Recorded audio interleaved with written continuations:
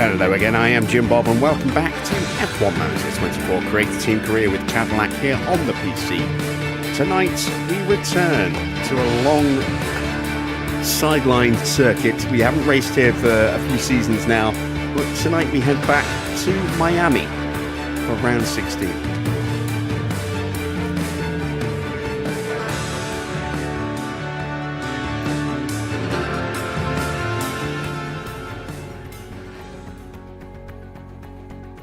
The circuit's going to be a bit of an unknown. We don't know how our car is going to fare here because we don't really have much in the way of historical data for the circuit. So we raced here in 2026 and then we shelved it for 27 and 28. We brought it back for 29 and I have absolutely no idea how we're going to do here. This is completely unknown. So we could be in for a good race, we could be in for a bad race, probably going to be somewhere in between that. I don't know if points are going to be viable today. We do have an interesting weather forecast. We've got a damp Friday with medium intensity rain, then we've got light rain on the Saturday, so we could be able to pull off some sneaky shenanigans in qualifying, maybe get a little higher than we would normally. All depends on the intensity of the rain and when it falls, but there might be a chance to do something special in qualifying, and I think that will certainly help come race day. But I mean, as far as the circuit itself goes, overtaking is going to be pretty easy for the AI down this long DRS straight here because we don't have a lot of power, so we're going to be quite vulnerable down there. And we're probably going to be quite vulnerable going into here as well. Although, having said that, I don't think the DRS kicks in till somewhere around about here. Let's have a look. Yeah, DRS doesn't kick in till about here. And both of our drivers are pretty strong in defense, so there's a good chance that because we've got this twisty section here, that the overtake attempt isn't really going to become a reality until we get to about here, maybe. So there's a good chance that we'll be able to defend going into turn 11. That's less of an easy opportunity for the AI. But here we're going to be sitting ducks, I think, and possibly into turn 1 as well. We'll see. We'll see how we get on. But yeah, with that chance of rain, there is definitely the possibility of us having some fun in qualifying. I think that could be our best chance of actually doing well tonight. As far as money, we don't have any. We've got 45 grand. It's nothing at all. The board are pretty happy with us right now. We're into high confidence for the first time in a while, so it'd be nice to stay there as long as possible. We backed it up with a couple of delighted races at both Monza and Spa. An excellent performance at Monza. Huge points scored at Monza off the back of a pretty decent result in Spa as well. So let's see if we can at least get away with a satisfied or maybe even a happy tonight. I have a horrible feeling we're going to get another disappointed. It does seem as though our season just bounces from one extreme to the other, as you can see. We are still on target for 5th, and we have a pretty healthy lead at the moment over the teams that were chasing us. However, one thing we do need to remember, which we completely forgot about until the end of the race last year, is the final race has double points. So what is essentially a pretty healthy 53-point lead could disappear just like that at the final race. If we're only, say, 20 or 30 points ahead, we're going to be potentially in real trouble at the final Grand Prix if we have a bad rath and our rivals have a good race. So that is something we do need to keep in the back of our minds. Yeah. Let's take a quick look at our cars. We've got 3 research projects going on without any money to start another one. We do have some rear wings coming, some spare rear wings, I believe. Let's take a look at the warehouse. So we have 2 of the Mark III chassis and a spare. Both cars kitted out with the most up-to-date chassis we have. Same for front wings. We've only got 1 spare front wing, and again, no money to make any more. Rear wings, we've got 2, and we're building more. Side pods, we've got a spare on the side pods. Underfloor, we've got a spare. And suspension, we have a spare. So we have some spare parts, but not a massive amount. Certainly got to be careful that we don't break a front wing here today, because that's probably more likely going to be our major issue. In fact, how many have we got left on these? We've got 2 more to come. Let's take one of those off. Get the money back for that one. And if we build a front wing now... Oh, we do have a spare front wing. But if we build a front wing now, it'll be ready in 3 days' time, which means it'll be ready for race day. So if we break one in qualifying, we'll still have a spare going into the Grand Prix. I just get the feeling this is one of those circuits where a spare front wing or 2 might be desperately needed. So we'll do that and see if that helps us out a little bit. How you doing, Daniel? How you doing, Dino? Hello to everyone else who's lurking in the chat. Let's have a quick check of the inbox. It's our monthly car development, which we never pay attention to. What's the rest of the grid up to? BMW got a new suspension, saying apparently one of the best on the grid at the moment. They're now working on a front wing. We're not working on anything at the moment, so that means Williams could start to improve their performance. Ferrari having a difficult season, 6th in the Constructors, 53 points behind us, and they're only 11th and 14th in the Drivers' Championships. Ollie's been having a decent season. Sainz has been having a pretty poor one. How much of that is down to the car, I don't know, but I mean, their car is definitely better than ours. So, I mean, let's have a look. Let's compare our car to Ferrari and see just what the difference is. So we are down 1.2 kilometers there.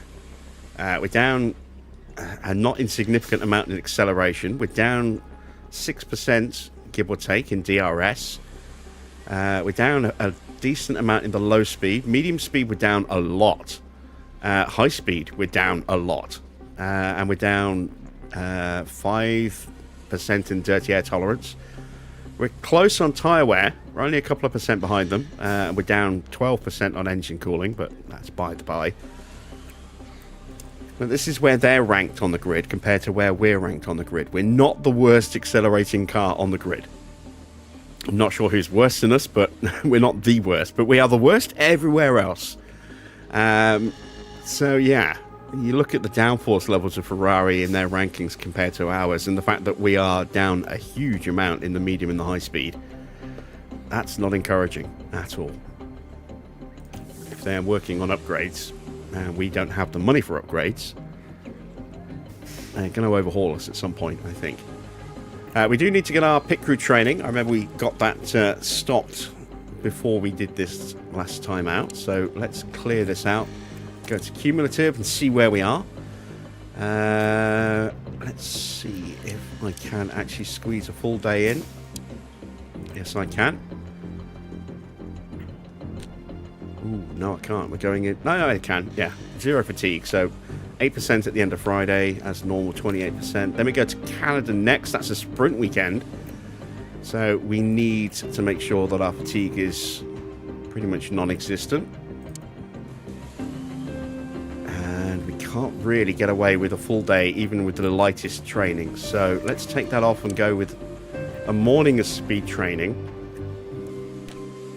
Then we go into our sprint weekend. Then we have a nice 3-week break until we go to Vegas, so time to get some pretty good training in. Let's go with a day of car building to get us started, and then we'll do a day of split training. Another day of split training. One more.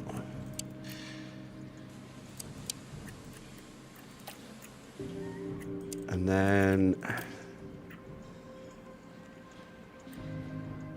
let's do another day of car building, I think. So we'll give them the Sunday off. Come back on the Monday. We'll start with another day of car building. Not putting too much skill training in because we're very, very close to the limit. So anything beyond that then becomes a waste of training. But I want to make sure that we do still focus on speed training. So we're going to be probably switching at some point soon and just doing the random odd day of skill training and then half a day of car building and half a day of gym training going forward to finish the year off. Otherwise, we're just, as I say, we're going to be wasting some of our training.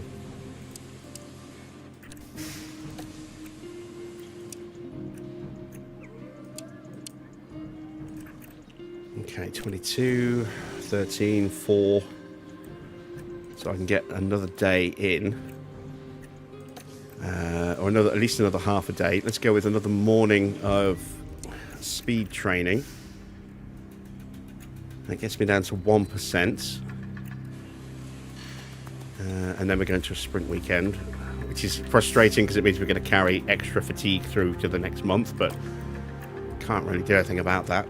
Let's go with a day of car, or a morning of car building, and then an afternoon of gym training. That gets me to 5%.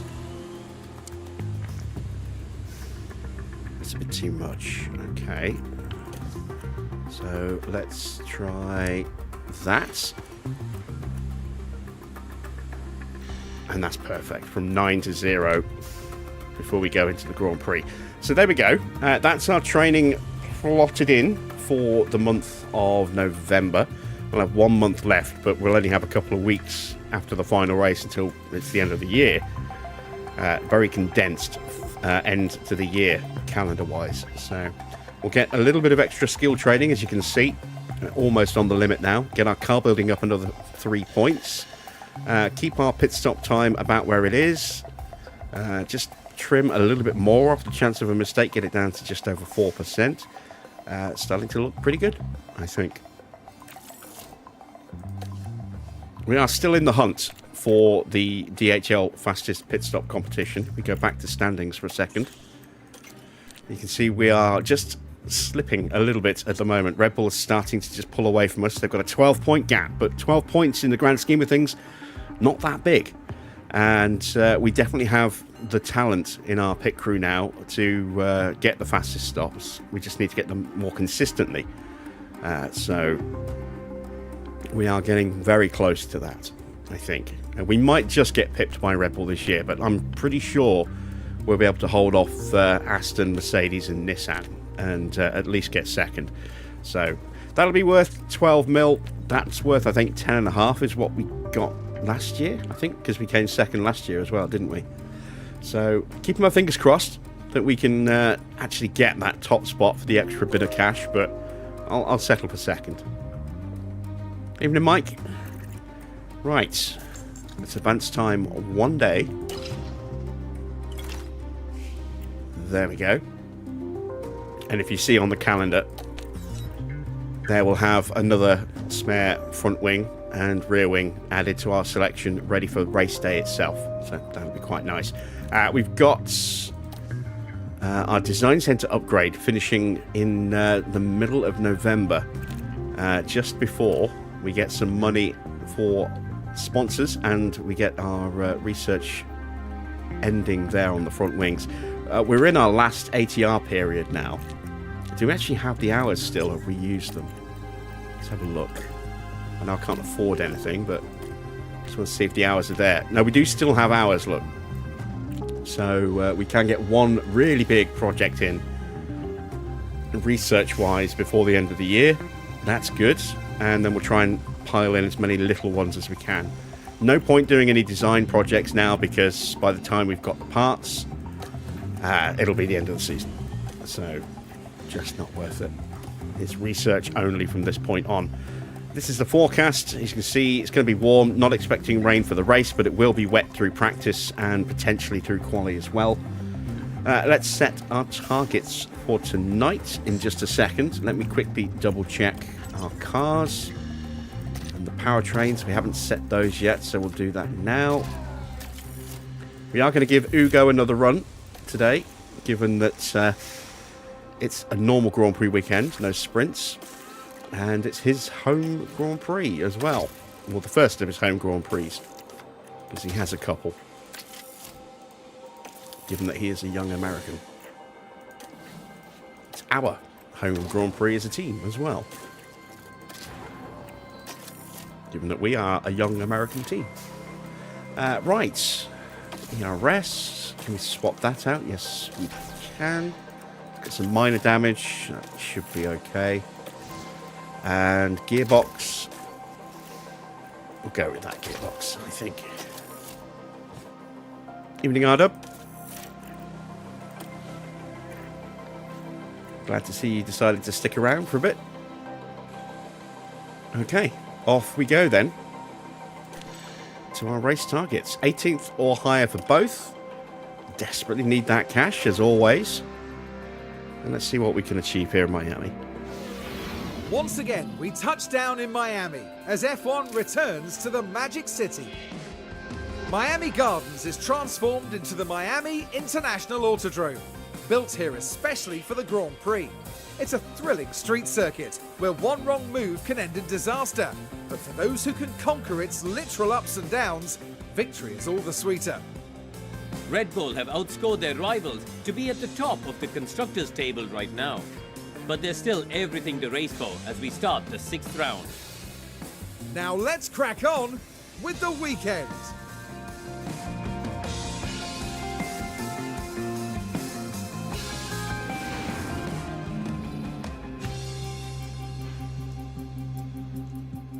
All right, minor change to the numbering. It's the same font as we used in the last weekend, but I've inverted it, so we've now got black on white as opposed to white on black. It looks pretty good at the front, less so at the back of the car, I think, just simply because the back of the car is predominantly black, and with the white hatches across the side, it makes it a little harder to see. But we'll give it a run. We'll see what it looks like. Still trying to nail down exactly what font I want to use on the numbering for the cars going forward. Let's see, how much fuel do I want to put in the car? It's normally 17 laps around Miami. This is going to be Ugo, so 20 laps will be more than enough. Probably won't even need that. 15 laps will probably be enough for him. Let's put Ugo in the car. Very tempted to give Logan a run out as well, actually. Why not? Why not, indeed? Just don't crash the car, please, Logan. Run plan. Well, again, we'll put more in than we need, but we're going to call them in as soon as he gets the feedback in. As for tyres, I don't know what tyre choices we're going to go with. I think we're probably going to look at soft, medium, medium for the Grand Prix, given that it's going to be dry. So we need to use a set of hard tyres at some point. We need to use 2 sets of softs. Well, we use 1 soft, medium, and 1 hard. We'll have 2 sets of mediums, a set of hards, and then however many softs we have left after qualifying, 1 or 2 sets. So that should be fine. Let's get our setup on the car. It's been a while since we've done a setup here. I seem to remember it being 7-ish on the front, 13 on the rear. So we'll go with that to start with. I'm going to go with a 13.5, I think, on the rear. I'm not sure where the roll bar is going to go, but it's going to be on this side, I think. So we'll go with a 3.7. We'll go in the middle. And then I'm going to whack that all the way up. I'm going to push that pretty far down. Let's go to there and try that. And let's, as always, try something a little different on the other car. Let's go with a little bit more front wing. Let's go with a 7.5. Let's again go with a 13. Let's go to a 2.8. And then let's pull this all the way up again. And this time I'm going to leave that about there. So that should be 2.8, shouldn't it? There we go. So we'll try something a little different with the toe on this car. We went very low on the other one. We'll go just above halfway on this one. And let's send them out.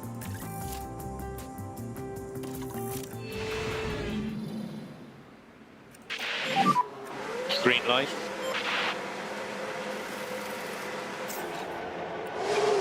Let's take a quick look at the weather. So it's going to get worse and then stabilise at about high 3 mils, I think. Radio check. Copy, radio check. Good for me too.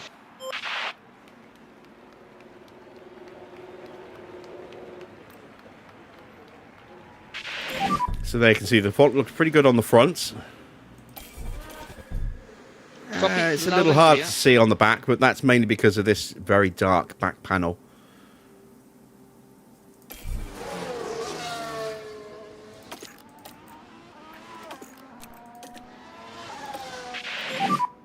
Try to reduce the hit on the curb.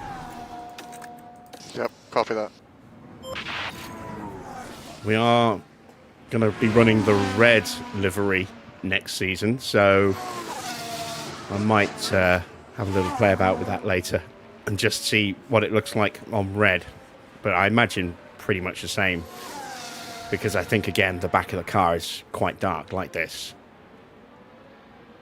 Have I been following up on F1 testing? To a degree, yes. I do actually have some F1 news for those of you that might not have seen it yet. Barcelona has been given a circuit extension on its, or contract extension on the calendar. However, it is not going to be the Spanish Grand Prix. That's already been moved to Madrid. Instead, we will see it this year, and then it will disappear, and then it will come back in 28, and then again in 30, and then again in 32. So basically it's going to alternate every season with Spa. We're getting Spa this year, and then Spa in 27, and then 28, Spa will be replaced with Barcelona, and it'll be the Grand Prix Barcelona-Catalunya. That'll be the official title of it. And then 29, Spa will be back. In 30, it'll be back to Barcelona. 31 will go back to Spa. And then 32 will go back to Barcelona again. I really wish they hadn't done that with Spa.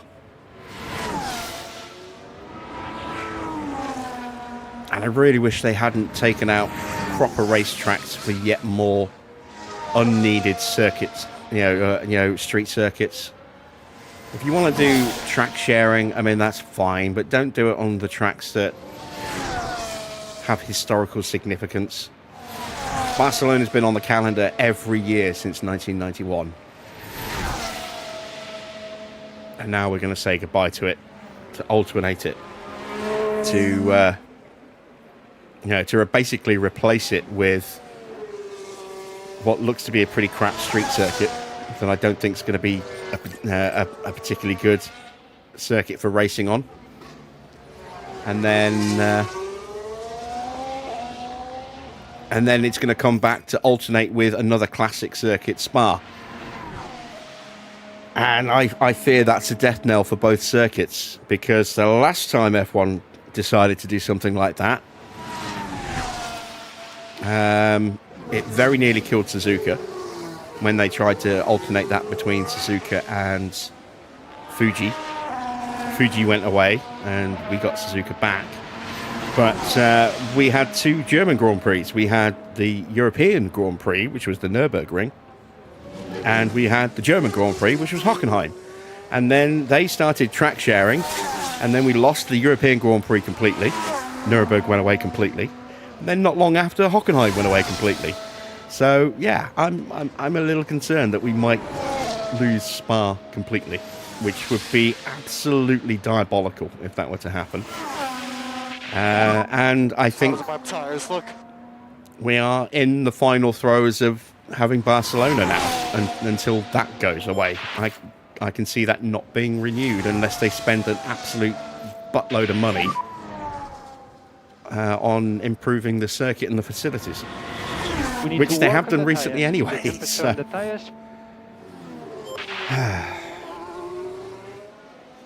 Evening, Farah. So yeah, wasn't amazingly happy about that. RedBull have lost one of their chief designers. He left the team to today.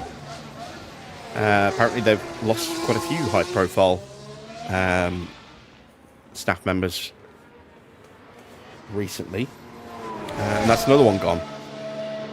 So it'll be interesting to see if no decision's been given yet. Apparently it was his decision. He just decided to walk away.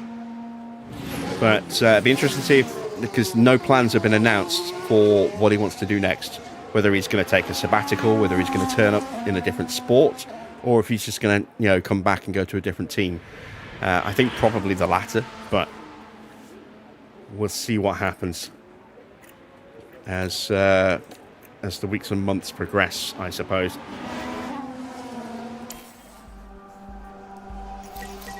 Most of the new tracks they keep bringing in are shit, and they're only there for one reason. Oh, well, that's not anything new. I mean, that goes back to the Bernie days.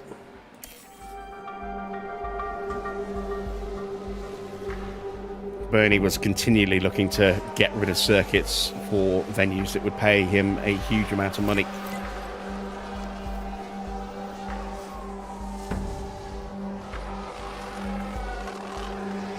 We do have rookies running. Let's have a look. We've got De Angelis running, Sanqueza. Kraus is running. That's going to be a penalty for Antonelli. Amato is getting a run out, as is Nagel. You happy there, Farah? Bortoletto's got a penalty this weekend. We've got Lindsley. A lot more potential. Lindsley's running, Copy that. as is Dalla as well.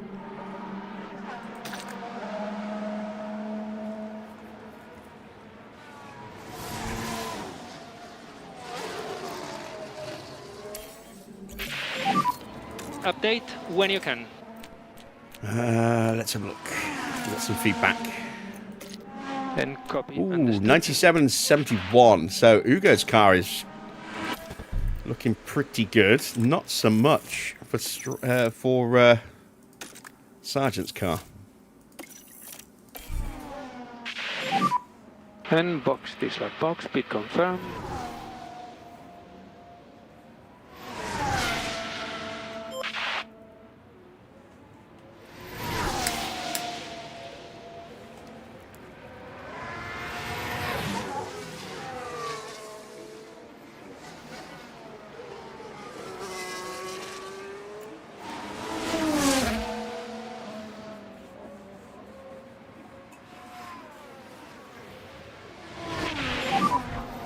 Confirming you are boxing this lap.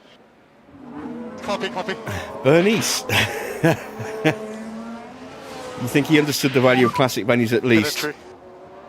You did, yeah, I would say, talking about Slippery. Silverstone, he was ready to pull the plug on Silverstone at the drop of a hat because he wasn't getting the money he felt he needed. So he was more than happy to just pull the plug on Silverstone. And in the end, he tied them down to a 17-year deal that they were never ever going to be able to afford. Tires are good. Because the fees would go up every single year until the point where, they were running at a loss every single year. And that debt would get worse and worse. So, yeah, I'm glad that got renegotiated in the end. But, yeah, I'm not a fan of the way Bernie did business.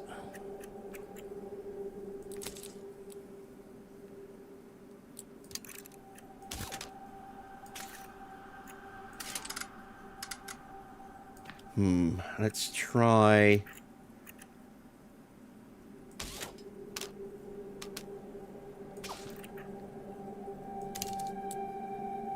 Let's try that.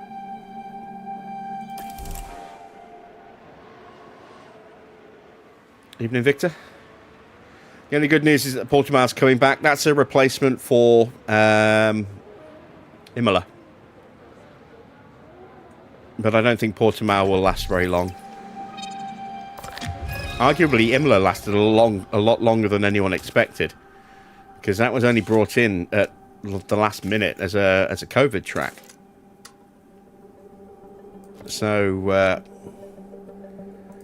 I'm surprised it stuck around as long as it did, to be honest. I'm glad it did, but I'm surprised it stuck around that long. I am glad to see Portimao back, but again, I don't know how long it's going to stick around for. We might have it for 3 or 4 years and then it's gone again.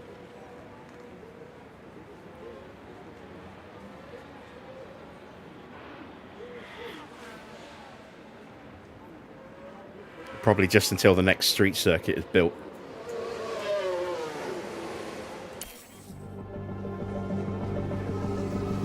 Because nothing says the pinnacle of motorsport that like bouncing around on bumpy tarmac and avoiding manholes.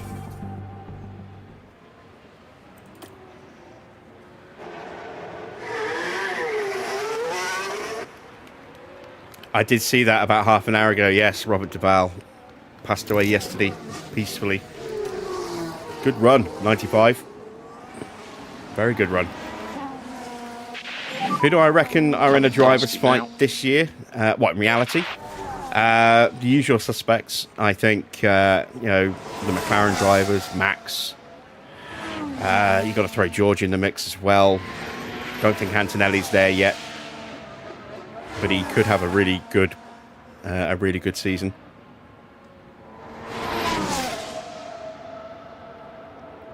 There are some unknowns about Ferrari.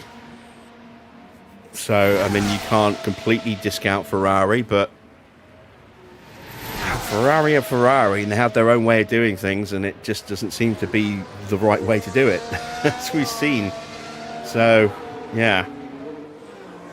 I'd like to throw Hamilton and Leclerc in the mix as well, but I just don't think they'll be there, unfortunately.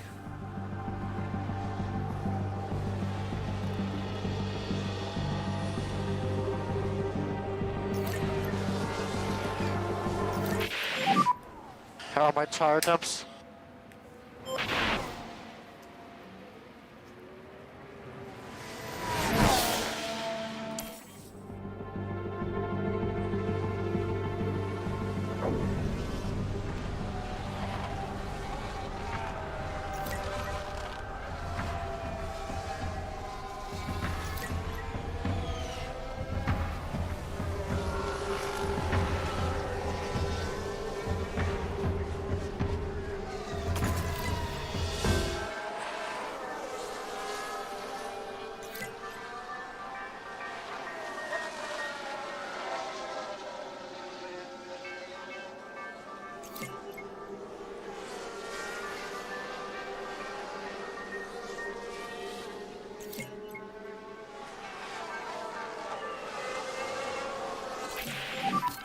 Any comments though?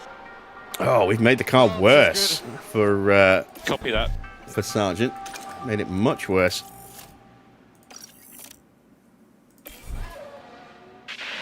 We did just catch him before he went past the pit entrance, though, so that's good. It's very slippery. Copy.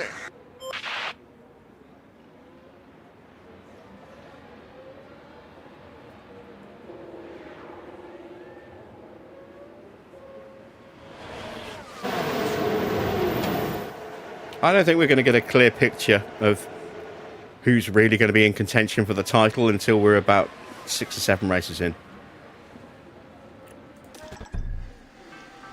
Oh, okay, so we went the wrong way on the roll bar, so that's a 3.7 at least. Maybe even a 4.6. We didn't go the right way on the front wing.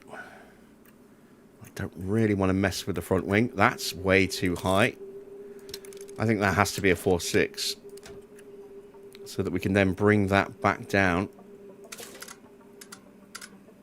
like that. Maybe leave that. Well, we'll leave it at 0 for now, and we can always push it up because it can't go back any further. It's right on the edge there. Front wing angle looks okay. Yeah, we'll try that. See if that works out. Now we just need some feedback from Ugo.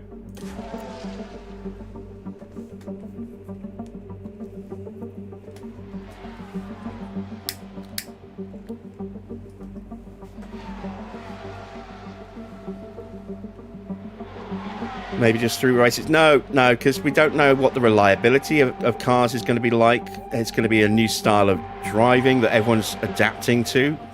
We saw that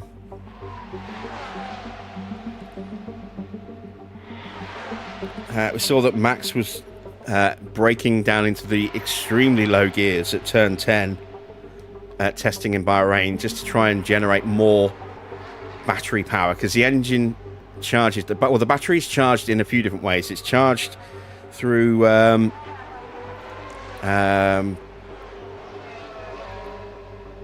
through obviously energy recovery through braking, but it's also charged through high revs as well.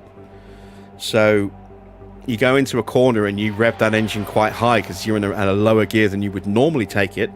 You're putting a bit more battery back into the car again. So we saw a few drivers immediately try and copy that the day after it was discovered what Max was doing.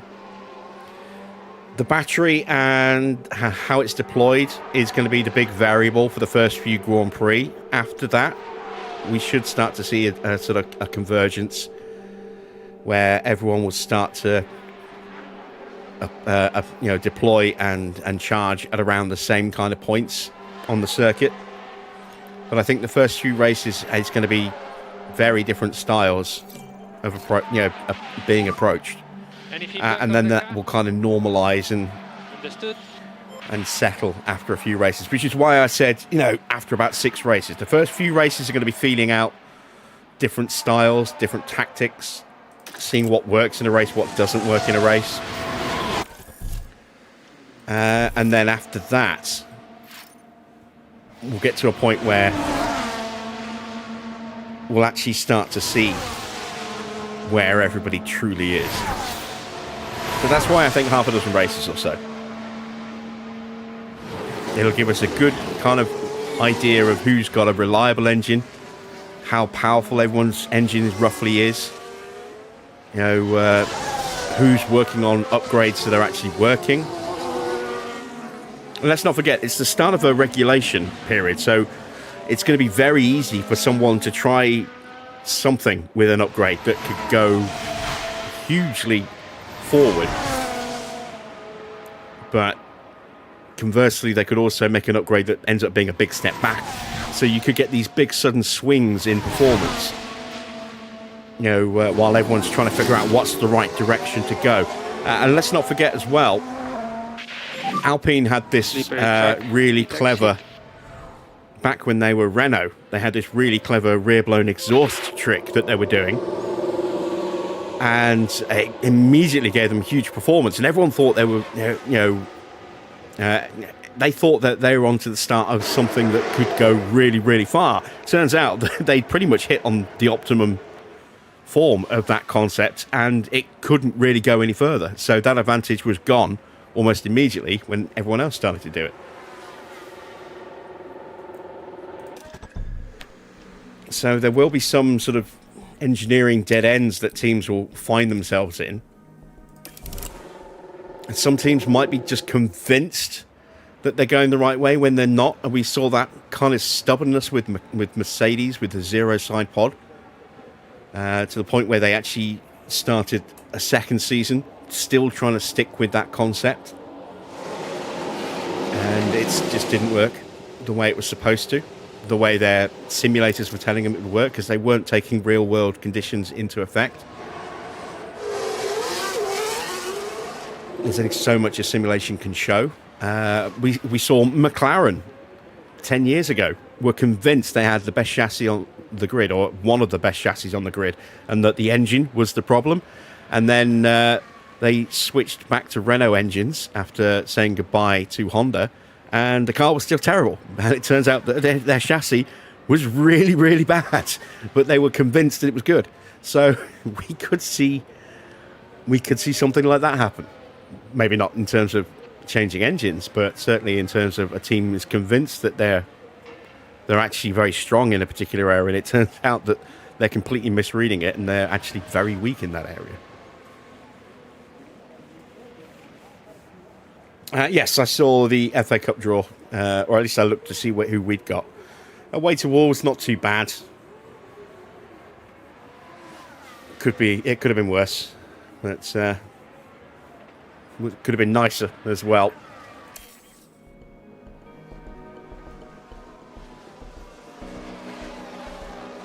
quite a few of the teams are struggling with weight at the moment as well, because the the minimum weight has dropped from, I think, 790 kilos down to 760 something kilos. So the cars can be 30 kilos lighter this year, and a lot of the teams are struggling to get down to that minimum weight. Red Bull have already said that they're struggling.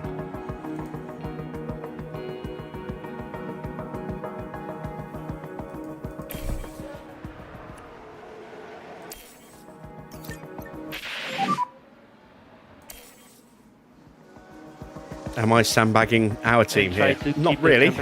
No, I mean, we're not. We've got practice parts in. We're not pushing the pace, but it's not a good car.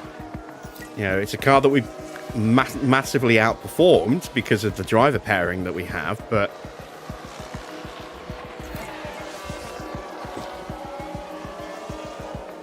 the flip side of that is because we're paying so much in driver wages, we haven't had the money to try and really push the car forward. We've traded long-term development. How does the car feel? You know, or very strong long-term development for less development pace, and hopefully a bit more job security by having drivers that can capitalise when we find ourselves in a good position.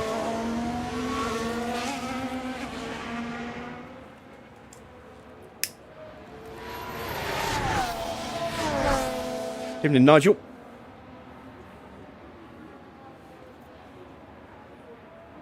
Right, how much feedback did we get? Oh, we actually got a huge improvement there for Sargent, up to 96%, and we're going to get partial feedback here from Ugo. Done a lot of running with the rookies today, a lot more than we normally do. Send them out for a third run. But hopefully they've been able to get the car in a pretty good position for us.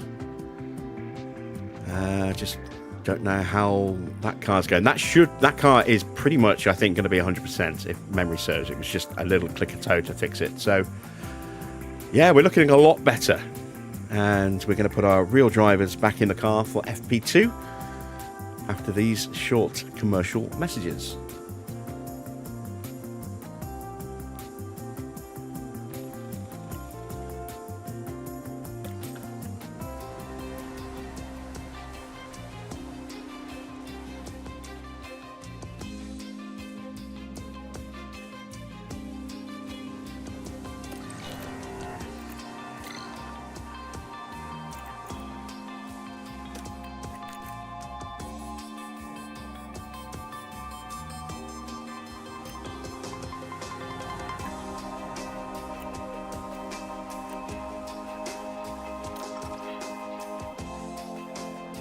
Let's have a look and see what we need to tweak. So, we only need to find 4%. So, to get a tiny bit of movement there, we're going to move this 3 times to there. That should give us just enough movement there, hopefully, and that should be where it needs to be to give us that 4% that we need. Let's see if I'm right on that. Let's go with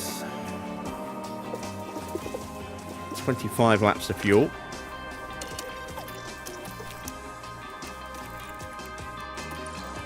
I'm not going to make any changes to Lewis because that car's about to go to 100%.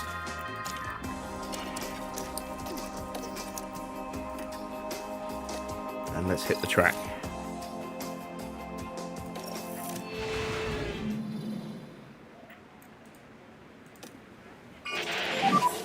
Green light. This is going to be a dry session. Oh, yes it is. It's a tiny little spitting of rain there. Just a little blip, but that'll be fine.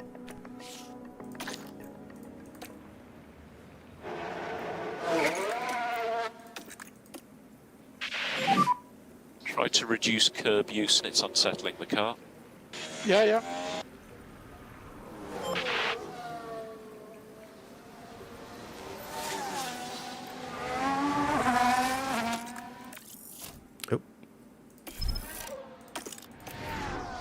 Just realised next season we're going to have the numbers 3 and 4 on our car, almost like we're back in the old days of Formula 1.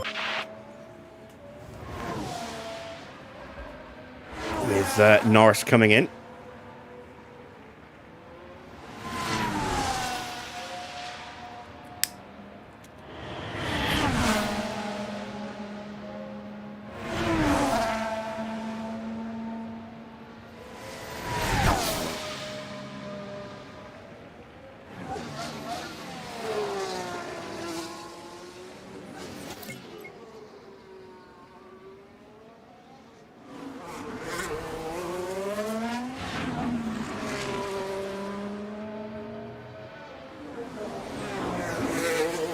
All right, let's speed them up, shall we? Let's get that feedback in nice and quick.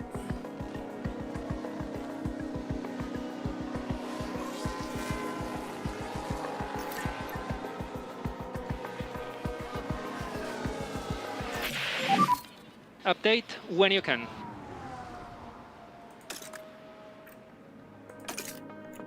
Understood. There we go, confirmation that we've got that car to 100%.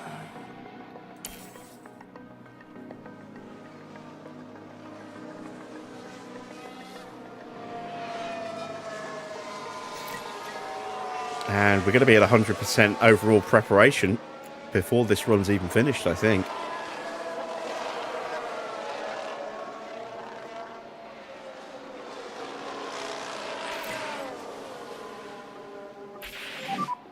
We think there is some rain coming. Yep.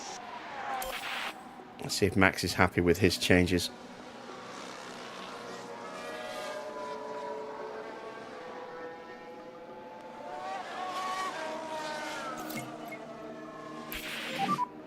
A few drops here. Copy that.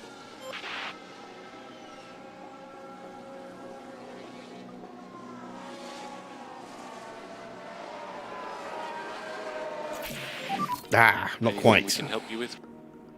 Not quite. The car is good. We improved by 1%. Copy that. No more rain. Understood. I don't know if we're going to have a dry FP3, so I'm going to call them in now to put a set of mediums on. So we're using hards and mediums in this session, and then This rain is obviously dissipating. Yep. and then we've got the hard tires, or then we've got the tires that we need to give back sorted.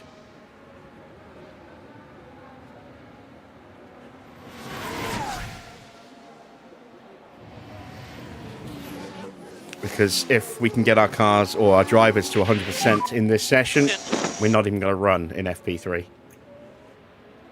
Pit Save limiter all on. wear and tear on the And, cars. stop on the marks.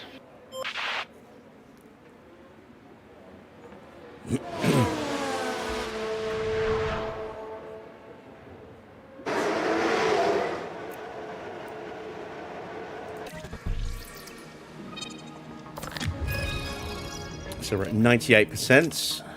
A little blast on these tyres.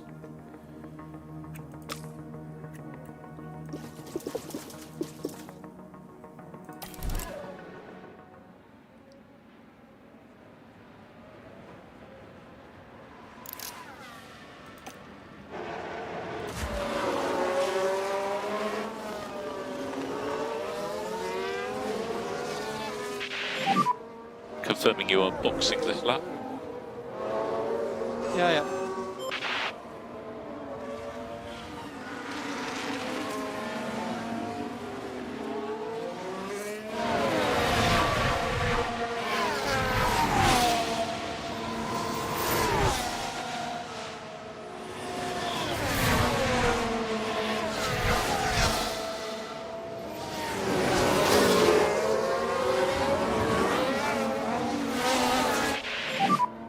I'm in.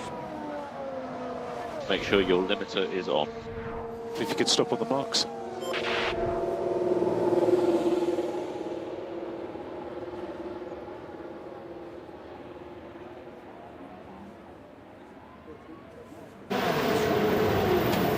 So what changes do I need to make for Max?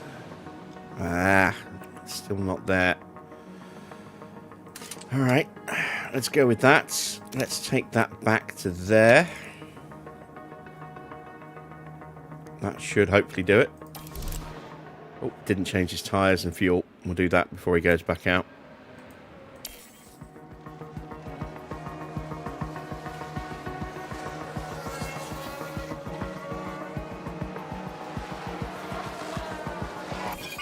Ooh, red flag. Don't be Max. Red It's not flag. Max. It's a Ferrari.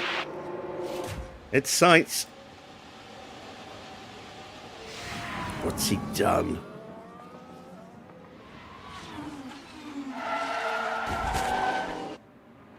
Not that big a hit, but it'll do some damage.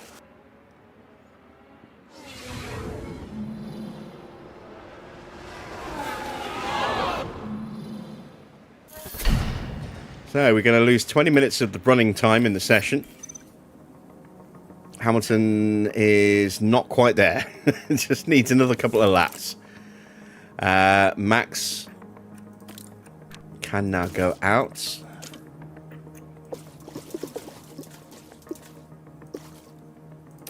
There we go. And we are ready.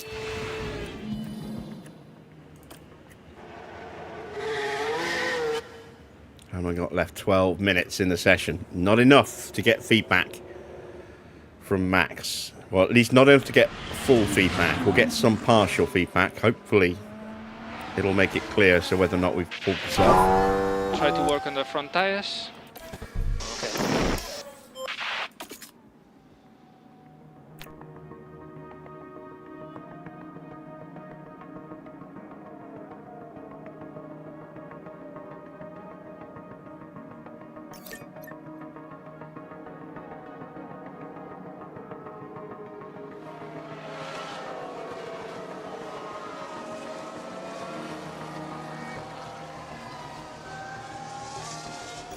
Seems I might need to potentially send them out in the next session after all.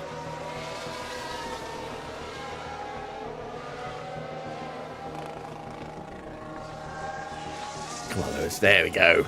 So we got Lewis where he needs to be. Just. So he can sit out. Check your flag. We're at 3 of 5 with Max. Can we get him up a bit more?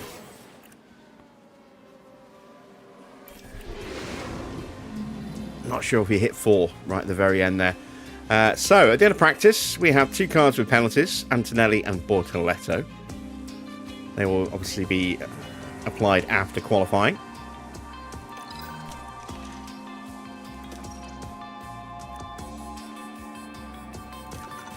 We do have light rain.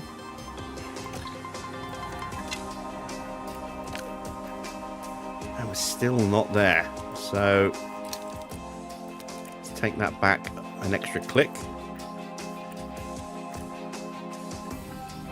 Traction may be affected. Hopefully it's not. We're going to put 20 laps of fuel in because we've reset the count on the setup again.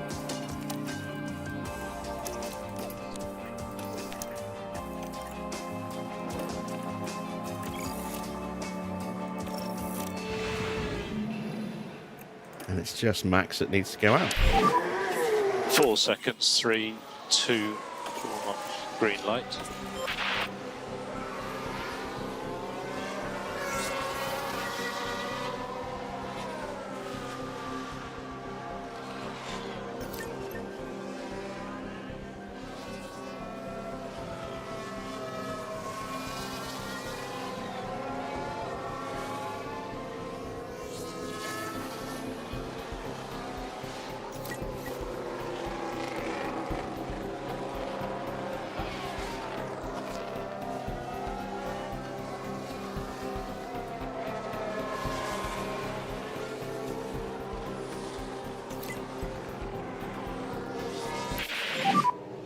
Okay.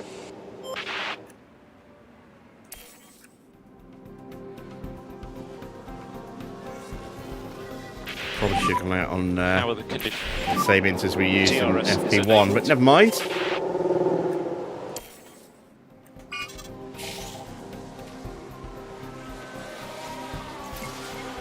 It's 4 out of 5. The tyres are going to start to overheat now. Now they're going to start to melt.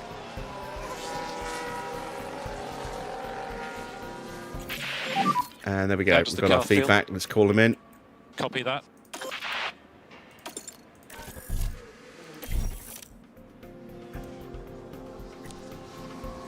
And let's take a little look-see.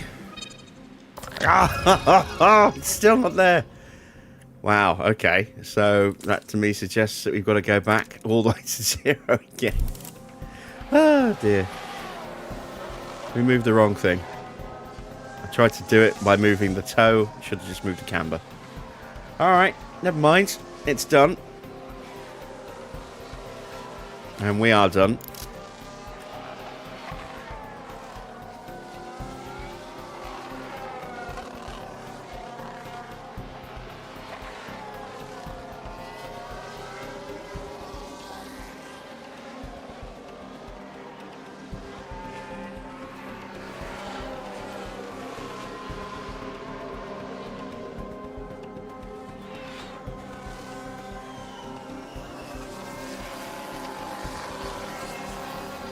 Now we just need to sit out the rest of the session. No point running the car, risking a crash. Like that. Who's crashed this time? That is one of the Nissans. Is it Mick? No, it's Lindblad. And that's going to end the session.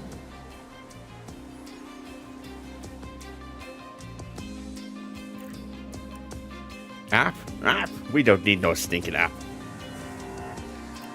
All right. Practice is done. Time for qualifying.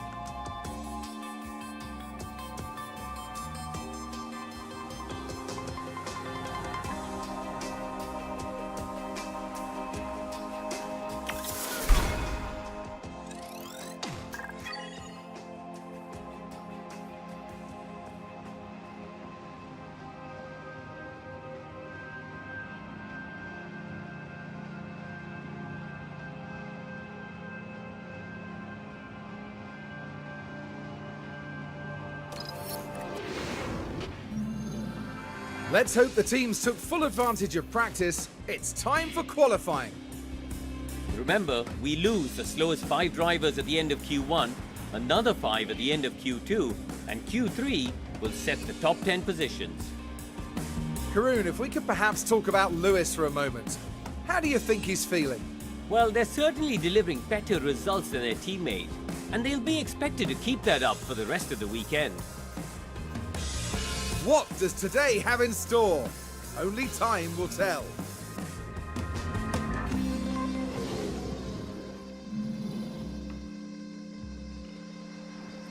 What are the top 3 tracks in terms of unpredictability and entertainment? There are no tracks that are more likely to have incidents than others. There are tracks that are more likely to have incidents that will cause a yellow or red flag. A safety car or a red flag, and those are street circuits because car's going to hit the wall, bounce back into the track again. But you know, we've had some bonkers races at some circuits that you wouldn't expect. You know, there to be utter chaos. You know, Monaco can be extremely boring, or it can be full of chaos. Baku is another one that can be very boring or full of chaos. Melbourne. I'm thinking pre-95 there. Melbourne is a circuit that could also be, you know, potentially one where you get some big shunts because cars will go off through the chicane, hit the barrier very hard, skid back across the track, maybe hit another car or two. We've had crazy races at Barcelona before. You know, there's no set track that is going to give you utter chaos. It all depends on what happens and when it happens. You know, if something happens early-ish and the teams all make a pit stop to try and then go to the end, you then suddenly get this point where you start getting puncture after puncture after puncture. So Suzuka is another one where it's a circuit that's very hard to overtake, but every now and again you get a crazy race at Suzuka. There is no hard and fast rule. Everything's random.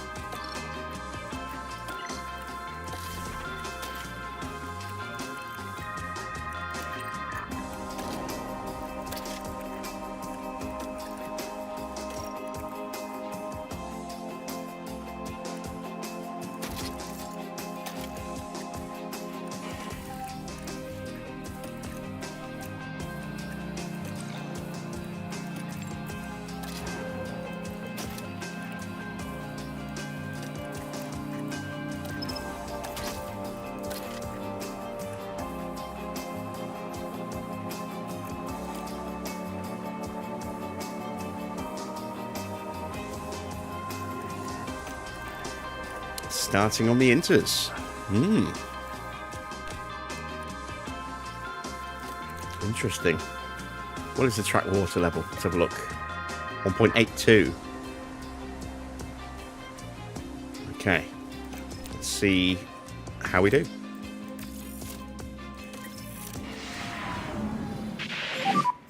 Green light. You're doing Shrovetide football. I have no idea what that is, Nigel. It's going to stay pretty flat, and then it's going to get good at the very end. So I'm going to switch to an older set of inters.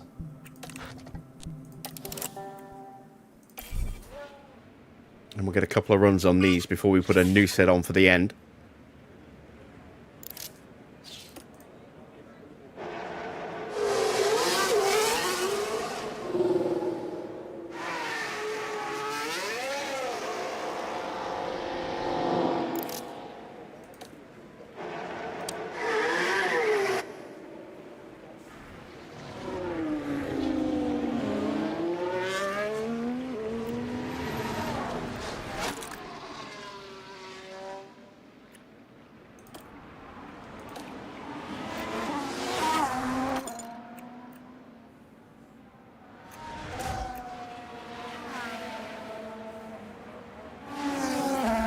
I remember, not this season, but last season, at Baku, we had 6 red flags in qualifying. 6.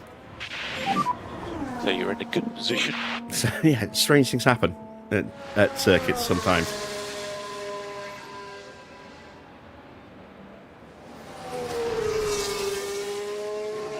Oh, so you're basically playing, ye olde football.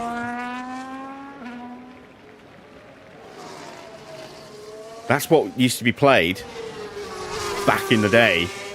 And it was during one of those big games that William Webelis picked the ball up and started running with it and basically invented rugby.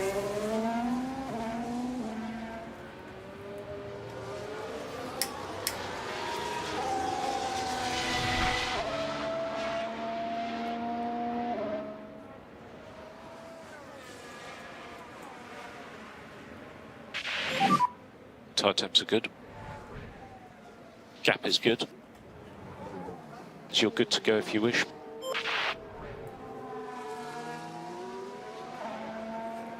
Yeah, the oldie style football, very different to what we play these days. And track is clear, track clear.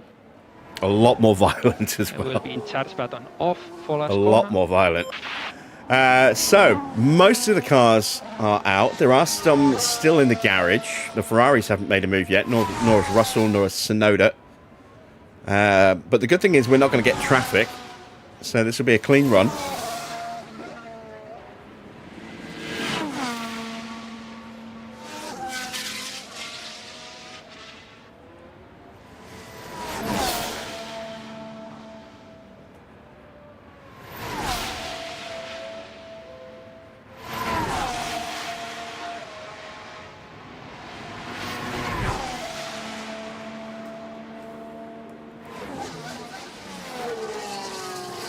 Not the best first sector for Hamilton, 35.8. Not quite sure whether he made a mistake somewhere, just had a poor line through a corner, but that's a very slow first sector for him.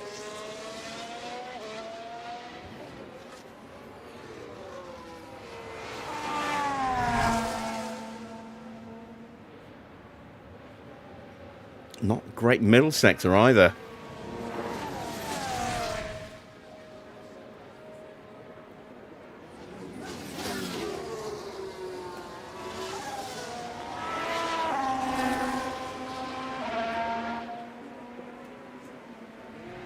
Yeah, the rules were basically just don't kill anyone. That was about it. Currently P1. Mode in, please. Mode in. Okay.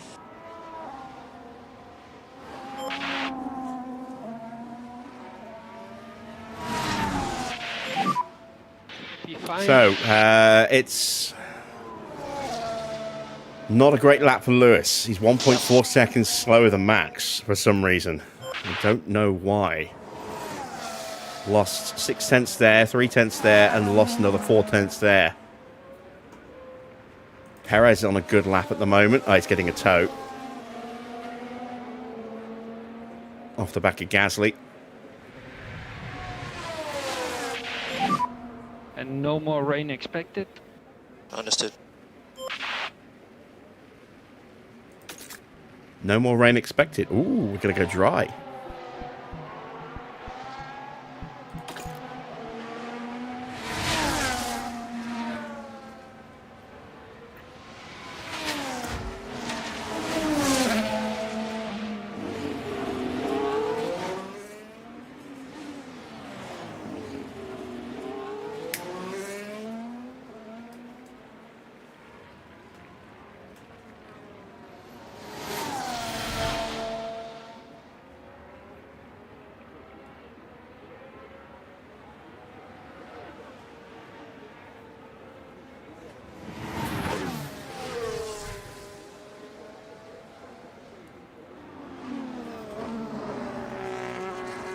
So the track is in that period where it's just getting slightly worse before it dries up. We're going to put the same tyres on Okay. and go again. Not sure if Max will get much of an improvement, but Hamilton should get an improvement, given how off the pace he was on that lap. And then we'll be ready for either brand new inters or softs, depending on what the water level ends up at. Slippery pit lane, be careful. Yep.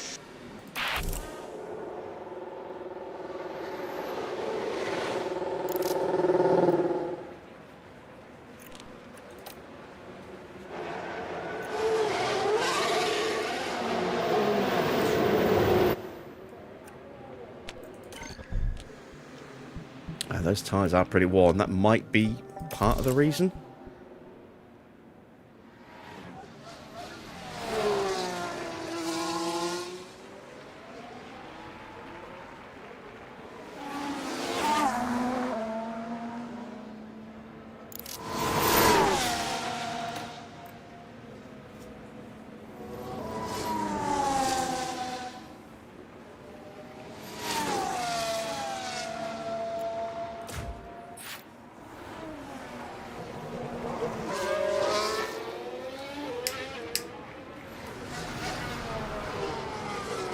Now we're seeing the guys out that didn't run on that first run. So both Ferraris, Russell and Tsunoda, separating our two drivers.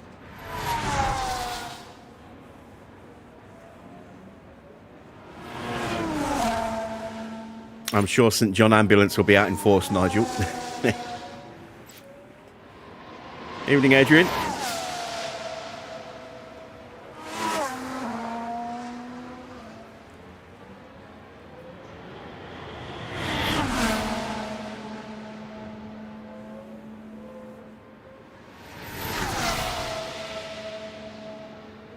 Track is still getting worse.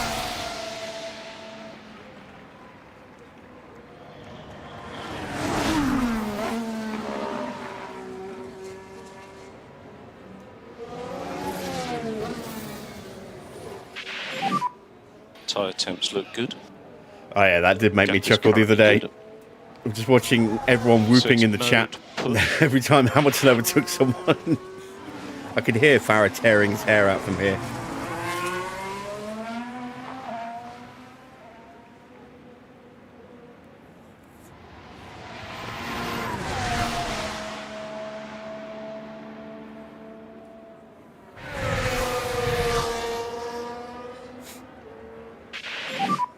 Doing So, a good job on 1.94 mil, still quite a lot And of track water is clear, on the track. track clear. It's certainly more than when we did the first run. tires. Charge button off for last corner. But it should dry up throughout this lap, I think.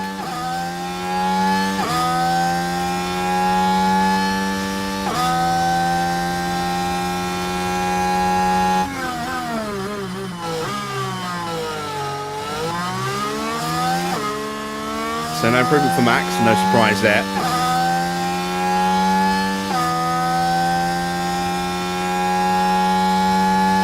And there we go, track is now drying.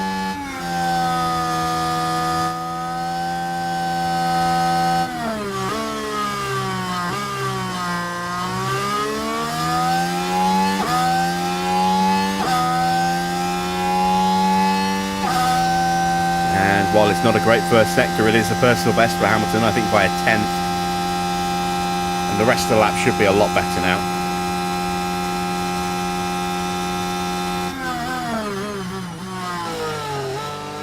Max still not improving. Might get a personal best final sector, but I don't think it'll affect the overall lap time.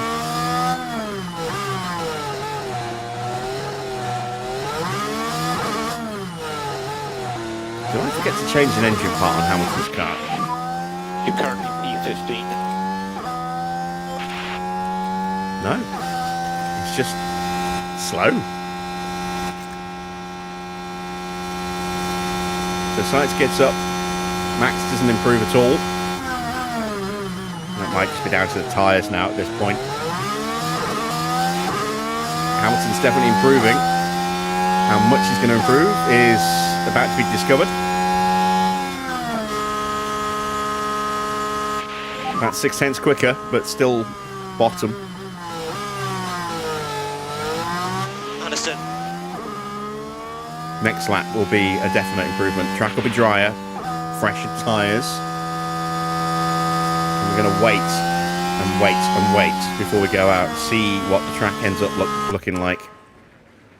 There's going to be a big flurry of activity soon. Probably with about 4 minutes to go, I think.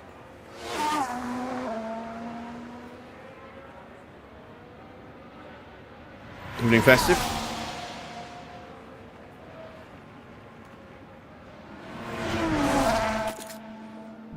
Oh yeah, it's definitely going to be slicks. It's definitely going to be slicks.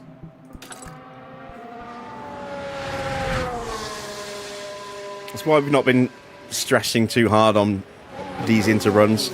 Just getting that confidence up. Using some scrub tyres from practice.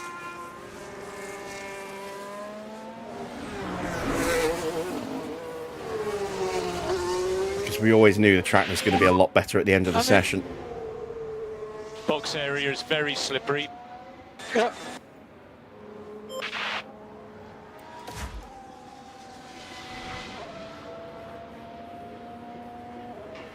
Evening, Army.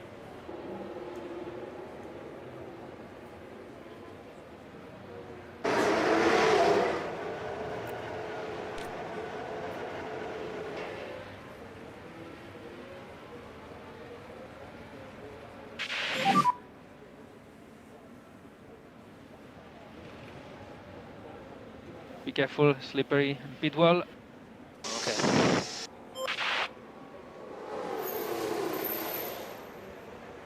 Ah, thank you, thank you.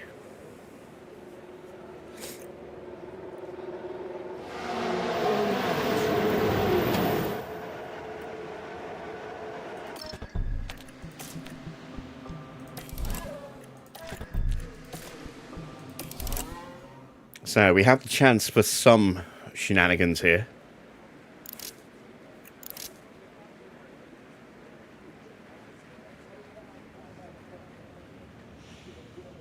We need to be the last ones out to get the track at its absolutely best.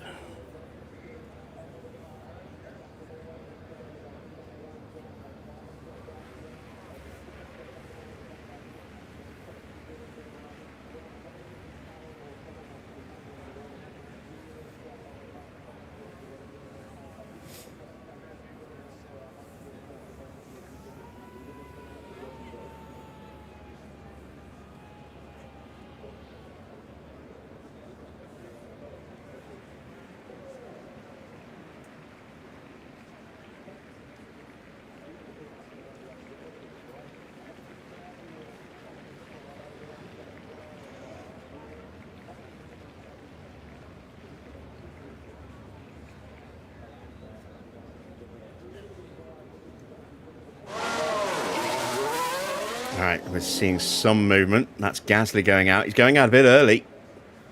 What tyres did he go out on? Softs. Colapinto making his way out as well.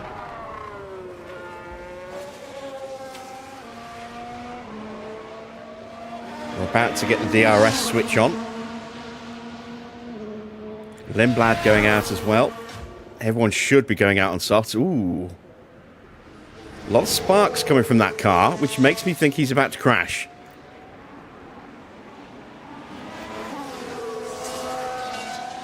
Which would not be good, because that would end the session potentially, depending on when he crashes.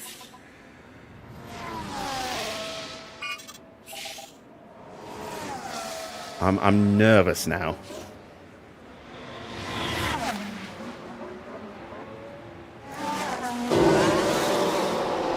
Here goes everybody else.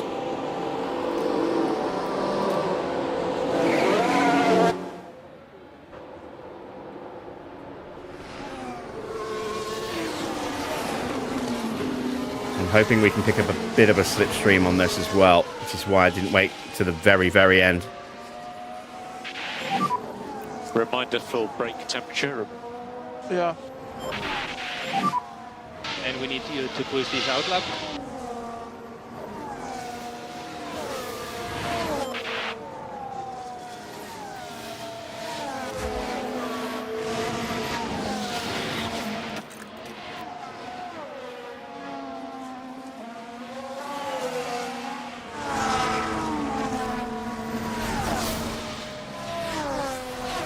Not quite at the perfect point. We're now on that crossover point.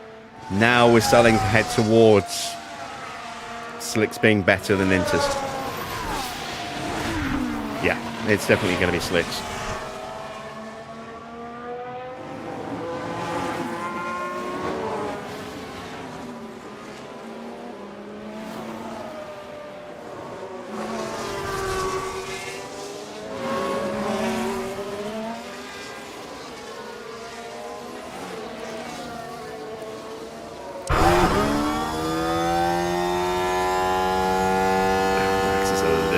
Close. Who is in front of Max?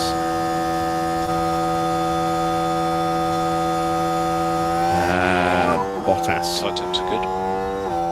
We're looking good. Good to go. We are good for the moment. Track is clear. Track is clear. Right, then Blad, do not put it in the button wall. off. Charge button off for last corner.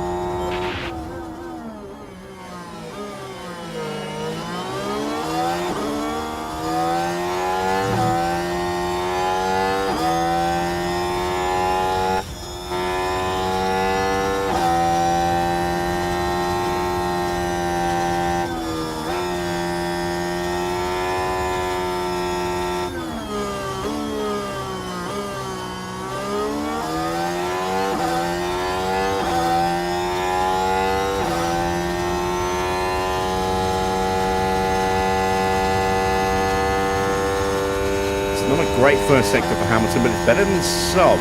Lindblad did a 33.7, Colapinto a 34.2. So there is a chance that we can get both cars through, but it's going to depend on this last bit of the lap, the middle and final sectors.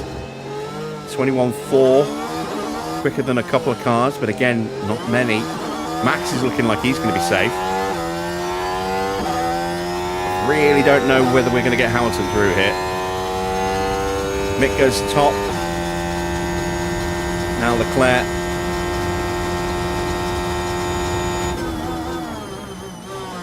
Oscar. Bearman up to second. Russell goes top. Bortoletto second. Antonelli's out.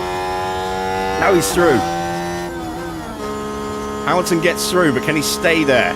He's bumped down. He's out. Hamilton is out. Damn it. Max is safe. I'm wondering, I think Hamilton has a couple of parts that are very badly worn, and I'm wondering if realistic racing is penalising the car if there are parts that are at like high risk of failure. Because we've seen this before, where Hamilton just was off the pace, and then we swapped a couple of parts out when they failed at the end of that weekend, and he was back to normal speed again the next Grand Prix. So I'm wondering if that is maybe an issue.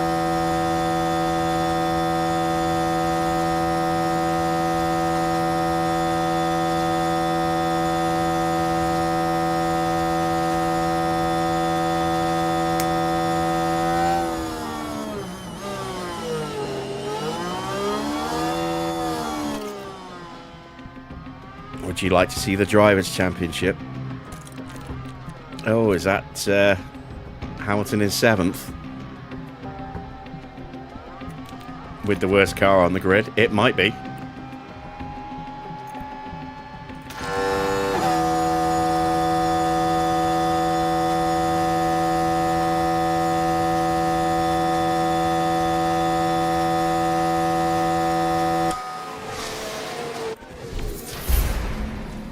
All right, there we go. That's Q1 done. We're saying goodbye to Lewis, which is going to make the race a little bit harder. Max is still in, though. We do have penalties to be applied to Bortoletto and Antonelli. But we'll see what happens through the rest of qualifying.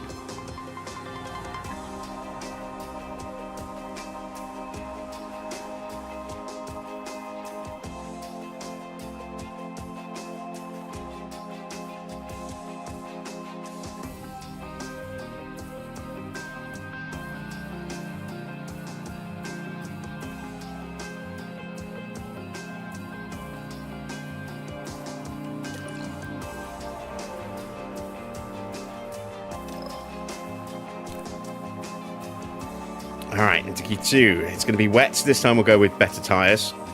We'll go with a brand new set of Inters. What's the water level? Let's have a look. 2.28, a bit higher.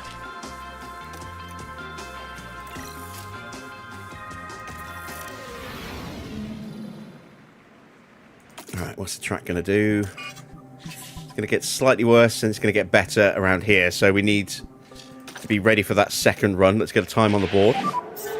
5, 4, 3, 2, 1.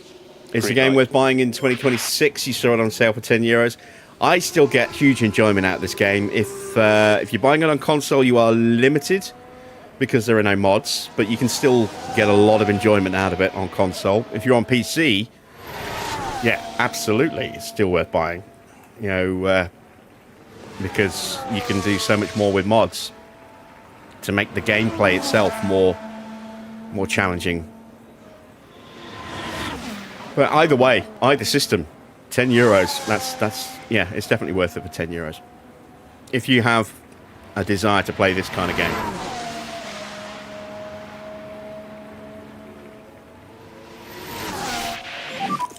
So you're in a good position.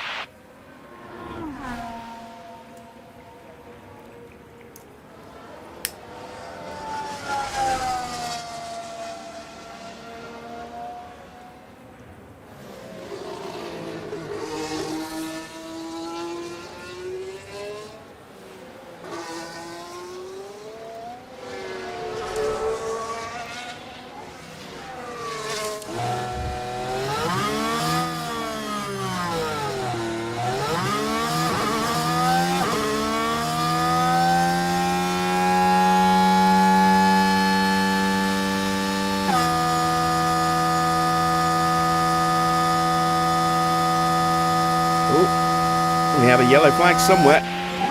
Someone hit the wall, maybe? Good. Track will be clear. Right there. Yep, you go. Pato's Take hit a the look wall. Now this is where the RB driver's involved. Oh, that'll be a costly crash. that was, as the car makes contact not great. with the wall. It's a big one. Debris on the track.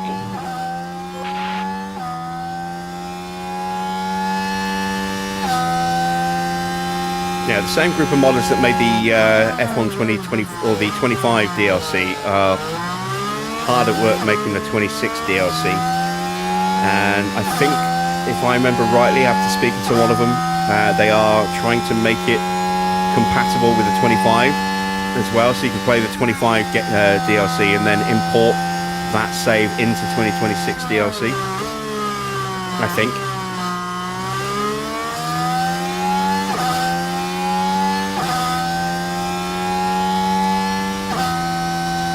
Even just a normal save might be possible as well.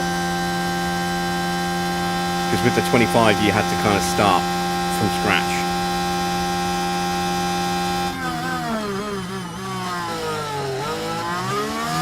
But from what I understand, you'll be able to import an existing save into the 26 DLC. So at least that was the plan. I don't know if that's still a thing that's going to happen, but that's what they were trying to do.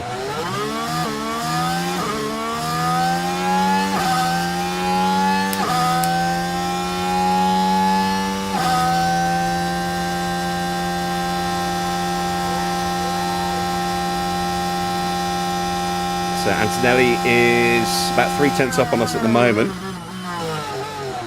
Looking very quick.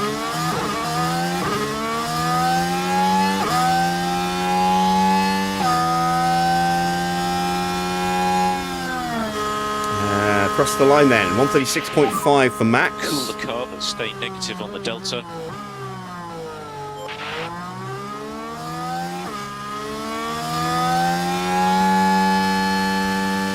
Antonelli is 4/10 quicker in the end. We've got Bearman and Leclerc closing in on the line. Here comes Bearman. He goes up to second. Let's see what Charles can do.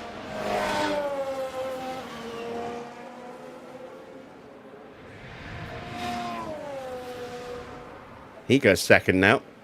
And we are still only about 4/10 away. No one's topped Antonelli's time yet. Let's see if Oscar can do that.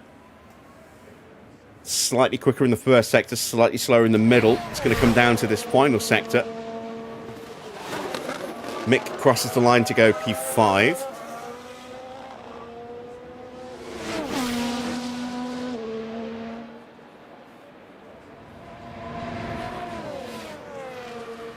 And Oscar's only good enough for P3.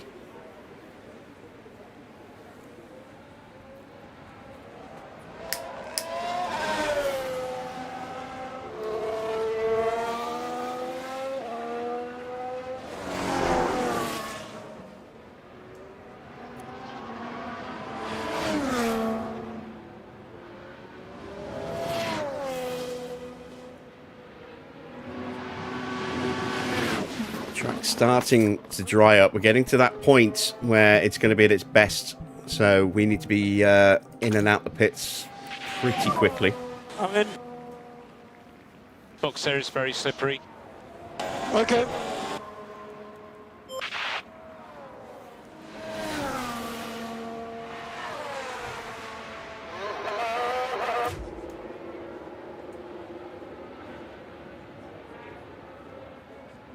We'll leave it just a touch longer before we do go back out.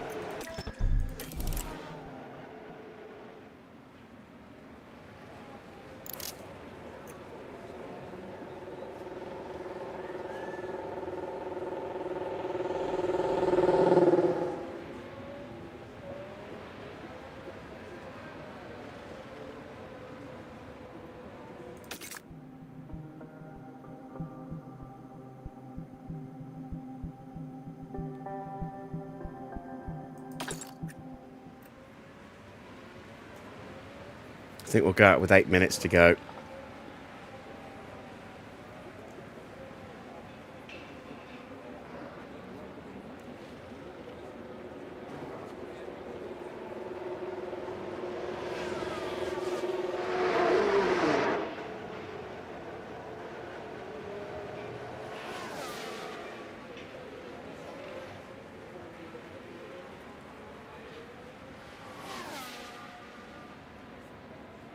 No one else has gone back out yet.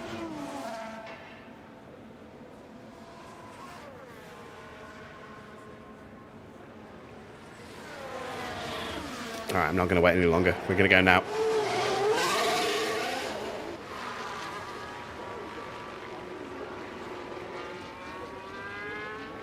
So hopefully we time this right.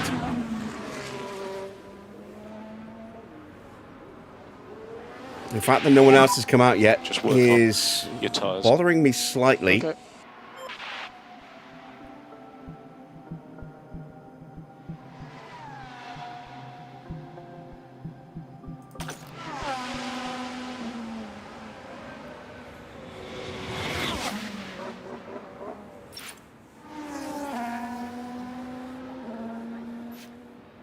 And still no one else has come back out yet. Makes me wonder, have I gone too soon, or are they just leaving it too late?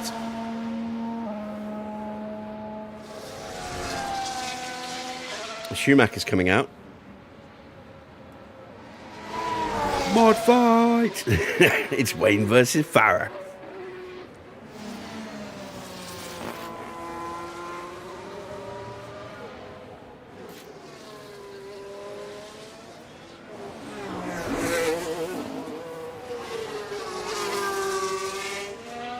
ETS isn't even out on console yet.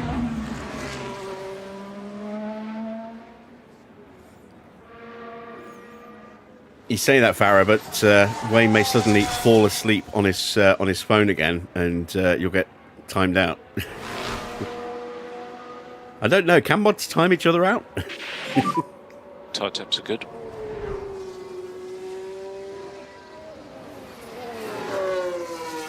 So, mode push. You're Evening, good to cats. go. Am I thinking about using the 2026 cars at some point?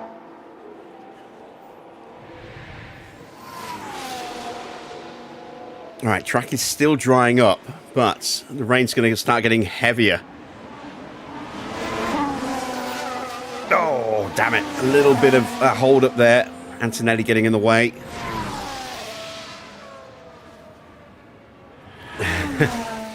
I can time you out.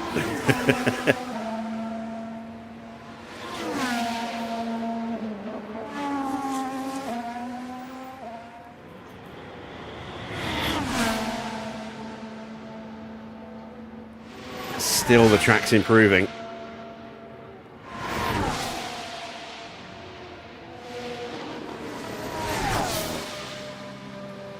Where is everybody else? There's only a handful of cars out on track at the moment. Bottas, Pato's just starting a flying lap. We're about to start a flying lap. Mix in the first sector. Piastri, Stroll, and here they come. How did I go too early? I think I might have done.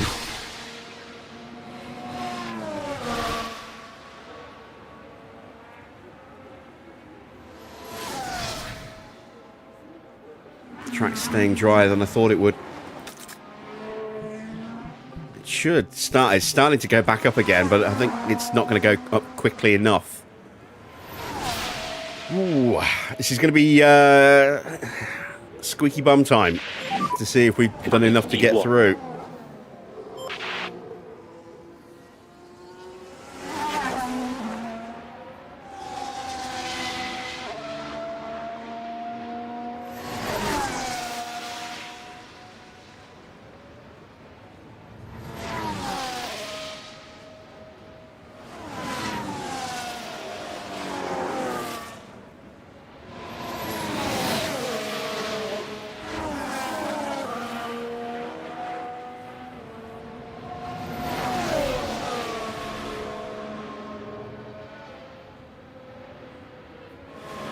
Schumacher's about to go top. Oh! Red flag! Red flag! Red flag, red flag, red flag. Schumacher was slower than us at the end because of the red flag. And everyone who was out there trying to improve now can't. It's Antonelli who's smashed it. Oh, that's a big hit. I lost the car.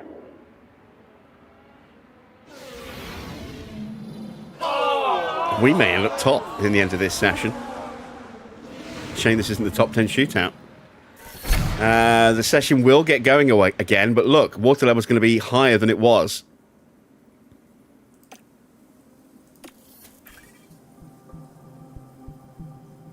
We'll go again just in case. How long is going to be left in the session? 3 minutes.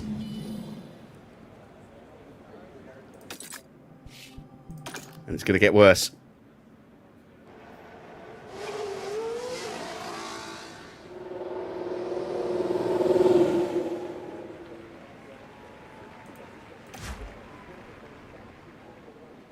At the very least, if we don't improve, we might still yet become a hindrance to anybody else who's on the track. Brake warming reminder. Yeah, okay.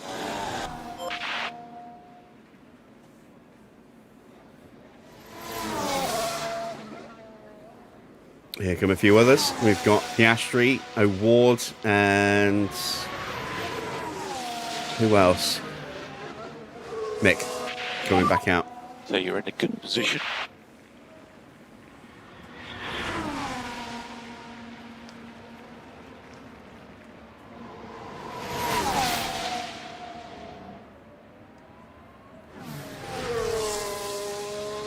Well, we should be safe now.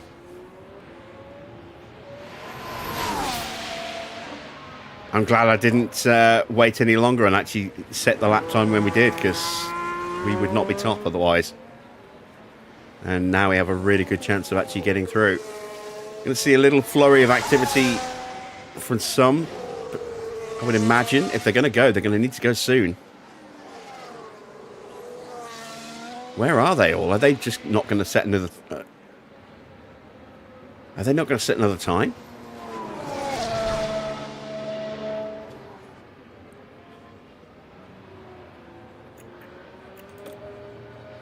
It's too late.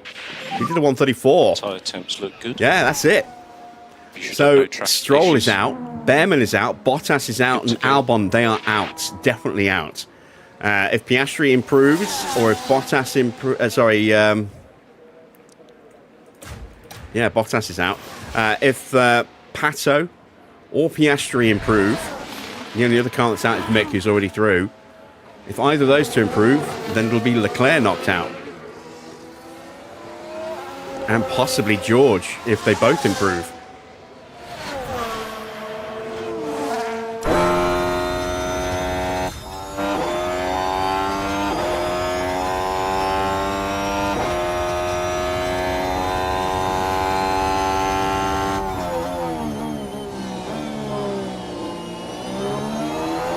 No improvement for Max, but he doesn't need it.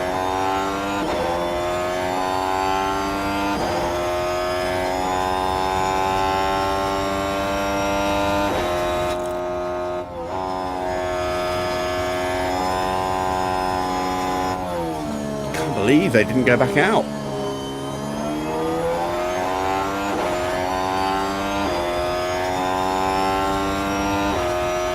No improvement for Oscar. No improvement for O'Ward or Mick.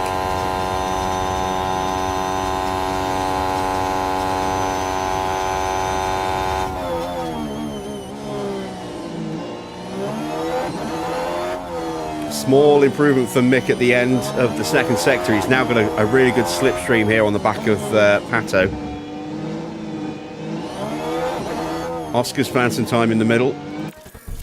Oh, damn it. I meant to call him in earlier. Never mind. Missed the pit lane entrance. Looks like Oscar has got a chance of getting through. What about Pato, though?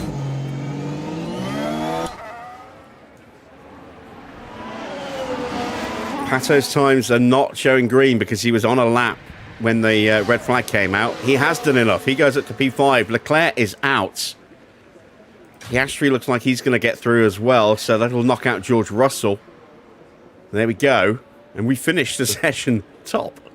If only something like that would happen in Q3. That would be lovely.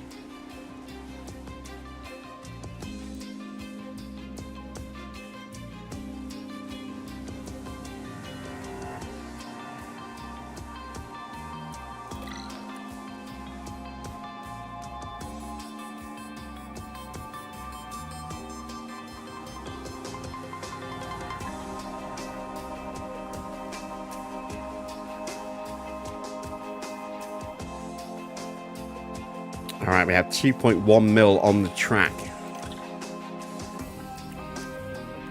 This is the last time we're going to need inters, and we've got 2 brand new sets.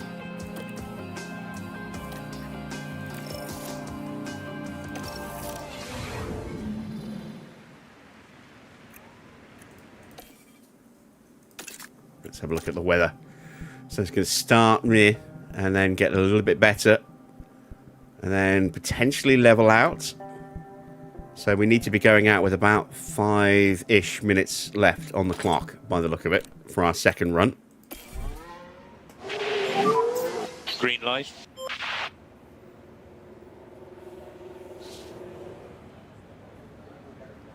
And Mick's coming out right behind us.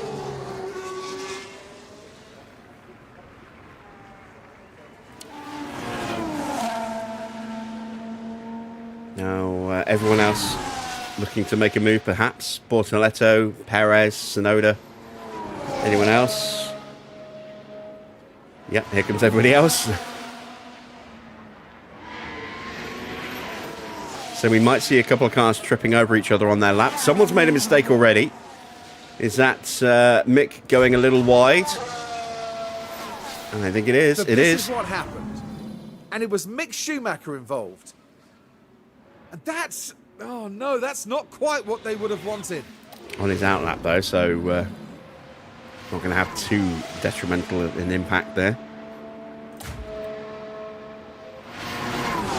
Has dropped him a little bit further back from Max, though, so less chance that he'll pick up any kind of slipstream from us. Which is good. We don't need to be helping the competition.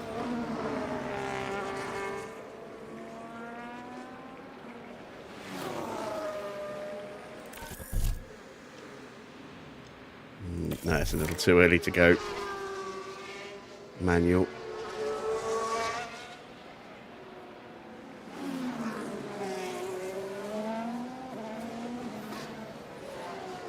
Now we'll go.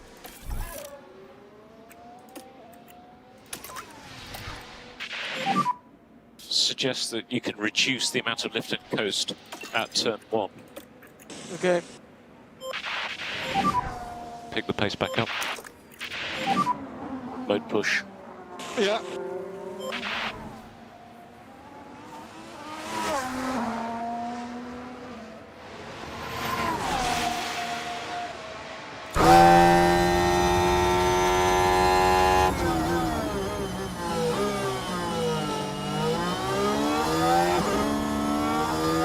Taking manual control for two reasons. One, just to pull a little bit further away from Schumacher. And two, so that we have a quicker in-lap. Gives us more flexibility on getting out at the right time for that second run.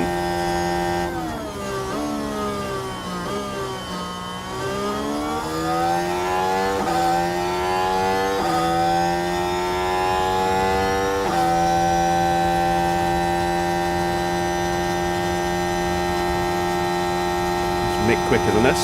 Yes, by a tenth.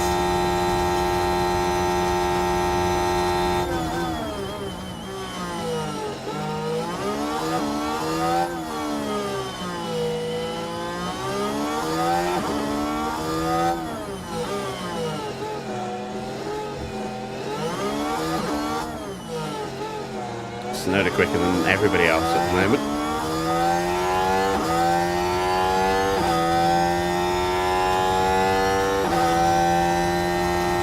Slightly quicker than Mick in the middle sector. Piastri now quickest. Getting a distant toe off the back of Sainz.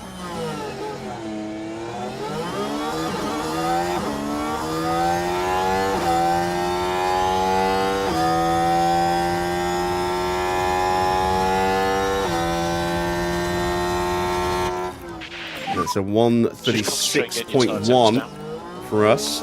Yep. Schumacher 65 thousandths quicker. We need to increase lift and coast by 30%. Okay. Sainz getting a really good slipstream off the back of Ocon here. Okay.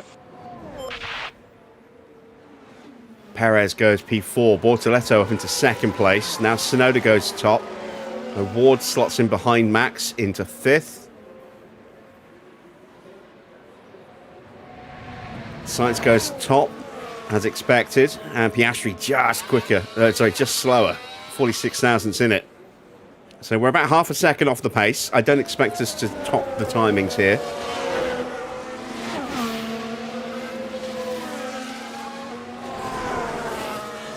You can see the track is drying up.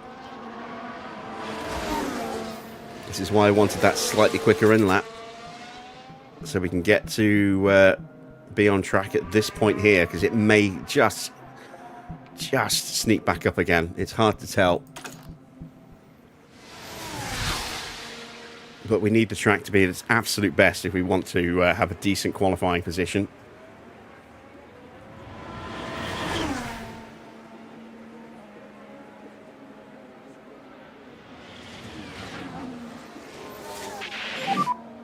Yeah, I'm in.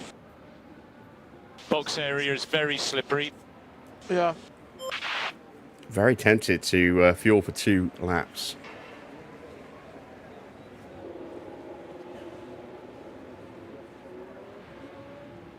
I just don't think that's a good idea, though. The extra tyres aren't really going to give us, or the new tyres aren't really going to give us any extra performance at this point, so we'll just stick with these ones.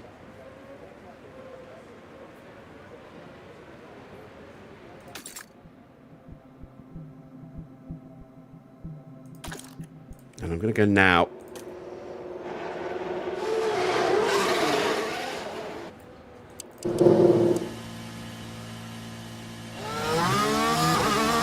Again, just in case there's another red flag situation, it gives us a chance to maybe steal pole position.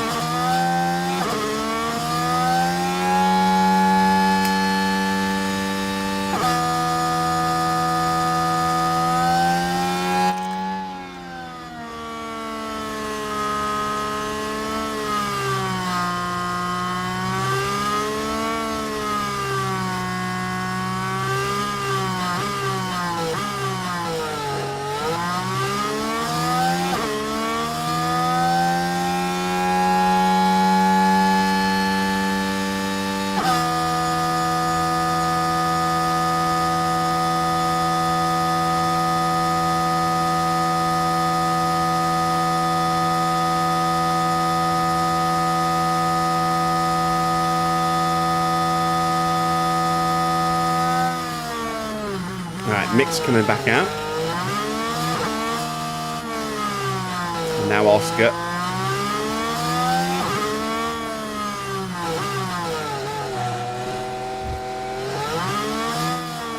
We shouldn't run into Schumacher.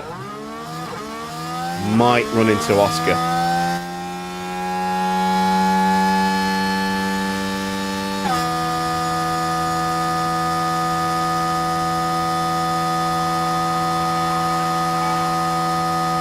And there goes Sainz and Piastri. Sorry, Sainz, Perez, Ocon, basically everyone else is coming out now. We're going to see Bortoletto out any moment, and this is going to be a problem.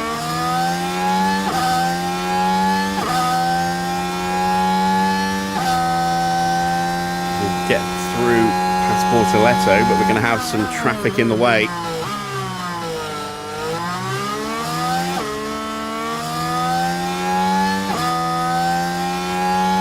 Hopefully we'll get round here before that happens so that we can pass them on this long section here.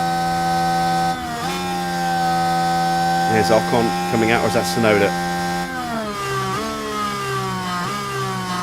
Doesn't really matter at this point, I suppose. Right, get out of the way, boys. Thank you, thank you.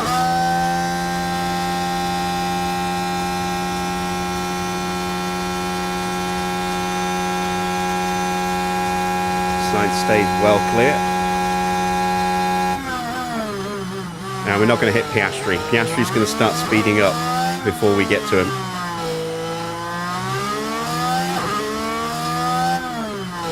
There we go. Piastri now starting to push for his flying lap. So now we just need to cross the line and then hope that somebody puts it in the wall. In that order.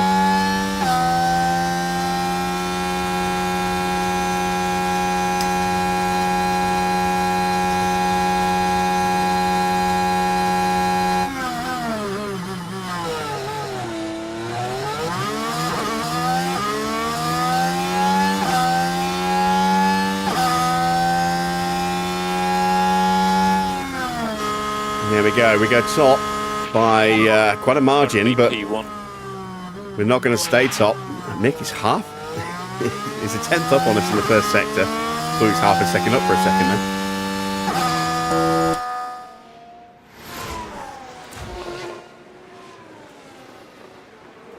Come on, Mick, you've crashed your car loads this year.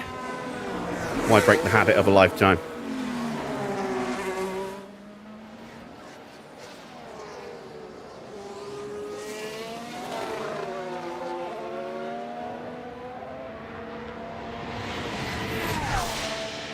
Pato behind on a warm-up.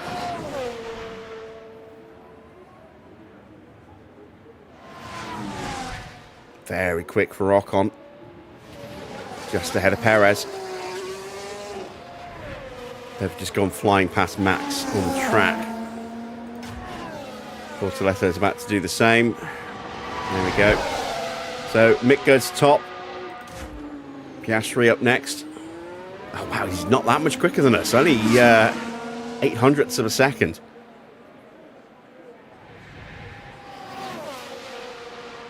Ah, Piastri only gets us by 23 thousandths.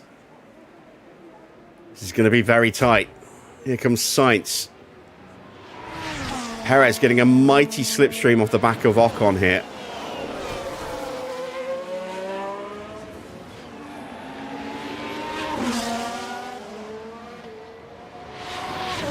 And we did enough to beat Sainz. No, he gets us by just 8 thousandths. Perez goes top with Ocon in second. We're down to 6th.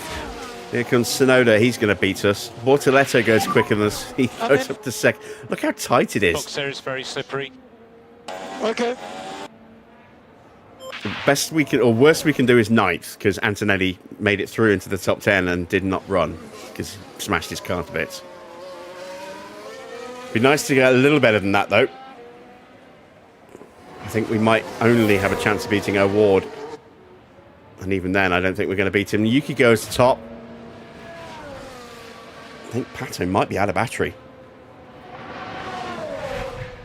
Oh, no, wait, it's wet. That's why the light's flashing. Ah, I was dreaming for a second then. Is O'Ward going to bump us down?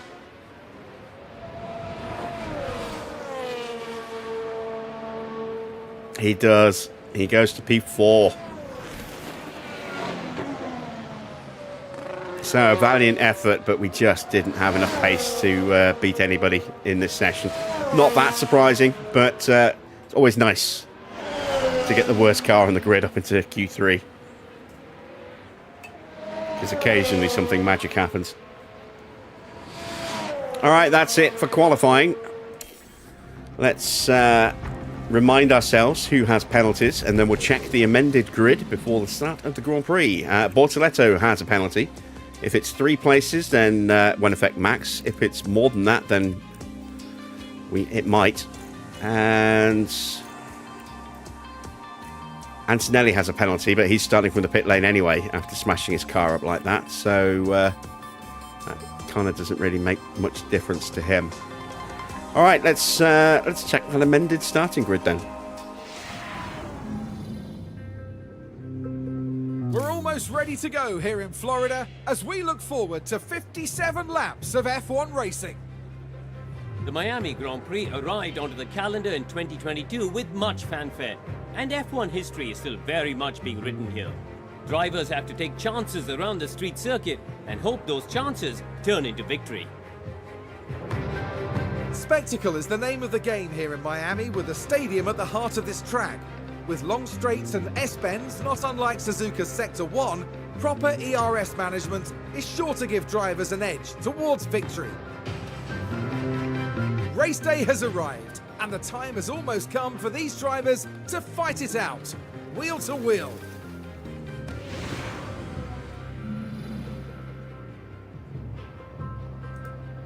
All right, so how big are those penalties? Let's have a look. Just a 3-place penalty for Bortoletto. Drops into 6th, so Yuki on pole ahead of Perez and Pato. Then Ocon, Schumacher, Bortoletto, Piastri, the first of the front runners that you would normally expect to see up there, in 7th. Sainz 8th, we're 9th. Russell is 10th. Promoted up because Antonelli is going to be starting from the pit lane. There he is at the bottom. Hamilton will start from P16. Let's see if he can fight his way through like he has done in the last couple of races.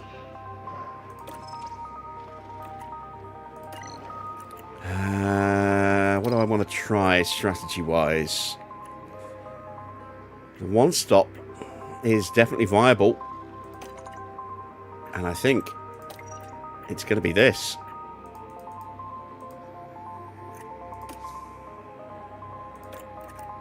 For pretty much everybody, I would imagine.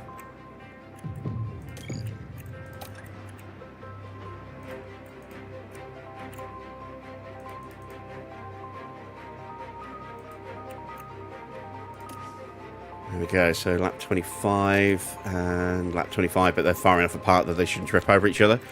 Do we want any extra fuel? Let's put 1 lap of fuel in. No. Let's take 1 lap of fuel out, I think.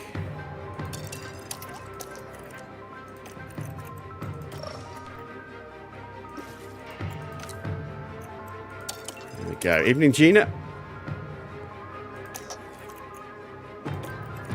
All right. Strategies are chosen. Cars are prepped and ready. It's time for the start of the race. The Miami Grand Prix is next.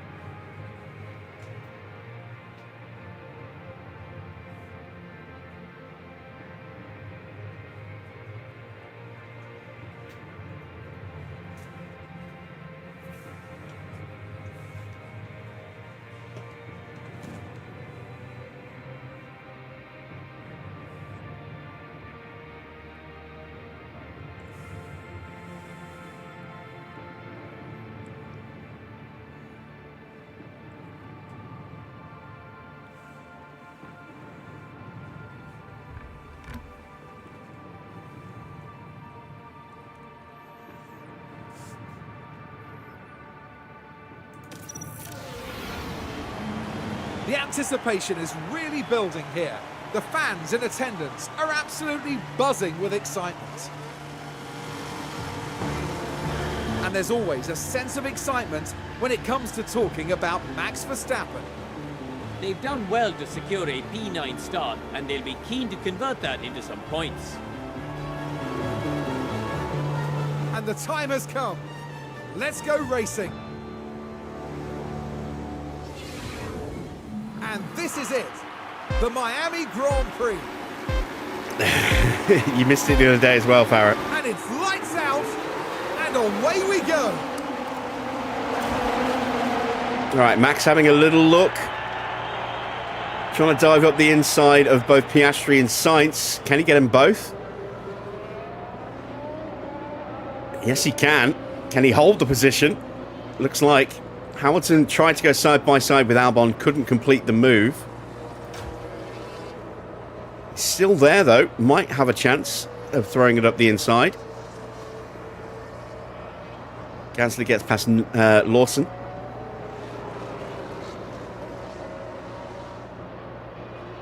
Hamilton has a run on Albon now. Or he's trying to get a run on Albon.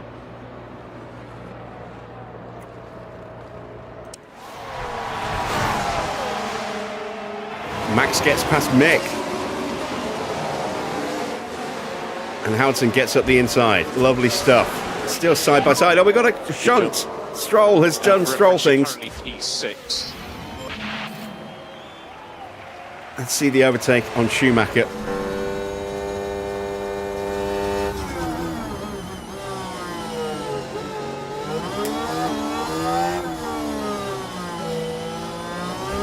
Not too bad, done. Oh, we've had a crash. He's still going, Be careful. but he's lost a big chunk of his wing. Was there contact, or did he just be a moomin? No, he's just a moomin. Whoa, whoa, whoa, whoa.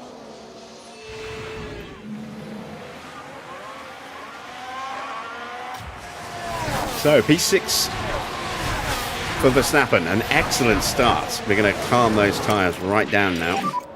No management required. Ease the fuel down, and we'll go to top up now. Get back to doing lift and coast now. Hamilton's up to 13th place. Enable. Dive bomb Valtteri.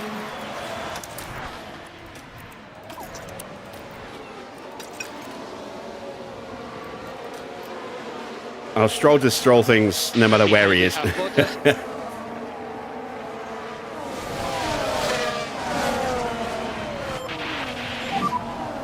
to take care of these tires.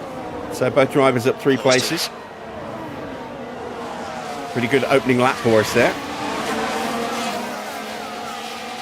Let's stick with Max to make sure he doesn't get dropped from that front group.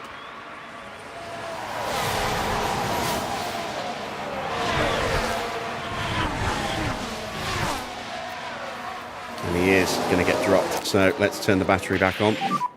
You are good to go. Mode push. Sonoda's trying to bolt at the front. We got 6 cars on mediums at the start. O'Ward, Perez, Leclerc, Russell, Lindblad and Antonelli. This is certainly going to help Sonoda break away with O'Ward and Perez on mediums. Theoretically, it could help Verstappen stay in contact with the front group for a bit as well, or they inevitably start to break away. Schumacher's trying to come back at us.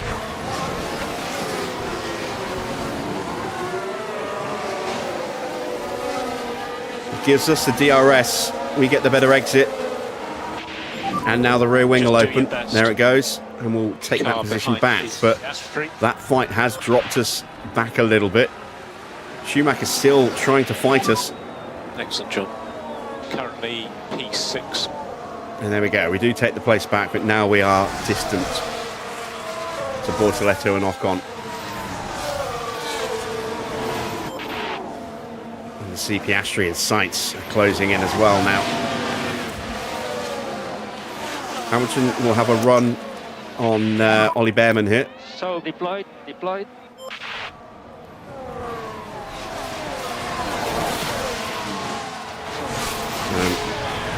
Almost certain we're going to lose that place to Schumacher, but we're almost out of battery now, so we have to switch over. Oh, Mick did just hold the position. Saw that in the background, in the what? The foreground, as I should say.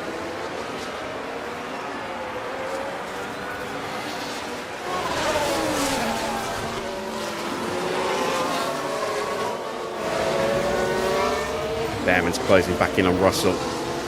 Looks like he might get that DRS after all. Yes, he did. But he's pulled out early, and that potentially given us the opportunity to slipstream our way alongside him. Remember, we were closing, just not quick enough. Car behind is Piastri. All right, so we'll settle things back down again. Schumacher does now get through. It's fine, we'll stick behind him. We need to reduce K1 usage. Track temperature 39.4 degrees. Tyre temps a little higher than I'd like, but they're not a problem yet.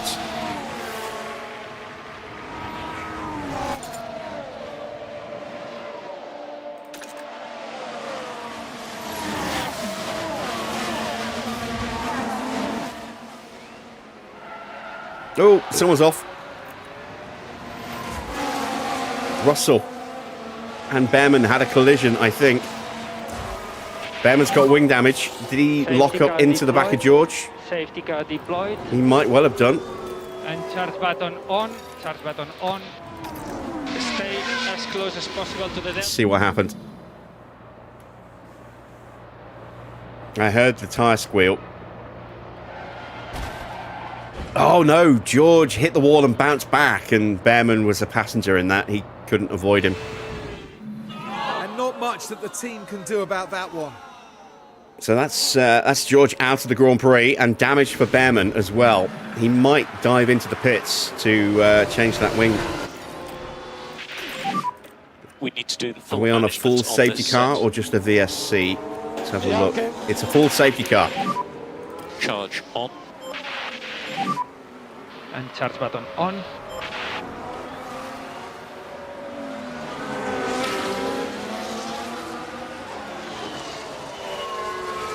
Not technically a live incident, Farah. We heard it, we didn't see it.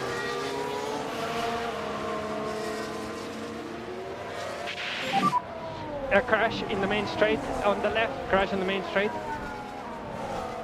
So they are still cleaning up. But I do know what you mean.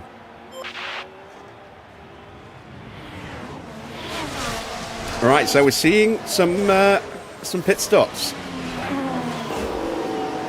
People getting off their soft tyres. Are they going hards? I see mediums coming out for Leclerc. Both Astons going onto mediums.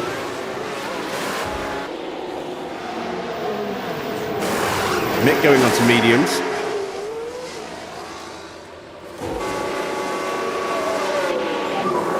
Next guy in front is Schumacher. So I think these guys are looking at maybe going medium now. We're now running in 3rd and 5th.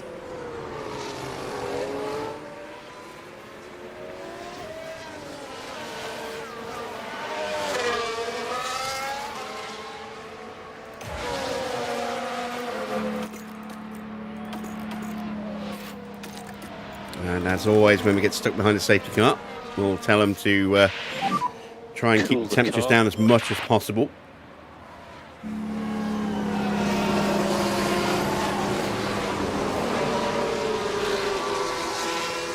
So, yeah, everyone who boxed put on a set of medium tyres. We had 6 who started on mediums. That was those 2. Lindblad, Russell. So it looks like a couple who were also on mediums might have changed to another set of mediums. Yeah, Leclerc was already on mediums. He should have just stayed out. I don't understand why he's done that. I get why those who are on softs have changed, but I don't get why Leclerc changed.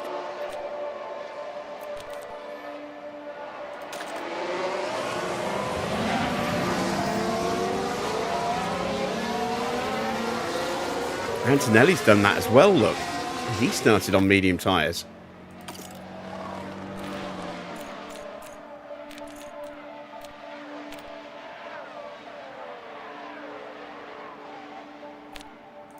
Some of those won't be showing yet because they'll have crossed the pit line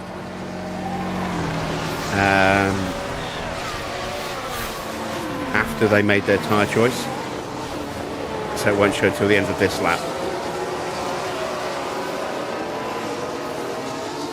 This has worked out very nicely for us. We're still on the 1 stop.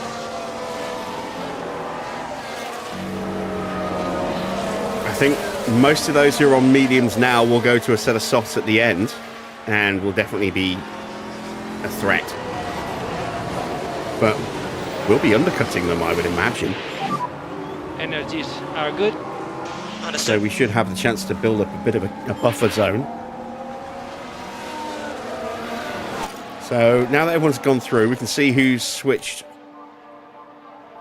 onto on what tyres. So you can see Tsunoda and Bortoletto and Ocon all switched off the softs onto mediums, as did Schumacher and Sainz. Leclerc went back to another set of mediums after just 4 laps, which seems counterintuitive. Same for Antonelli as well. And then everyone else ditching their softs for a set of mediums. I think we're in an excellent position now to do something special.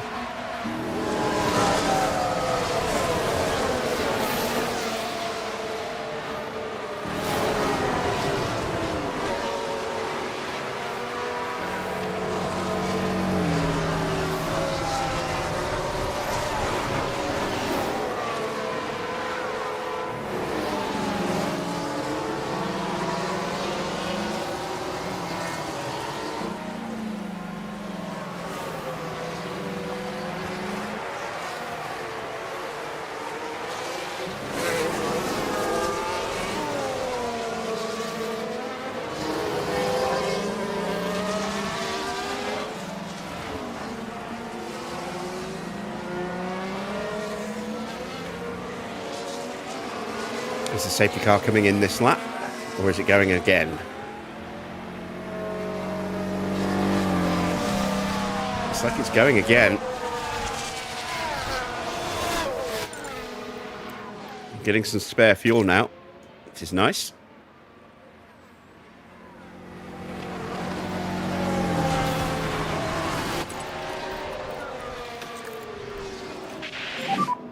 You've got the pace. You can do this. Okay.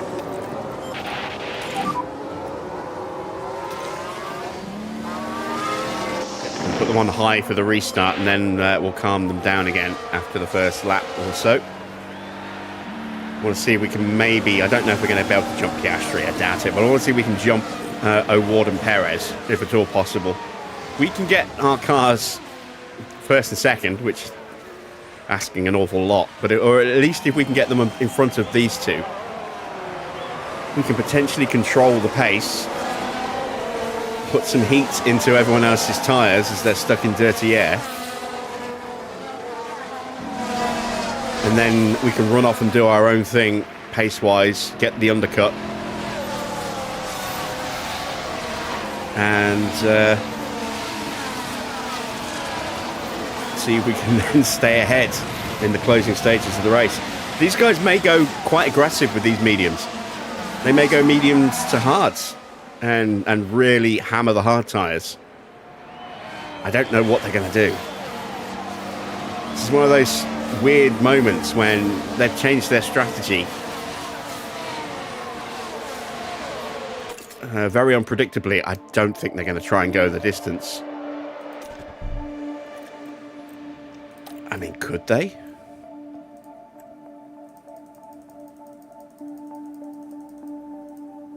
I mean, technically they could. They'd be risking punctures, but they could. We have seen them do that before.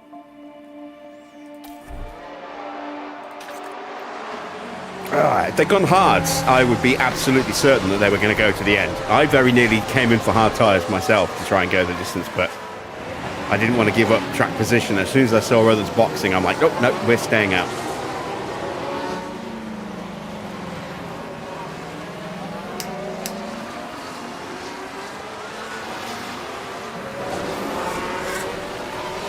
And there we go, safety car is coming in. Safety car is in this lap.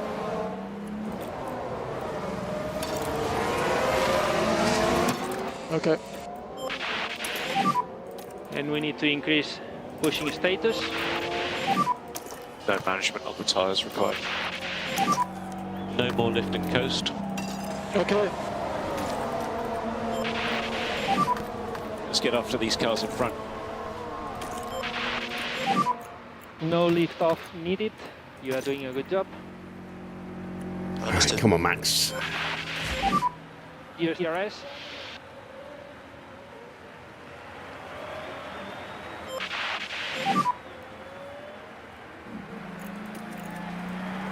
Yeah. So safety car is leaving the leader. There goes Pato.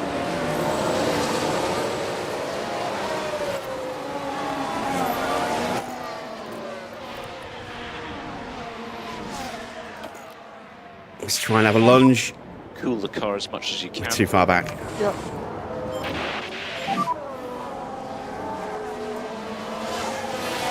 We were slightly compromised on the restart there because we were so tight to the inside of the curve. Because of the way the grid was spread out 3 wide going into that turn.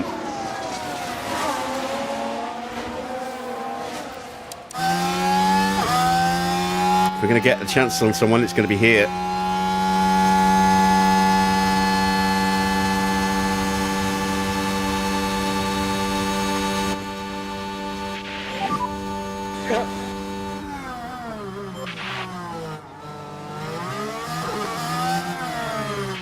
Max is through. Yeah. But you're doing a great job.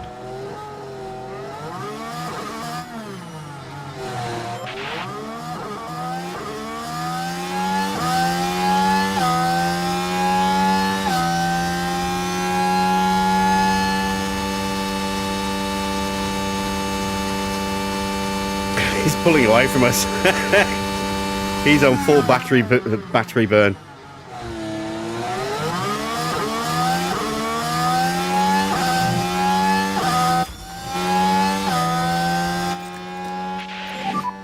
And DRS enable. Can I pull off a lunge here on Oscar? Yep. Wishful thinking on that one.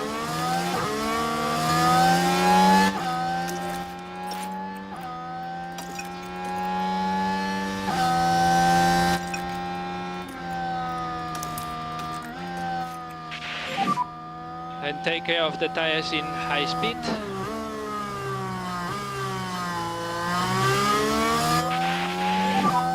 Slow down now.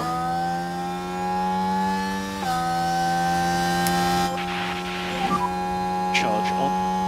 Yeah, okay.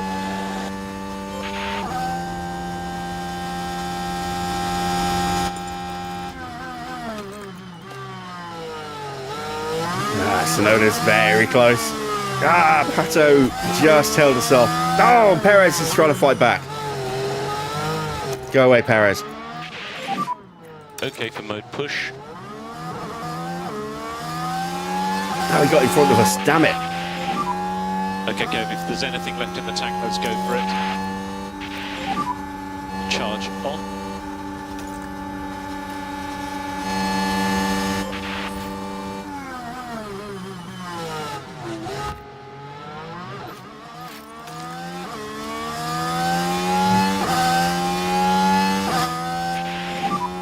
Good job. Whew.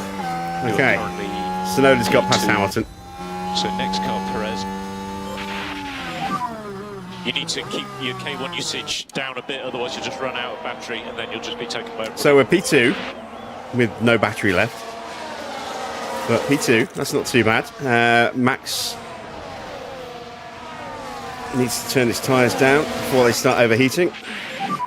Hamilton in P6.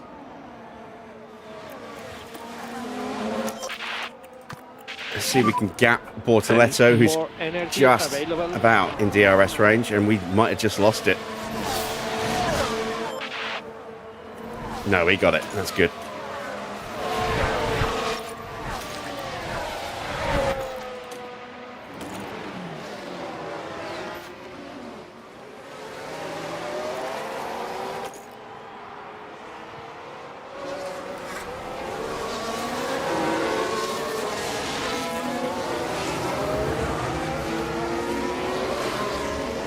The problem we've got is we just do not have the straight line pace we need. I mean, you saw without the DRS, though, Ward pulling away from us on that opening lap of the restart. Reminder on DRS. Yep. Charge button on.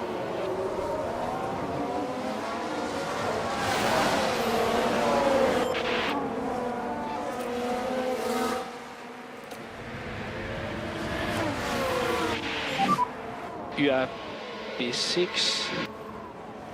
Now we're at the point where our tyres are degrading a lot faster than the mediums. In a way, it's kind of helpful that Bottas and Lawson also didn't box. They can act as a bit of a buffer to try and hold back some of the cars behind. Lindblad also stayed out. Tyres still okay? But as we get more and more pressure on us, it just forces us into more and more defensive moves, which drops us out of the DRS. Like Hamilton's getting picked off now, or is about to get picked off.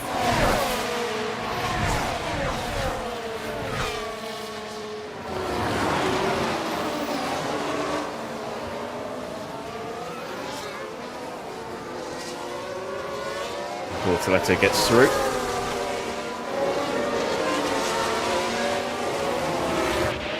Nearly hits us as well. Let's concentrate. Behind you we have Bottas. He's using battery. He just rocketed past us from the exit of that corner. Gave us the DRS though, which was kind of him. And with DRS. And that helps us stay ahead of Bottas and Lawson.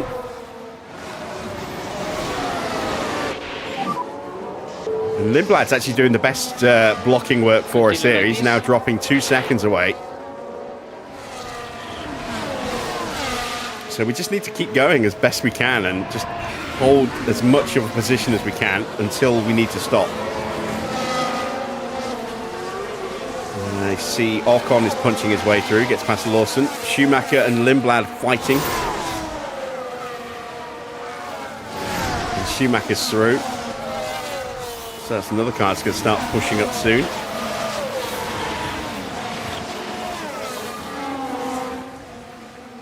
Bottas is pushing hard. I think Bottas might be thinking of a two-stop.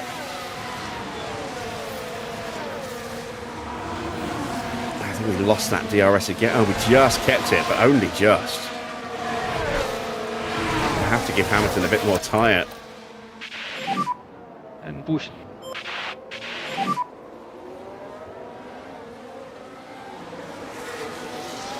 A long way to go.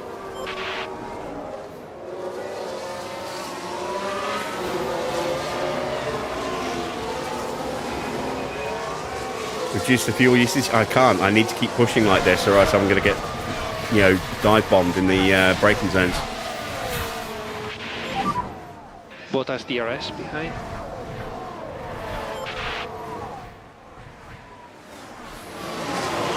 Ooh, Max has got through. He's given up the DRS though, so we'll lose that place again. That's all good.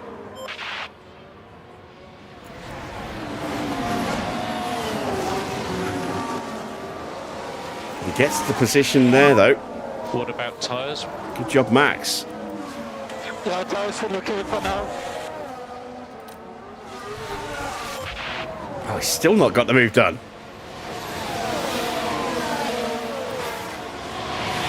And Perez takes the place back. Yeah, what am I doing wrong? I don't know. He's not doing anything wrong, he just got a rubbish car. Unfortunately.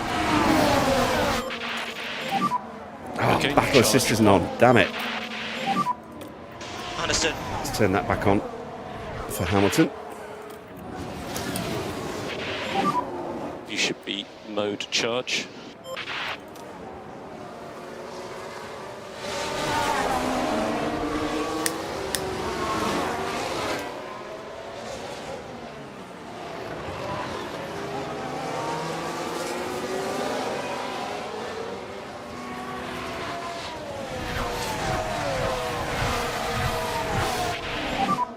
He does have DRS on you.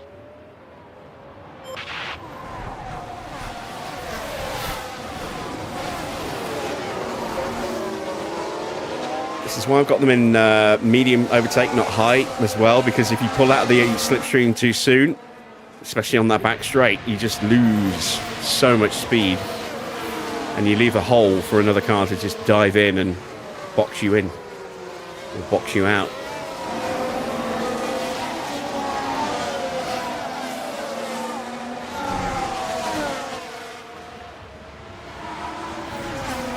So Lindblad's starting to slip down the order a little bit, but he's still holding up people like Sainz and Leclerc and Norris and Bearman and Antonelli. You know, the fast boys, basically. Well, they're all fast boys, but they're really fast boys.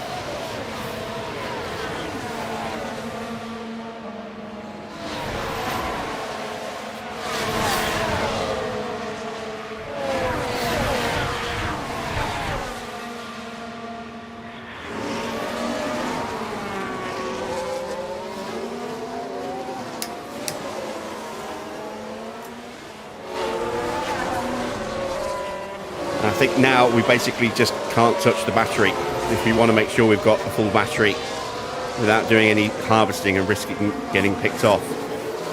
Ready for when we box, because we absolutely need to sprint at that point.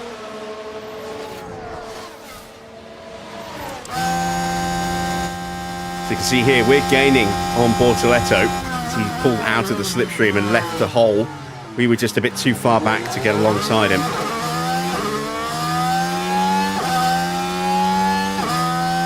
That's why we're not in high overtake aggression, because we just sit ourselves out of the slipstream way too soon, and then we become vulnerable, ironically, to being overtaken.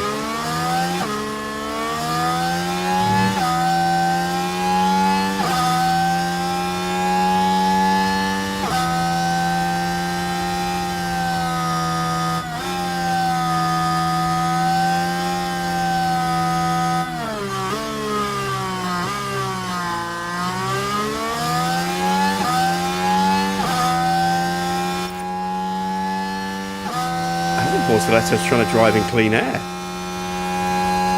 Maybe he's trying to reduce temperatures a little bit. Piastri has an issue. Can you just check the deployment? It seemed a little bit funny in that lap. Battery issues are going to make it harder for him to overtake. And if he gets dropped, Sick. we come under pressure from Ocon. Saw him sticking his nose up the inside of us for a second then. He's still alongside us. There he is.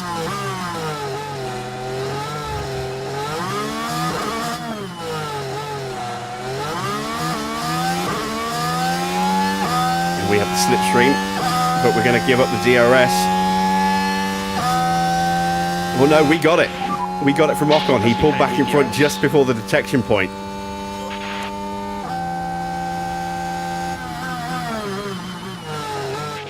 Let's see Valtteri coming steaming up behind a pair of us there. We have Piastri. Gap to him 1.7. Piastri's driving in clean air. Or trying to, I think. Bortoletto's picked him up. Bortoletto still, I think, is potentially driving in clean air as well. Let's make sure we get back on the queue. Use the energy. I know I didn't want to use the battery, but I need to make sure we pull away from Ocon, or at least get back into DRS range where possible.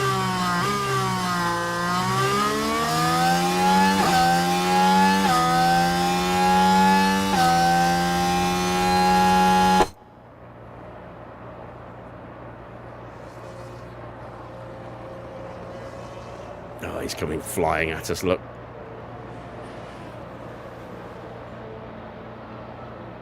Didn't have the bravery to throw it up the inside, though.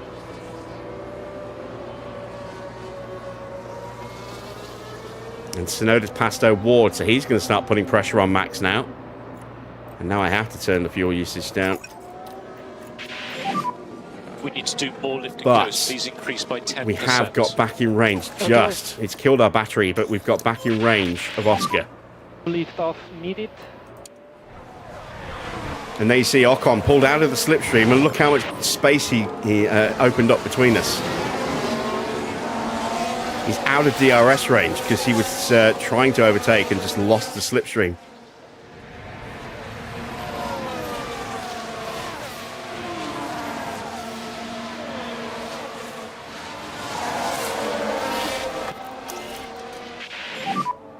Charge on. Understood. The tyre guys believe that we can increase pace in turn 12 a little bit. 39.6 degrees track temperature. And Ocon's right back on us again.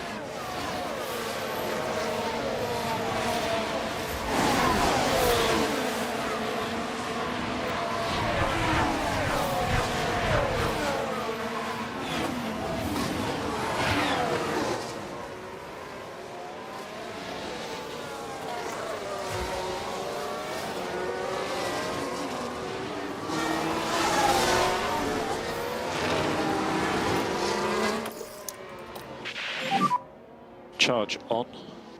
Okay.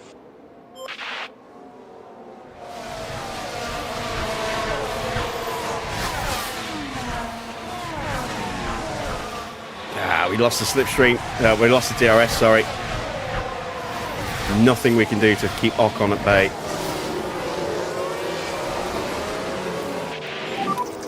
Can't get much quicker.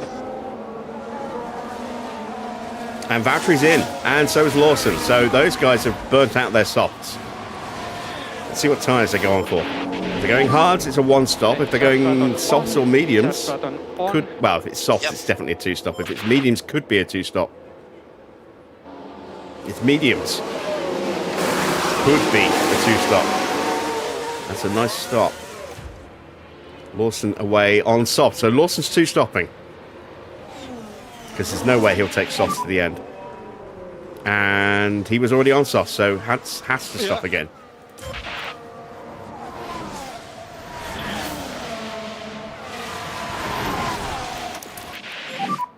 Entire phase update when you can. Tyres still good. Charge on. So, what's going to work out quicker?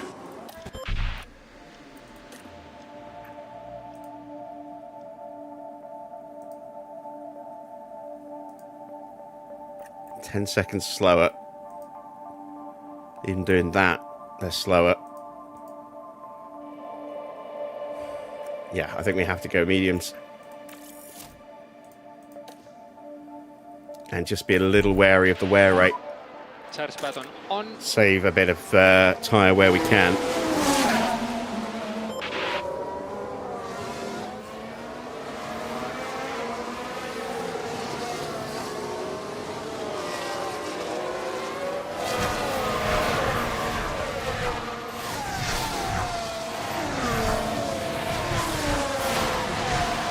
Just out of DRS range.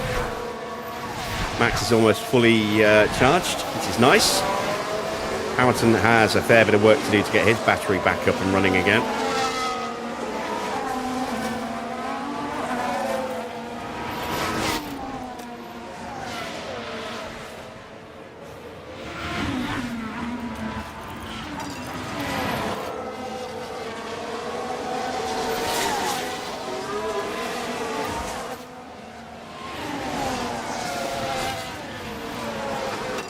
I want to see if I can get past Perez this lap. What about tyres? Tires don't feel fantastic. Let's get after these cars in front.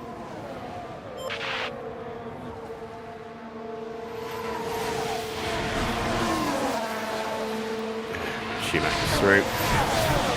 Got enough of a gap to Lindblad that shouldn't be an issue. And charge button on, please. Leclerc gets through, so maybe that will start to become a problem.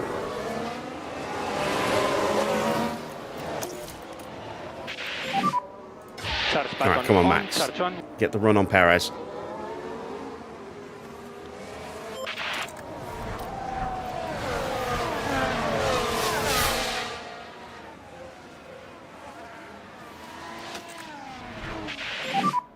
Cool the car.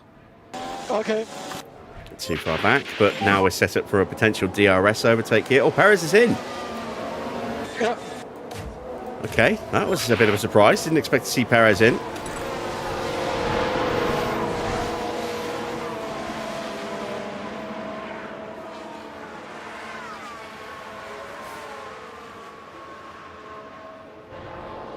Soft tyres, so that's a 2-stop for Perez.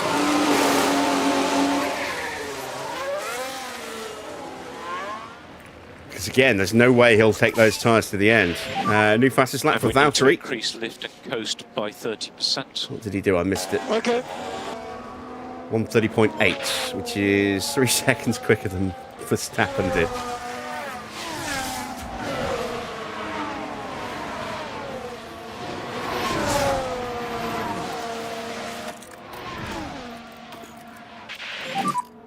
Try to stay in front.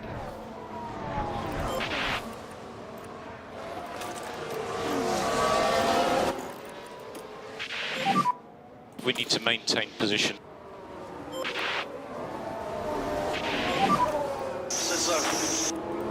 Tyres are almost gone. Right, let's concentrate. Charge button on. Alright, Lindblad's pulled out of the slipstream, and look at the Ferrari just cruising up alongside him. It's really impossible to race like this. Just do your best. Piastri behind you. And now he'll get the DRS. He's going to have the inside line through here. Rear wings open. A chance for a lunge. And gets the move. There we go. Very nice. Very nicely done indeed. We are about to stop in a lap or two.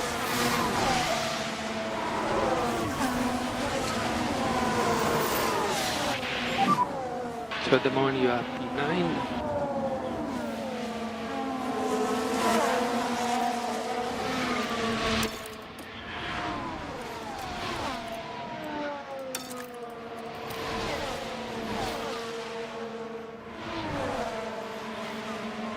I've got Bearman all over me, and he's going to get through. But we're just trying to rebuild Hamilton's battery now. Yeah. And try to cool down the tires as much as possible. Understood. and increase tire management.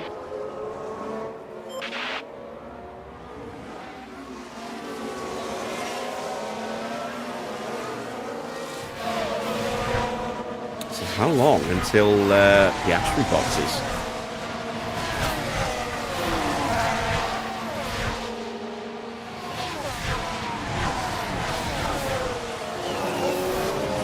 Pato's in.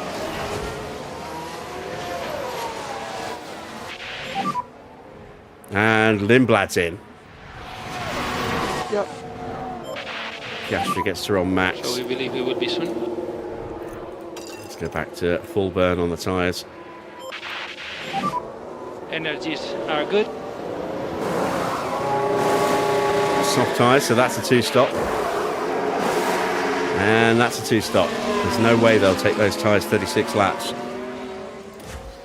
Not with the way they've been pushing. Alright, Hamilton's battery is almost full.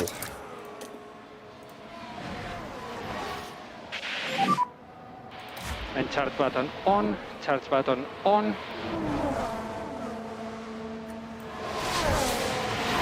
I'm going to go one more lap, I think, with our guys before we hit the pits.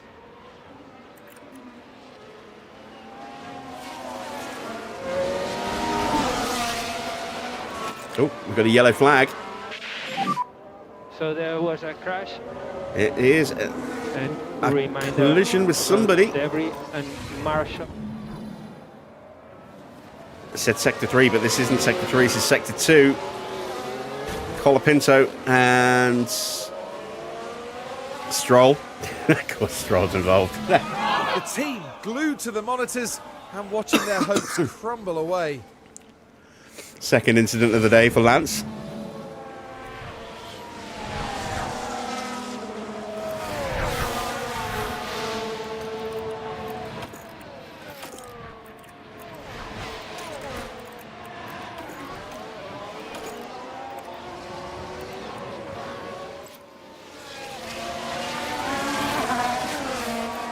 Hey, Max got past Oscar.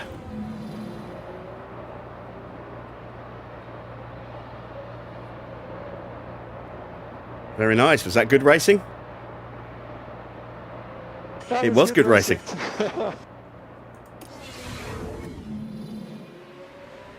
And we're going to box.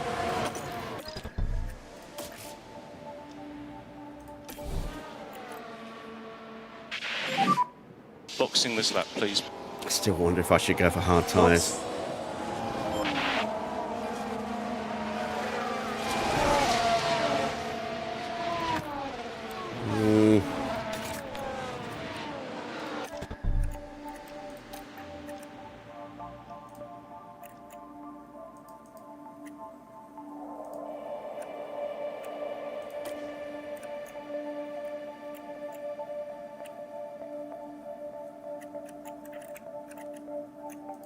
Let's stick to mediums. And we'll just protect them. Oh, Antonelli with an issue. But the car's definitely not happy. Surely some kind of fault. Side by side with Norris.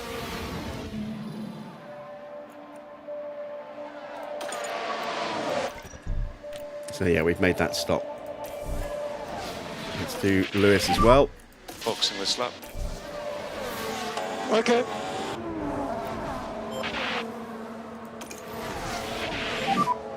Box now, box, speed confirm. In the boxes lap. I just don't think I'll have the pace I need with the hard tyre.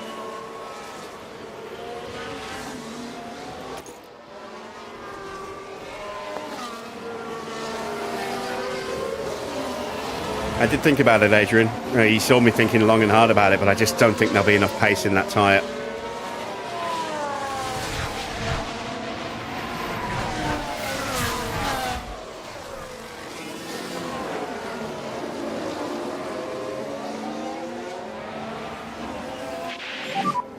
I'm in. All right, Max is in, and there's Hamilton about to come in as well.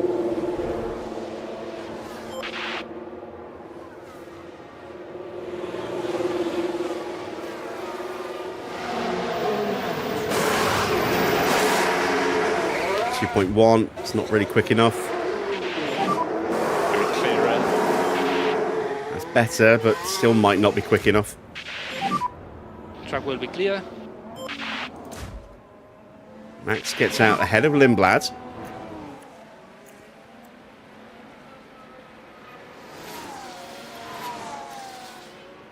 Gap 5.0 seconds. So, let's see. Everyone's doing 133s, 132s, 134s. We're not going to get a time across the line because it won't be a complete lap. But let's see. Let's see what we do the lap afterwards.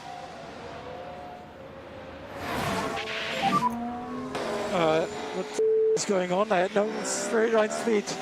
We've got cold tyres, Max. No worries, mate. Car behind is Hamilton.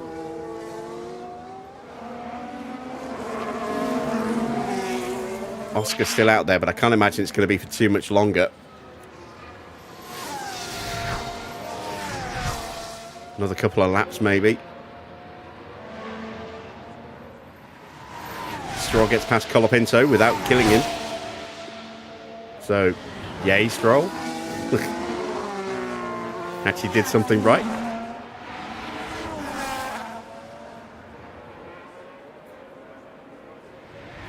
Lindblad sets a new fastest lap on those soft tyres. Well, he got a nice big slipstream and DRS from us as well, which certainly helped. 129.8, that is very quick. It's 3 seconds quicker than race leader Yuki Tsunoda.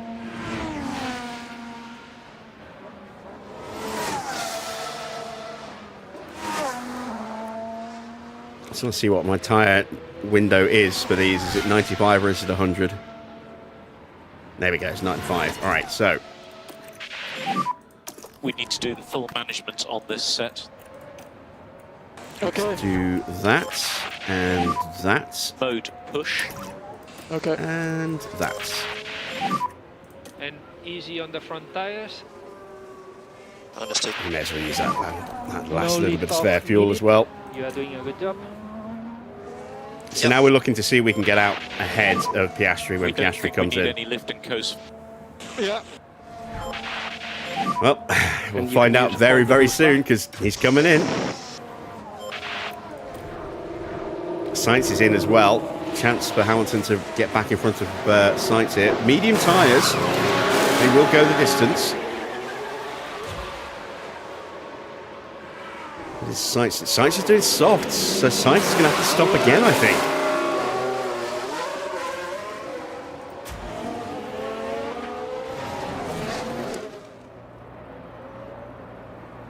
There's Max. I couldn't quite get past. And Hamilton couldn't quite get Sainz. Hopefully we'll get them on the next big straight, the DRS zone, because of them having cold tyres.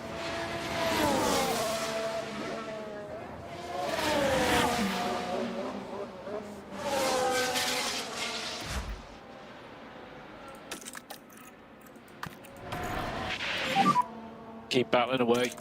Okay. There we go. That's Piastri taken care of.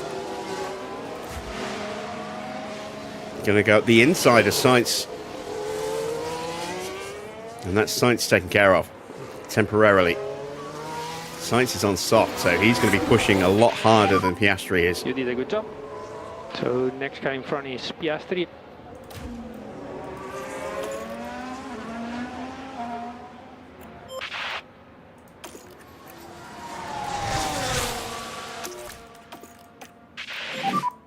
Charge on.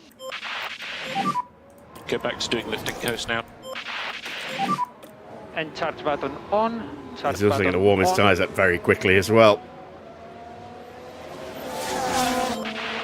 He's got the DRS, he'll take the place back into turn 1. It's not necessarily a bad thing, we can stay tucked up behind him and use his pace to close up on Max and Oscar. And keep the tyres in a lower push setting and use that dirty air heat. race is long. Let's have a listen to Now Carlos. this was at turn Nope, 1. we're not going to hear The Carlos. gap opens up for them. And we don't want to hear Crofty. Nobody wants to hear Crofty. Go away, Crofty, you suck. Ooh.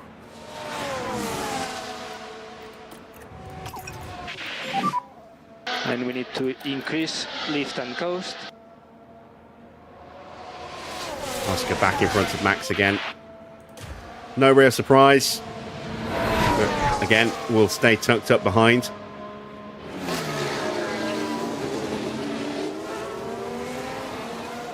That's why I didn't deliberately drain all the battery as well. Wanted to keep some of that in reserve because we are going to have some cars to try and punch our way past. They're all gathered up in front of us.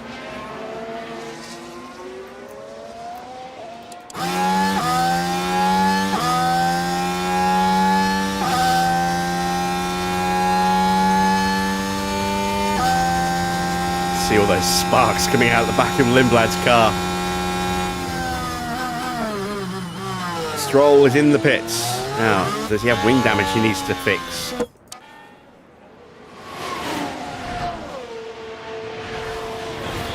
I don't think he does. Oh, yellow flag. Single yellow. It's a lockup for Lawson. Now we can see what happened. It was the Williams driver we see there. Things were going smoothly. Struggling with the car. And hopefully there's not too much damage to the tyres.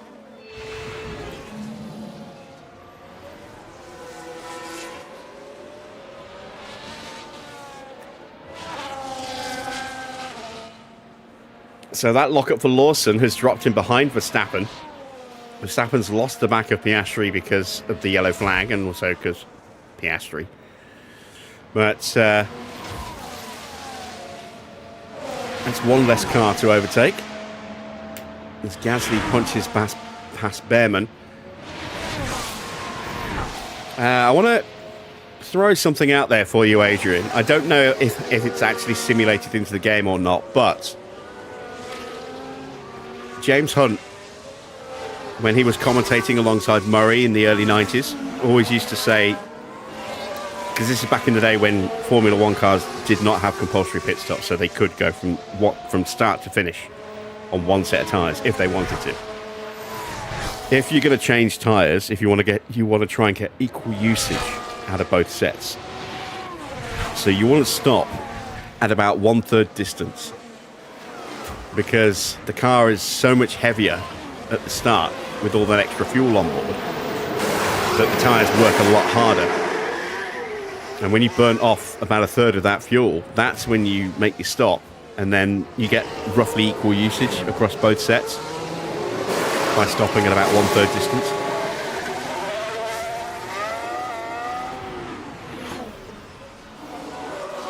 I don't know how well the game translates that in terms of weight of the car. The fuel definitely does add weight to the car, because I've noticed when we strip like 6, 7, 8 laps of fuel out, we get a rocket launch of a start off the line, but then we have to spend the race fuel saving.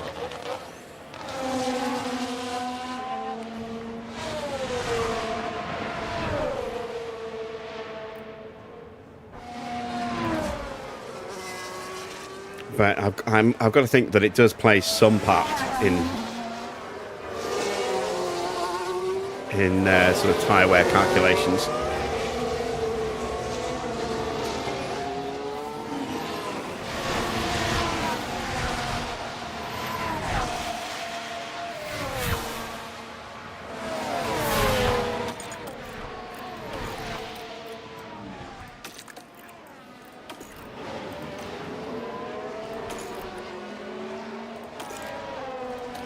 Right, Bortoletto is into the pits. That should be him to the end of the Grand Prix now.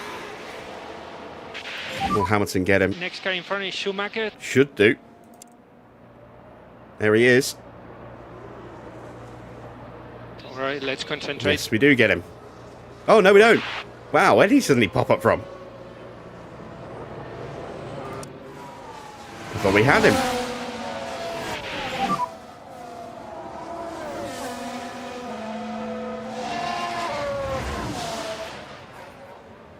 So again, we're taking it easy on these tyres because we don't need to push them any harder than this at the moment. Our pace is still good enough to undercut some people.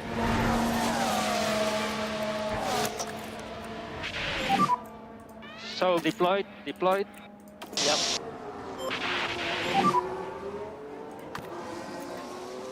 We're going to punch Hamilton past on the back straight.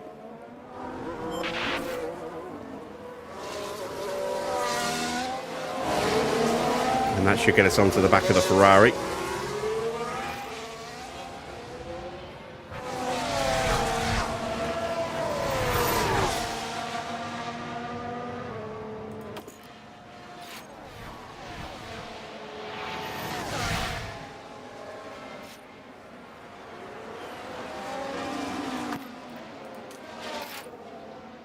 And both of the Astons are in at the same time. There goes Ocon. Tsunoda's already left the pit lane. Medium tyres and medium tyres. So they're both going to the end.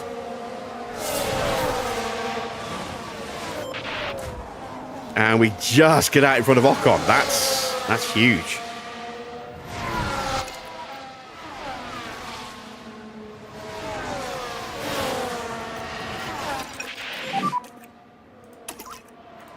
Let's just try and get onto the back of Sainz as quickly as we can here.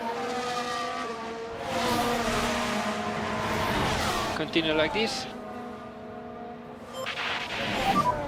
And try to increase pushing status.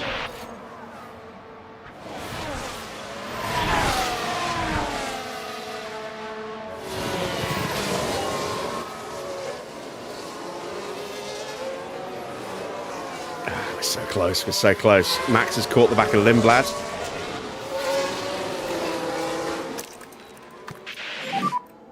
Do you need to be mode push? Okay. From tyre point of view, we don't think lift and coast is necessary. Yeah. Evening, Nathan. And just a reminder on garage. Driving clean air, it Might need used to pick up be pace a little bit. something I would have to do a lot on the console until they patched the game and made it easier for overtaking.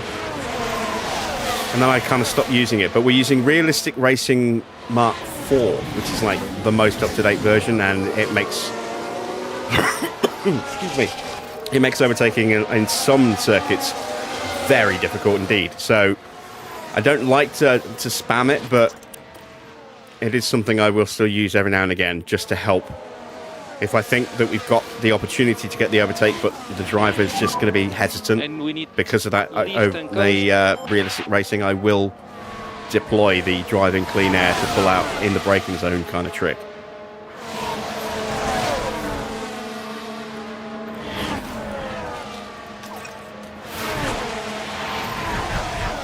All right, Max has still not been able to get through. We're almost out of battery now. We need to do more lift and coast. Please increase by 10%. Charge on. Bortoletto trying to sneak his way through.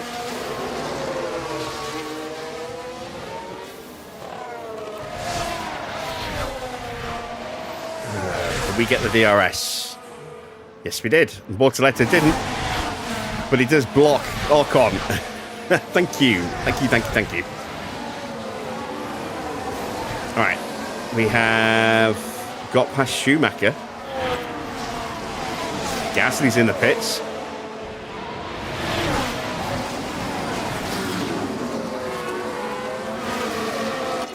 Let's really save some tyre wear while we're stuck here like this. Save a bit of fuel as well. Okay. And we need to increase lift and coast by 30%.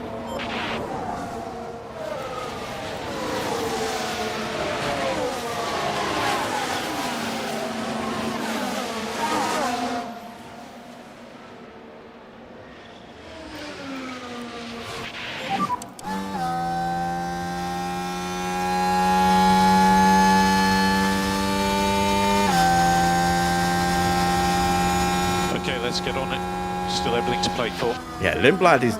Oh, he got a lunge, but you can see he was driving in clean air because the second he got into the slipstream, he immediately yanked back out again.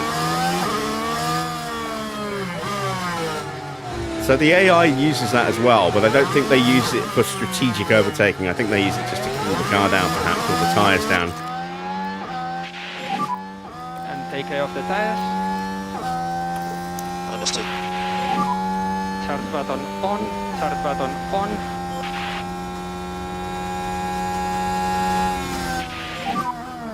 You are doing a good job. Albon in the pits, that's why we had that big slowdown there.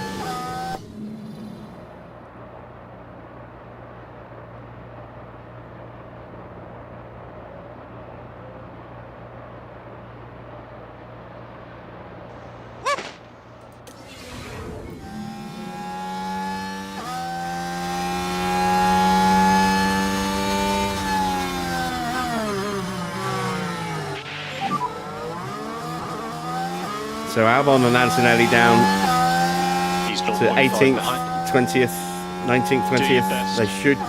Ooh, Lawson might get them.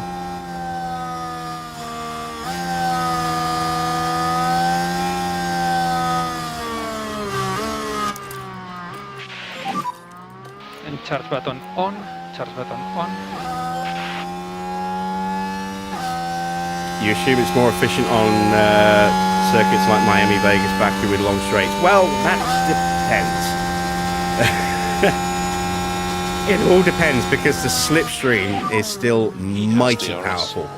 So if you're stuck behind someone Charge on. Okay. and you pull out, but they're getting a slipstream and you pull out into basically Still clean air margins with no push a bit slipstream in harder front through of turn you, 6 and turn 12. then all of a sudden you go a lot slower. We might see it kick in a bit here. We're a little too far away, but if we were closer, we would have a slipstream run up the inside, or around the outside, I suppose.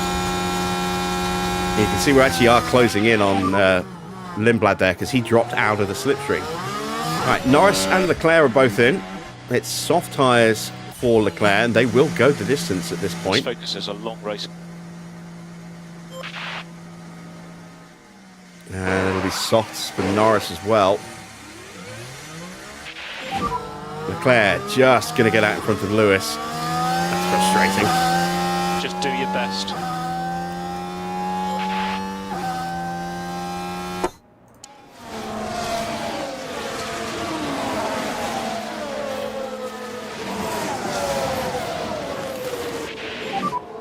Gap to him 0.9.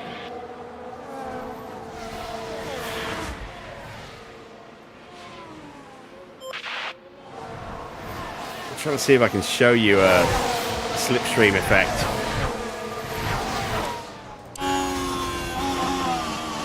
Alright, Sainz is looking a bit frisky here behind Bortoletto, so assuming Bortoletto doesn't try and overtake me.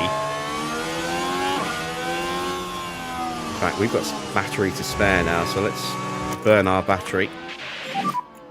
Mode push. Okay.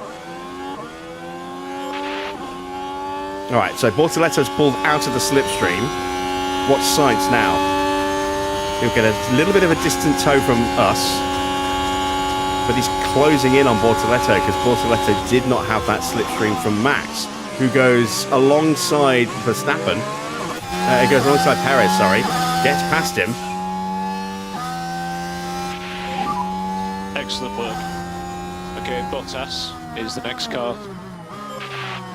And we get ourselves nicely tucked up behind O'Ward and Bottas now. Charge So on. Max is looking very good. And there again, we got a slipstream through that corner. And now we've lost it again. But the slipstream is so powerful in this game. More powerful than DRS.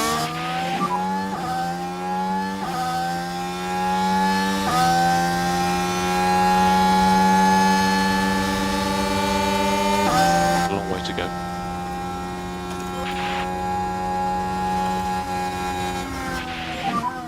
Cool the car as much as you can.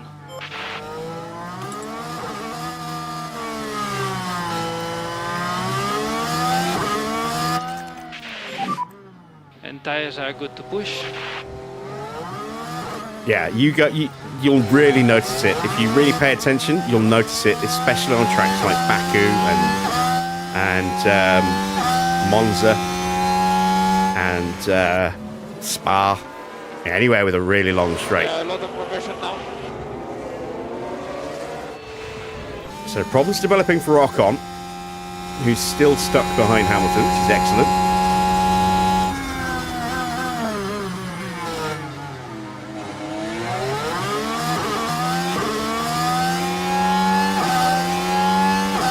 Ah, damn it. See how much we just suddenly had to lift? It is Bottas. We had the slipstream run. Bottas just snuck back in front of us and we had to lift and lost a huge amount of momentum there.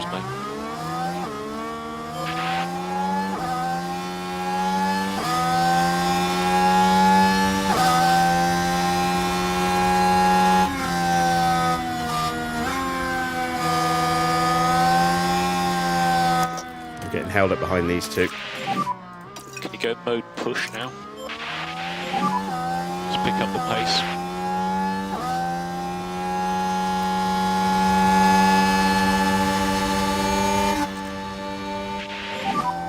Cool the car.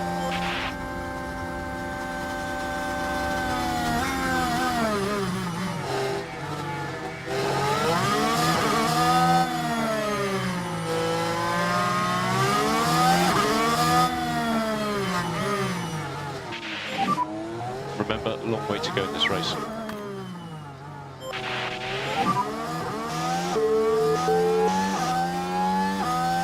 Race is long.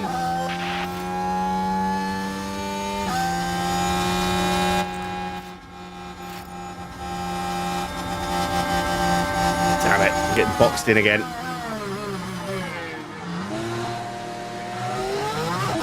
Let's take avoiding action there. We need to reduce K1 usage. And now we're out of battery. Ah, damn it. That's frustrating.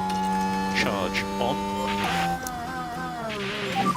All right, we'll stay tucked up behind them. Let's see if we can push Hamilton forward a bit.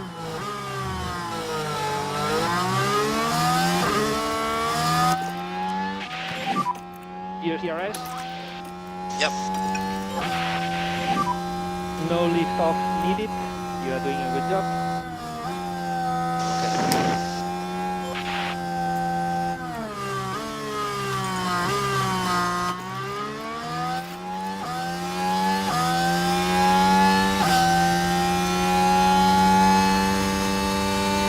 Now you see Schumacher's getting that slipstream and moving past the Ferrari.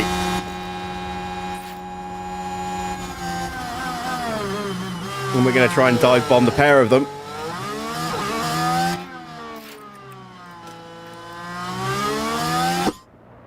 Ah, yes! Yes! Lovely stuff. That's what we You wanted. are doing a really good job. Yeah, P10. Perez in front. Problem for Norris? I lost drive or something.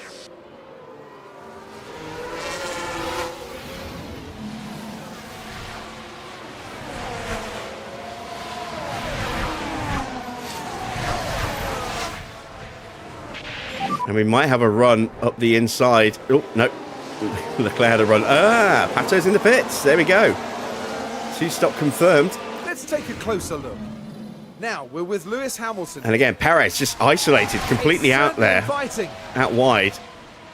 We've got a really strong slipstream behind Bortoletto there, and that just whipped us straight through, combined with the DRS and the battery.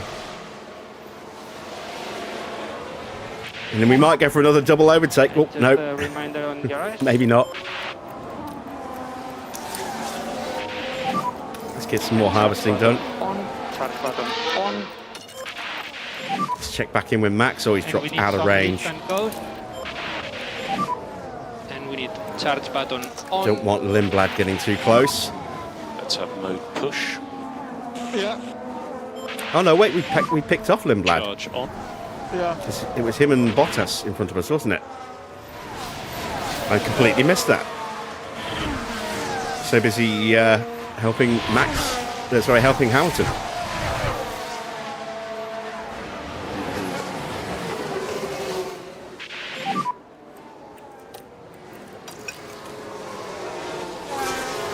So there's a real chance here to jump Valtteri. You can save less.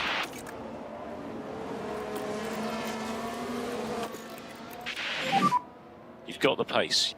Okay. Okay. Again, Lindblad's going to get swallowed up by Leclerc here because he pulled out that slipstream so early. Leclerc didn't, and Leclerc powers on through. Excellent. Next car, Piastri.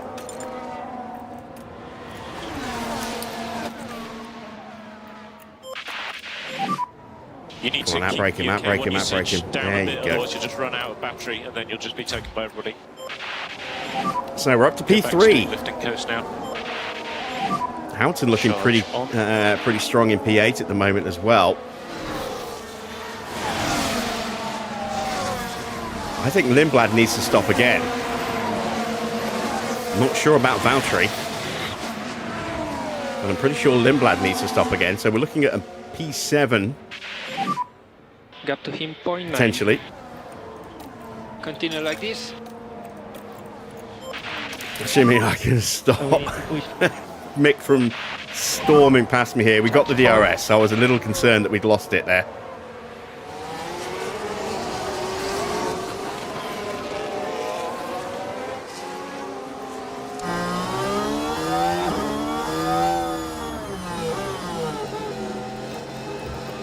I'm going to try and get past Lindblad here.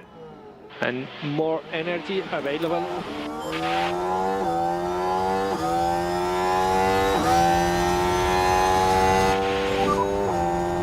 See ya.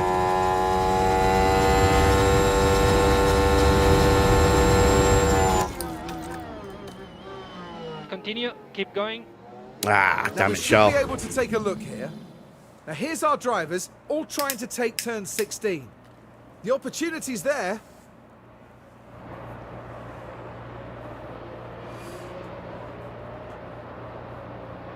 And Leclerc moves on up. That car's too good.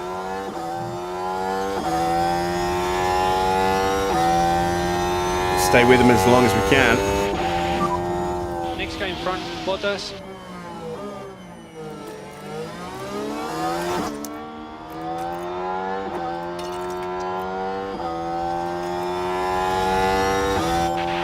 And we need you to take care of the tires. Charge button on.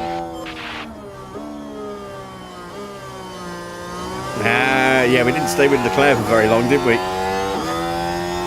We're not too far away. That's Max just disappearing through the corner.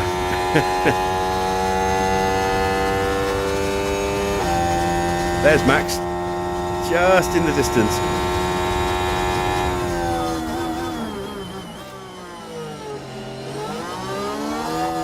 So we have closed the gap to Max really, really well with Lewis in this second stint.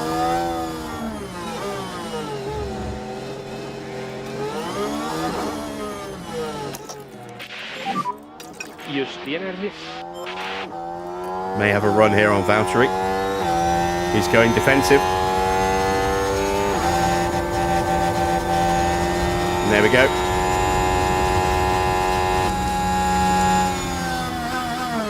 He's 6 now. Gap to him 1.8.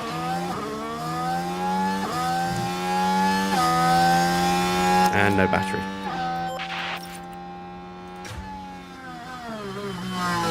Bortoletto all over us. Charge button on. Hopefully Hamilton will start to close in.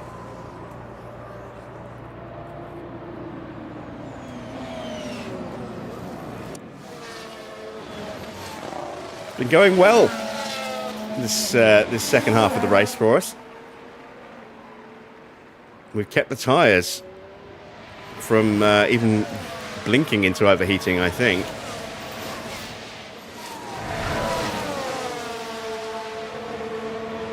I don't see us able to hold back Bortoletto here. Bottas is having another look at Hamilton. I think he got him. We are going to harvest here with Max. Charge on. Build the battery back up. No management required. Hamilton did hold back Valtteri. Schumacher's there again. So let's have a look. Mick is going to the end. Bortoletto, we know he's going to the end. Leclerc's going to the end.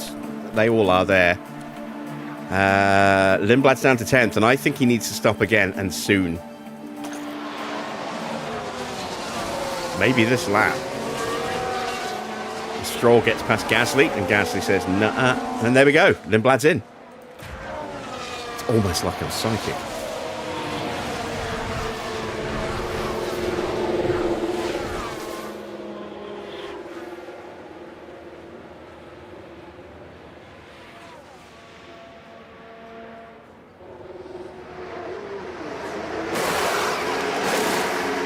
New set of softs, but he's at the back of the grid.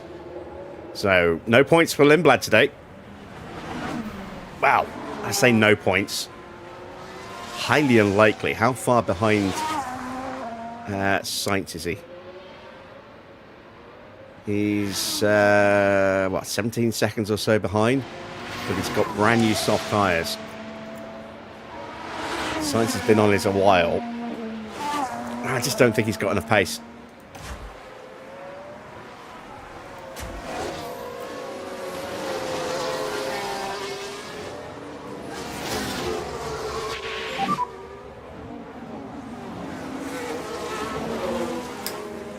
Focus is a long race.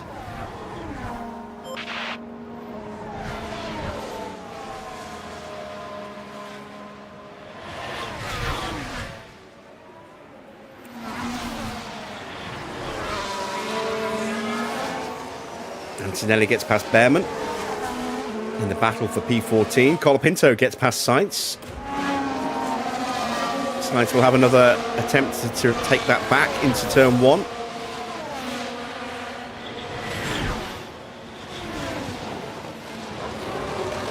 Colapinto shuts the door.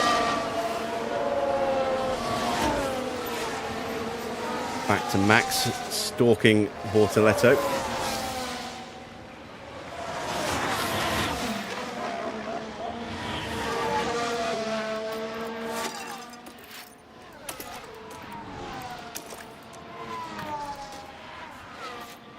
I'm going to try and push Lewis onto Max before Max starts going back after Bortoletto again.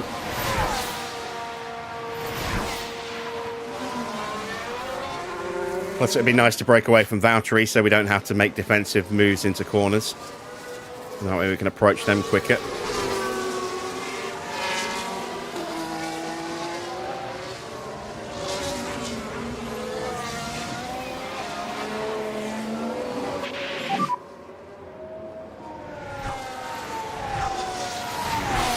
A long way to go.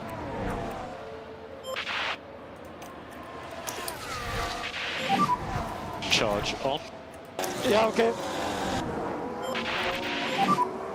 Charge button on. Be careful with the tires. Understood. Charge on.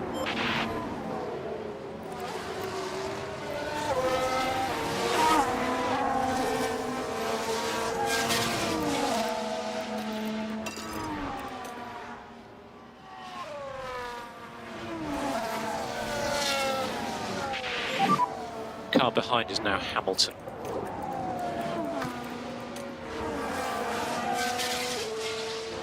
Just do your best.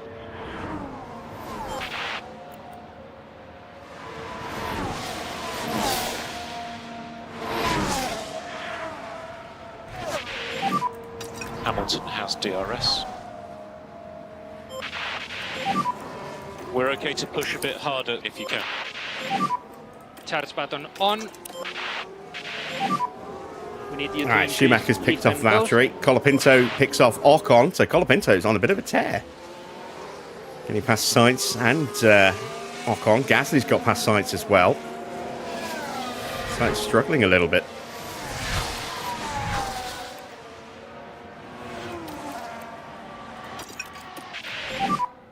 And we need to look after the rear tires. Understood. And now we can launch a 2-man assault on Bortoletto. We're not going to have the pace to go after the Red Bulls, I don't think. But we can take 4th and 5th, which would be huge, just behind again, points-wise. And Ferrari not scoring any points at the moment. This is going to be mighty for us in the Constructors. Williams nowhere as well. 17th and 18th right now. They're the 2 closest challengers to us. So this is going to be immense for us. It really is. Charge on.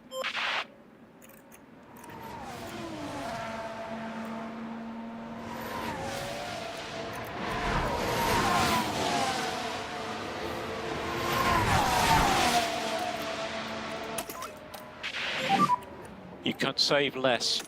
Yep.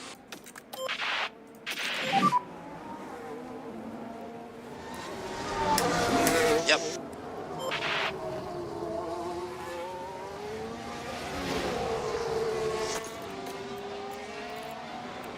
But poor quality aside, this has been another superb weekend for Lewis, punching his way through the field.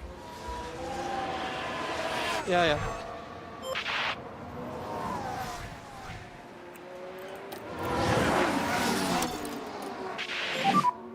If you are able to increase pace, it would be a good time to do it.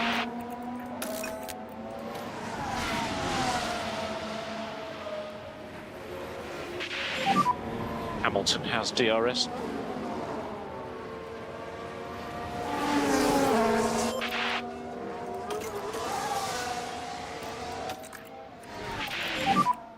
Keep it tidy. Okay.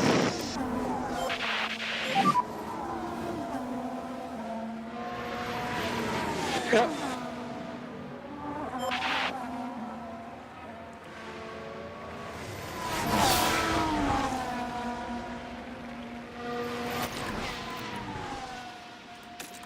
Another lap of this, and then we can push them both after Bortoletto properly.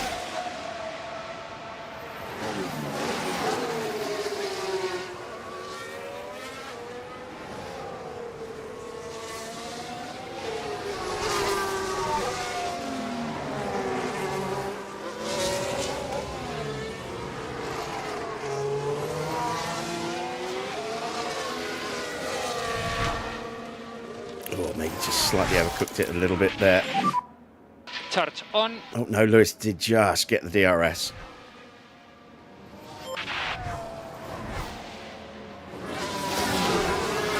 Now taking a couple of tenths out of Bortoletto as we have 10 laps remaining. If we don't catch him, I'm not overly concerned because I didn't know how we were going to do this weekend. We've absolutely made the one-stop work, and we were certainly helped out by that very, very early safety car. Without that, and a load of people boxing and giving us track position, we would not be where we are now. By 10%. Okay. So we definitely... oh, Norris has done something. A crash in the main straight on the left. Crash It's just in going the to be main a yellow flag. Who's he hit? Perez.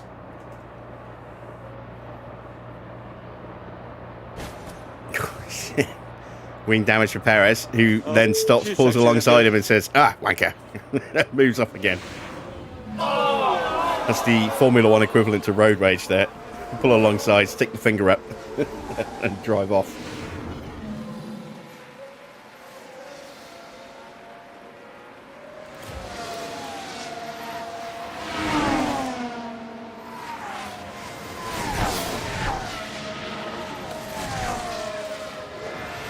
Mick is closing in on us, so we need to start thinking about pushing. Let's get after these cars in front.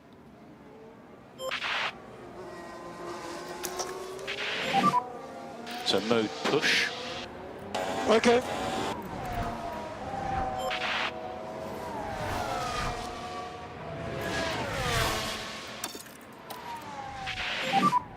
So increase pushing status.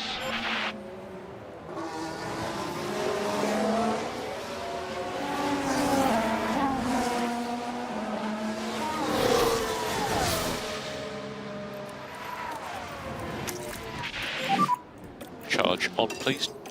Okay. Right, gap's down to 2 seconds.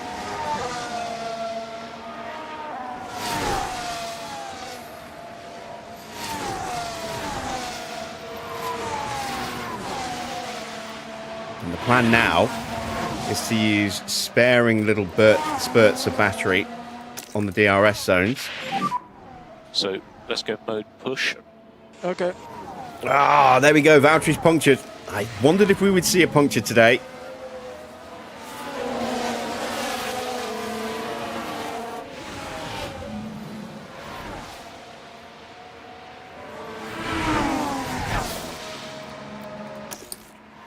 Yeah, get the lead car pushing a little bit harder.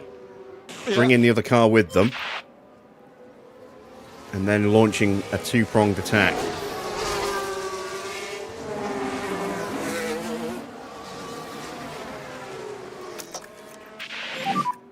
Mode push. Yeah.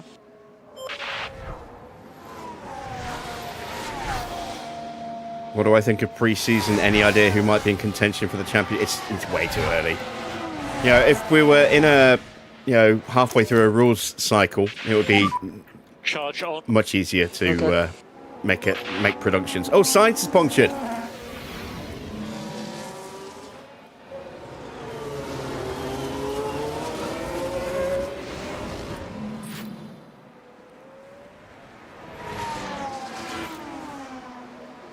And Max is now almost there. Ocon with a fault escalation as well.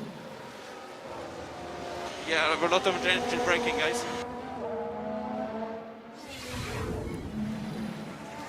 So that's now an orange fault for Ocon, unless he's got two separate faults. He might have two separate faults. But yes, it's too early to say because there's too many unknowns. We don't know how everyone's car is actually going to behave in racing conditions yet. We don't know whose engine is going to end up being the best engine. It's far too, and we don't know who's going to adapt to the new driving style quickly. There's far too many variables at this stage to say who's going to win the championships.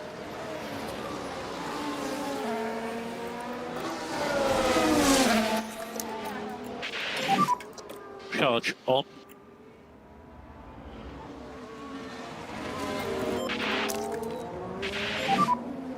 So deployed. Yep.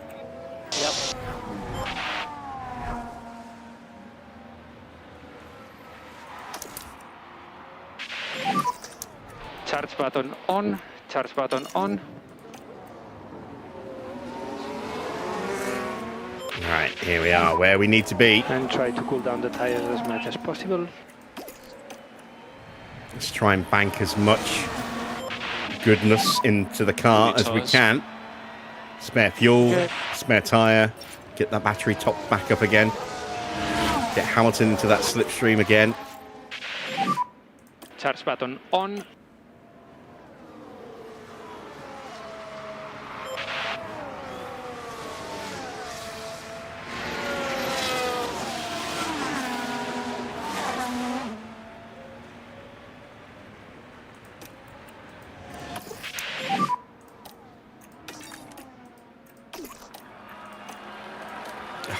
Too much with Max. Remember, long way to go in this race. And we need to increase tire saving. Which means it'll be too much with Hamilton as well. Understood. Energies are good. Some tyre there. Suggest that you can reduce the amount of lift and coast at turn 1. Not quite enough left to go full beans yet. But very, very close. No lift off needed. Portoletto's pushing hard again, trying to break away from us. And succeeding in breaking away from us, annoyingly. We've got a nice healthy gap now to Mick and Ocon. Giving him PR. I lost drive or something.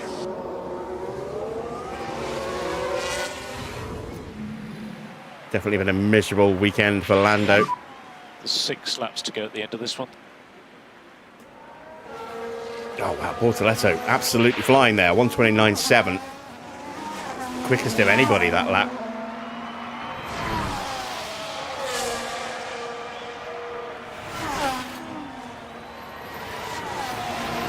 I'm not going to let him get away. We're going to go after him. Push.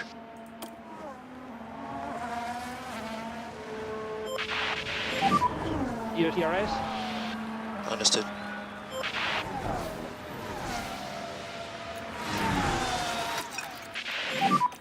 No management on the tyres required. You can push.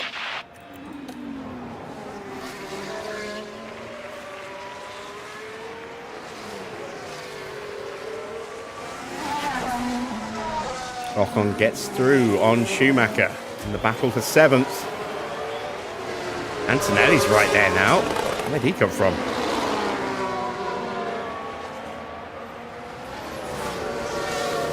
Colapinto's joining the fight as well.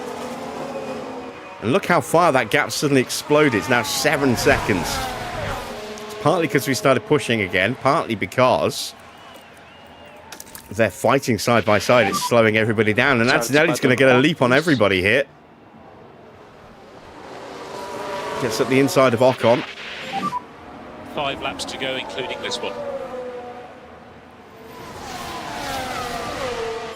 Gap to Bortoletto back down to 1.5 seconds.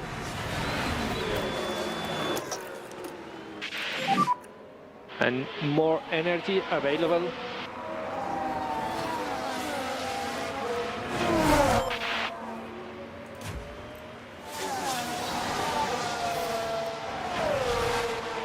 Using up more battery than I would like here.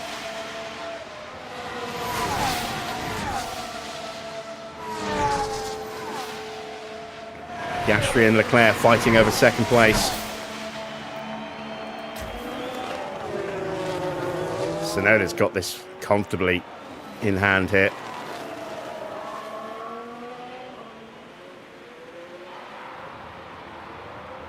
Antonelli gets past Mick. So Antonelli's on a tear right now.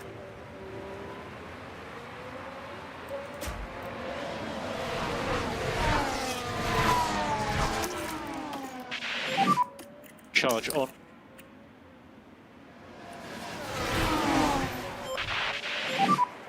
Charge button on. Okay.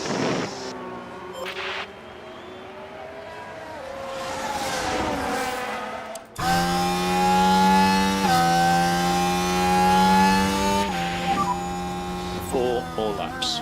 4 laps to go. We've got no battery left. That's the annoying thing. We got back in range, but it killed our batteries to do it.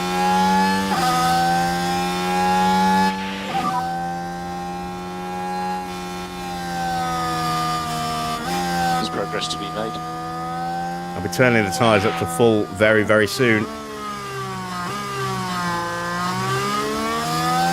fact, we're going to do it now because he's trying to break away from us again.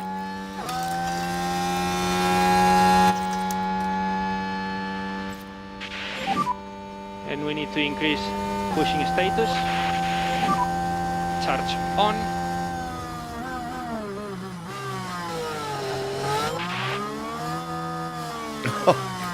Antonelli does all that work in his car. As far Has as to we fall to can bits. tell, they've got a fault with the car. It's got a huge gap already, look. Over Schumacher, well over a second.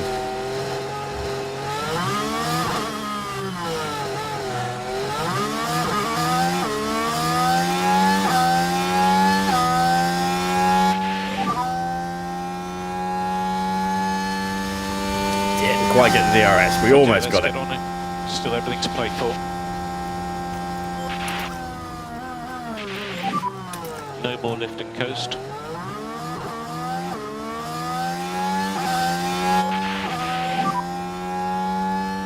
This time we got it. Yep. 3 laps to go.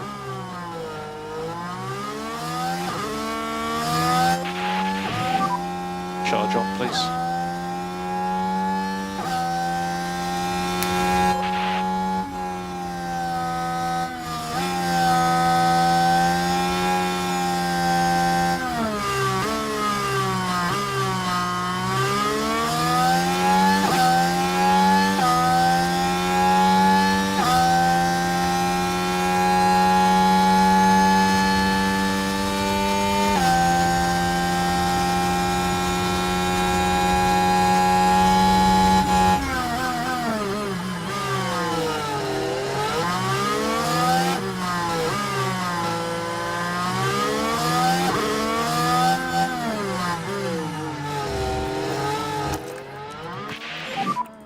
Mode push, please. Mode push.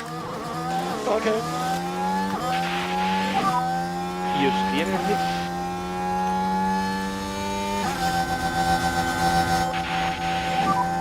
Cool the car as much as you can. Yeah.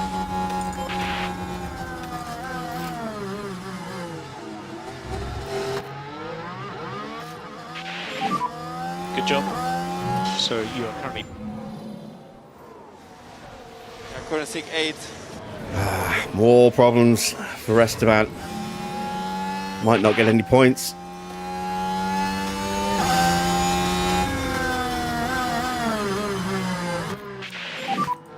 We need to reduce K1 usage.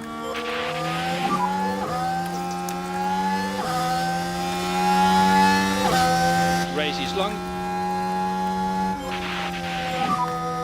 Charge on.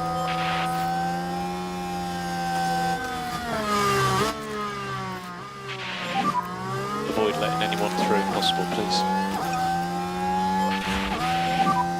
And increase lift and coast.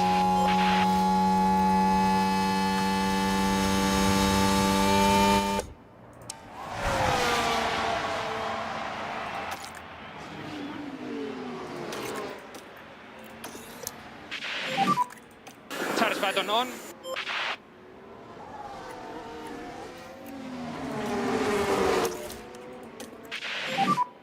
Charge on. Now we're cooking those tyres. We've only got one more lap after this.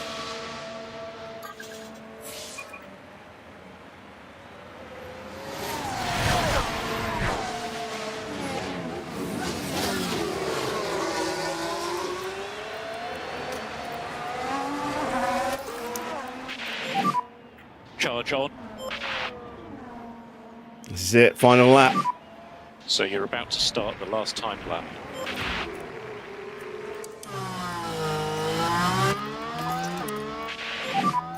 And we need to increase lift and coast by 30%.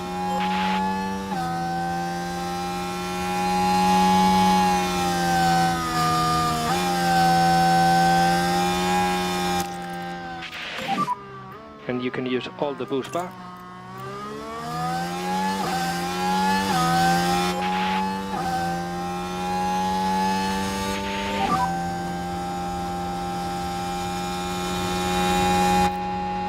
Alright, let's concentrate. And we are free to fight. Ah, damn it. Thought we might have him for a second then. Mode push. Okay.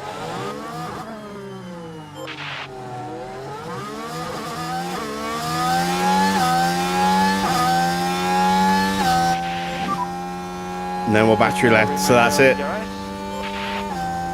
Hamilton's going to have to settle for 6th. It's Tsunoda, Yuki Tsunoda, over the line and heading right to the top of today's podium. And the So a winner comfortable is win Yuki for Yuki Tsunoda. And put a lap on somebody right at the end there. Not sure who. That's what happens when you drive with such skill and passion. Probably Perez. They barely put a foot wrong. You need to keep your K1 usage down a bit, otherwise you'll just run out of battery and then you'll just be taken by everybody. Max will take P4. Leclerc managed to just pit Piastri. That's the flag. And Hamilton will bring it home in P6. And checkered flag. Another fantastic weekend for us. And somebody is out of fuel. Oh, it's Ocon. Ocon ran out of fuel on the final corner.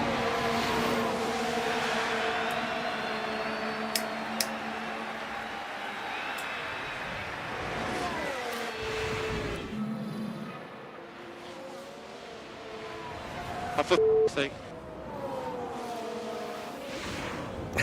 He was just hanging on for a point. And that's gone. So, what a great weekend. Another stonking result.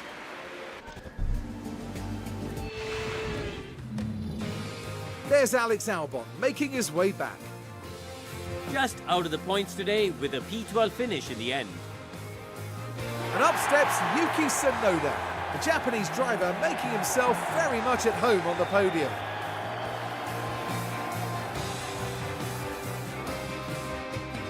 Their first win of the season, and the team looking on will be very proud, I'm sure.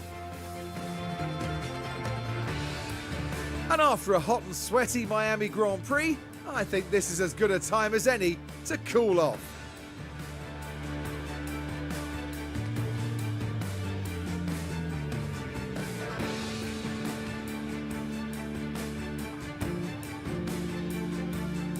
Well, Karun, how do you think they'll be feeling in the team garage at the end of that?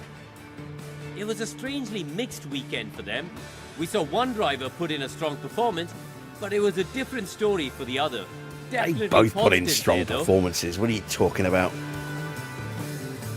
And with that, our weekend in Miami now draws to a close. For the next round, the teams are travelling to the Circuit Gilles Villeneuve for the Canadian Grand Prix in Montreal. Yeah, sprint race for tomorrow's stream. And it's only 4 or 5 days away as well.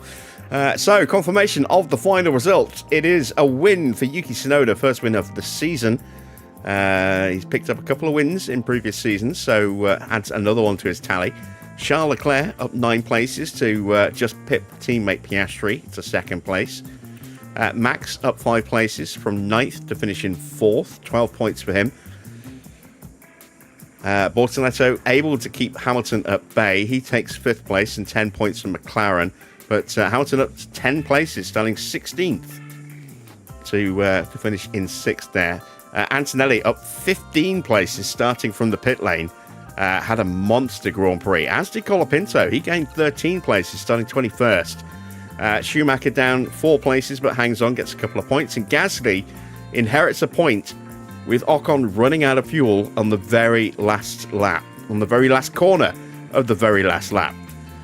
So 11th place was Stroll, then Albon in 12th, 13th for Bearman, 14th for Lawson, 15th for Pato, 16th for Perez, 17th for Lindblad, 18th for Norris, who had another miserable weekend.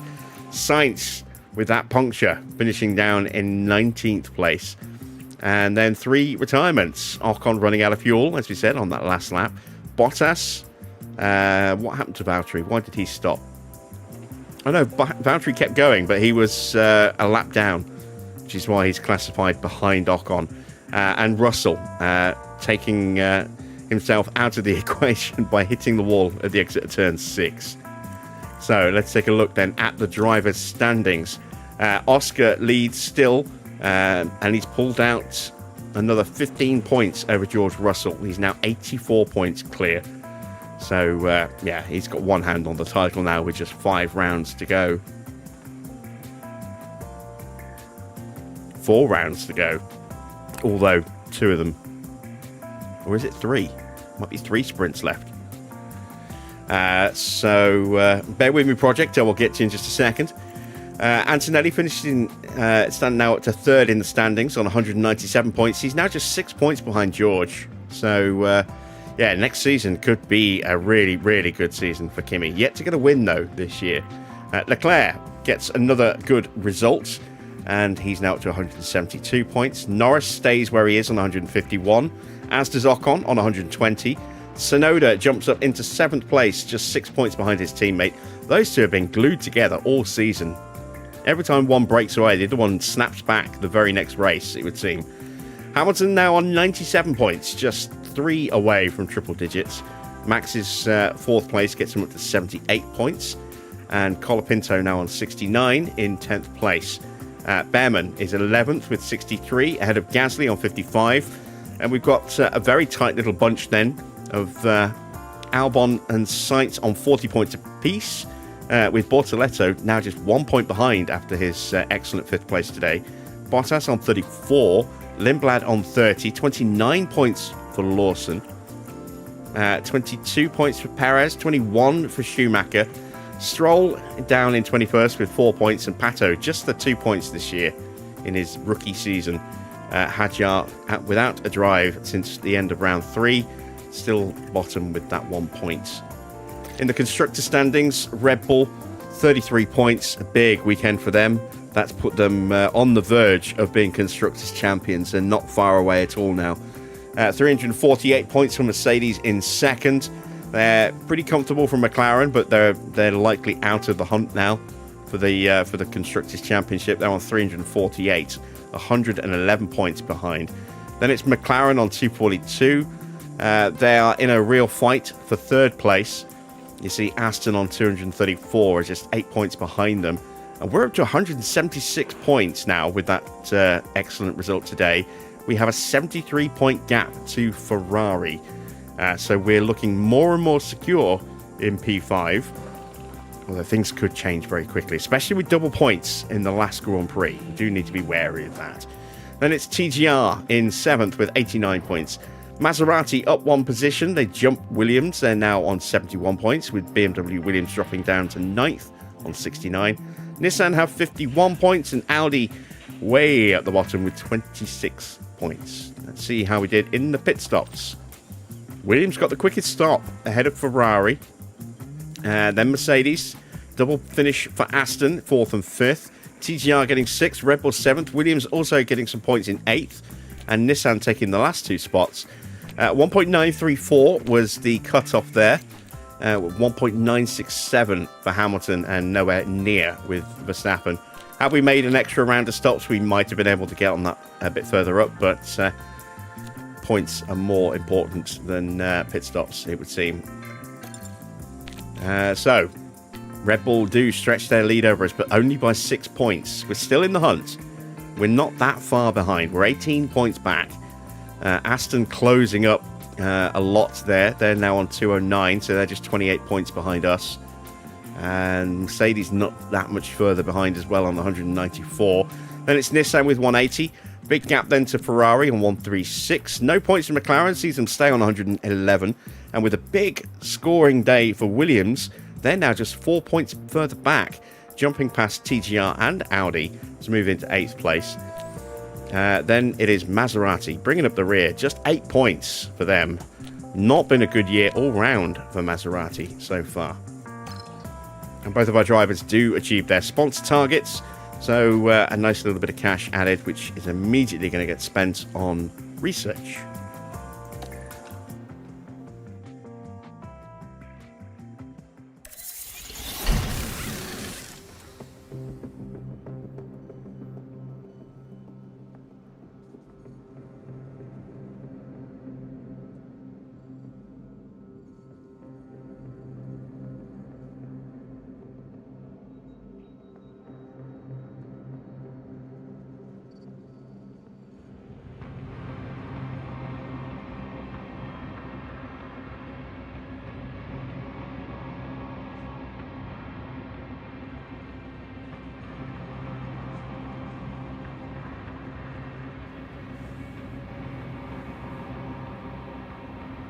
Okay, the rear wing that we needed, well, in the end didn't need, is done. Same for the front wing.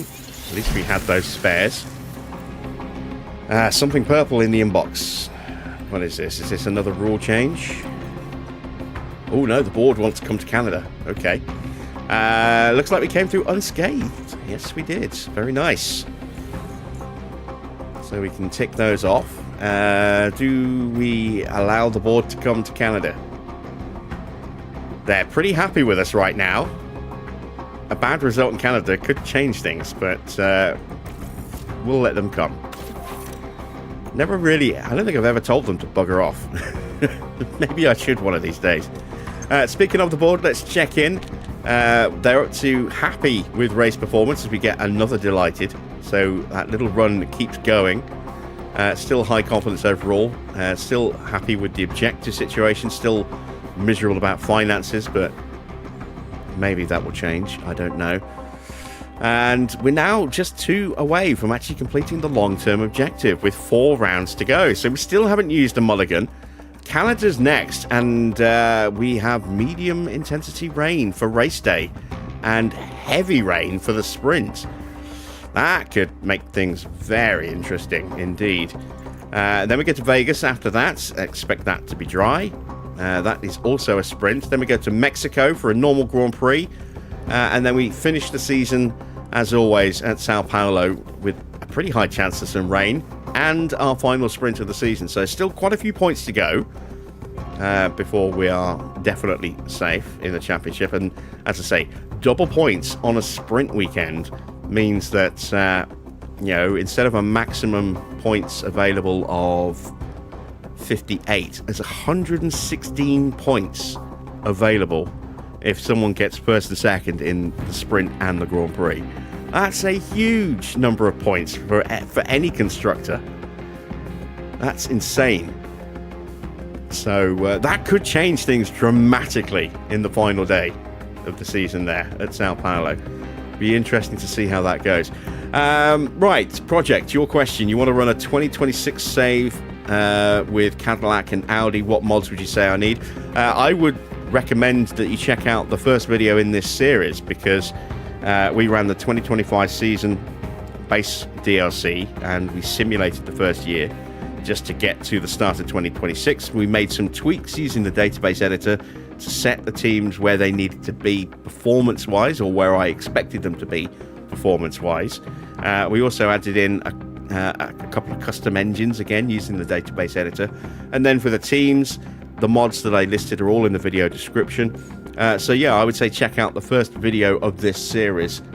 That would probably be the best quick answer I can give you, because it lists all the mods that I use. I would advise probably not using the tire wear mod. It's too unpredictable. But everything else I would say is absolutely fine to use. And they're broken down by whether they're Patreon only or whether they're free on Overtake as well. Right, we have $2.8 million in the bank, and it's early in the month as well, so there's no immediate risk of that money disappearing when the end of November comes. So let's put that into use. We've got 2 projects about to finish before we go to Canada. We have some hours that we need to use. I can't remember which project we need to get done with the last batch of hours, so I don't need to create the save. I just need to have a look here at the rules and regs. So it's not the chassis, the front wing. So we've done a big front wing. It's rear wing. We haven't done a big rear wing yet. But looking at that, we might not necessarily need to. We might split these hours, because we definitely need more cooling on the side pods. I'm tempted to throw all the hours on the suspension, so that we actually gain tyre wear over the rule change for next season.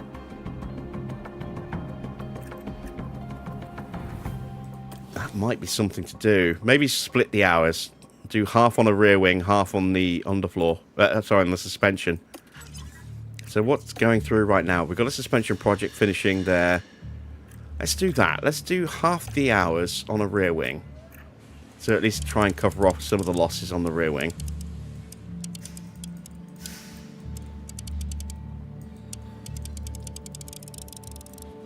There we go. And because that's only a 10% loss, let's whack that all the way up. Bring these down. And I want to bring these down a little bit, but not too much. Let's give them a slight boost. So we're getting about a % gain there. 3.5% is not as much as we need, but it'll do for now. That'll be ready December the 12th. There won't be time to do another project there, so let's hire some more engineers for the end of season crunch.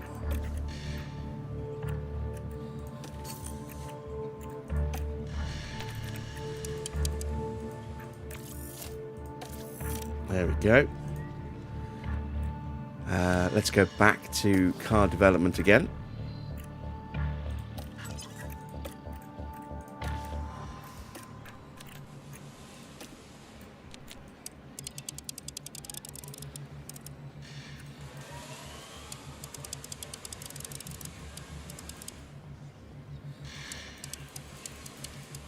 I'll see how quickly I can get this done with those extra engineers. We may just wait a few days.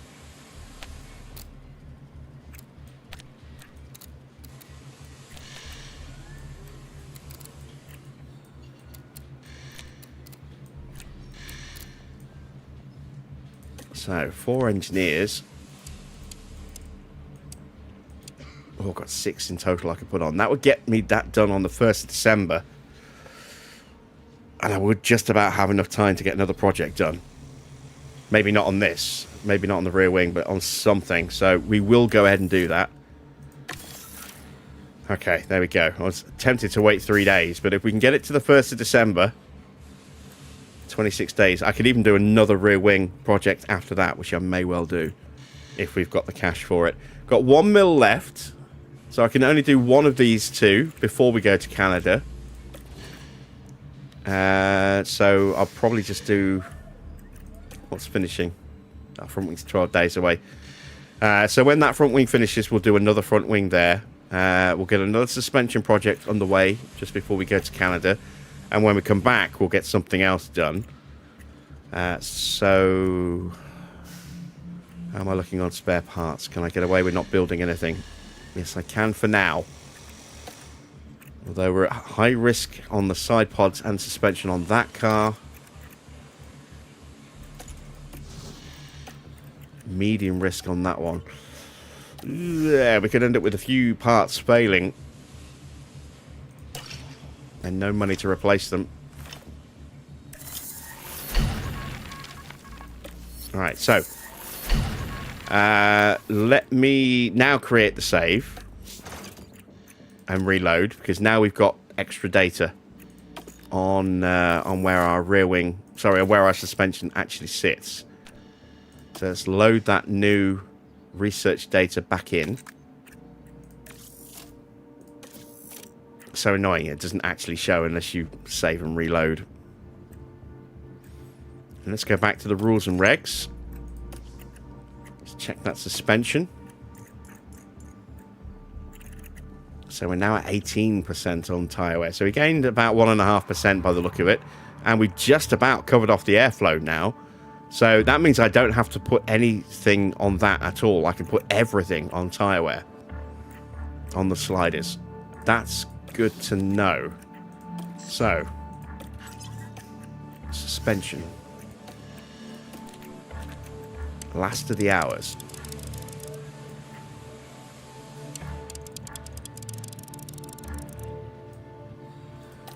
It's going to leave me with just 11 grand left. Drop that all the way down. That all the way down. And the airflow, because we've now covered off the airflow entirely. Only an extra 4%. We're not quite going to be able to cover off the losses, but we're going to be damn close. And hopefully in better shape than a lot of our competitors on tyres next season. Do I have an extra engineer I can throw on there? I've got 3. I need 2 because I need 1 more for the next part.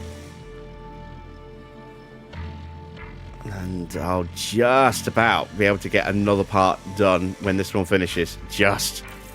Again, assuming we have the cash. Speaking of cash, when do we get our next money from the sponsors? There, a week after Canada. That's good. That's very good. Alright, what's in the inbox? Okay, advance 1 more day. Strategy prep, going to be cold. High chance of rain. But intermittent rain, potentially. Because it's only medium intensity on race day. It's going to be an absolute kind of shit show weather-wise on the Saturday. But that might only affect practice. It might not actually affect the sprint. So we won't know till we get to the sprint itself. We'll have a dry qualifying. And potentially quite a warm qualifying on Friday for the sprint. And then that's not practice, is it? That's the sprint. Because that's sprint qualifying there. That's the sprint. And then that's qualifying for the Grand Prix. So either of those or both of those could be very heavily rain affected. And if we get a very heavily rain affected qualifying, chance for us to maybe get ourselves up the order higher than we would normally again. Could be on for another good weekend. Maybe. Maybe not. We'll see. We'll see how things go. But that's it for tonight's race and tonight's stream. I hope you've enjoyed it. If you have, and then a thumbs up would be much appreciated. If you haven't yet subscribed, then why not consider hitting that subscribe button as well. Be sure to hit the bell for notifications on the start of live streams and other videos that drop too. We'll be back at the usual time of 8 PM for tomorrow's Grand Prix. That's 8 PM UK time. So adjust accordingly for your own time zones. And I will see you all again with some more F1 Manager very soon.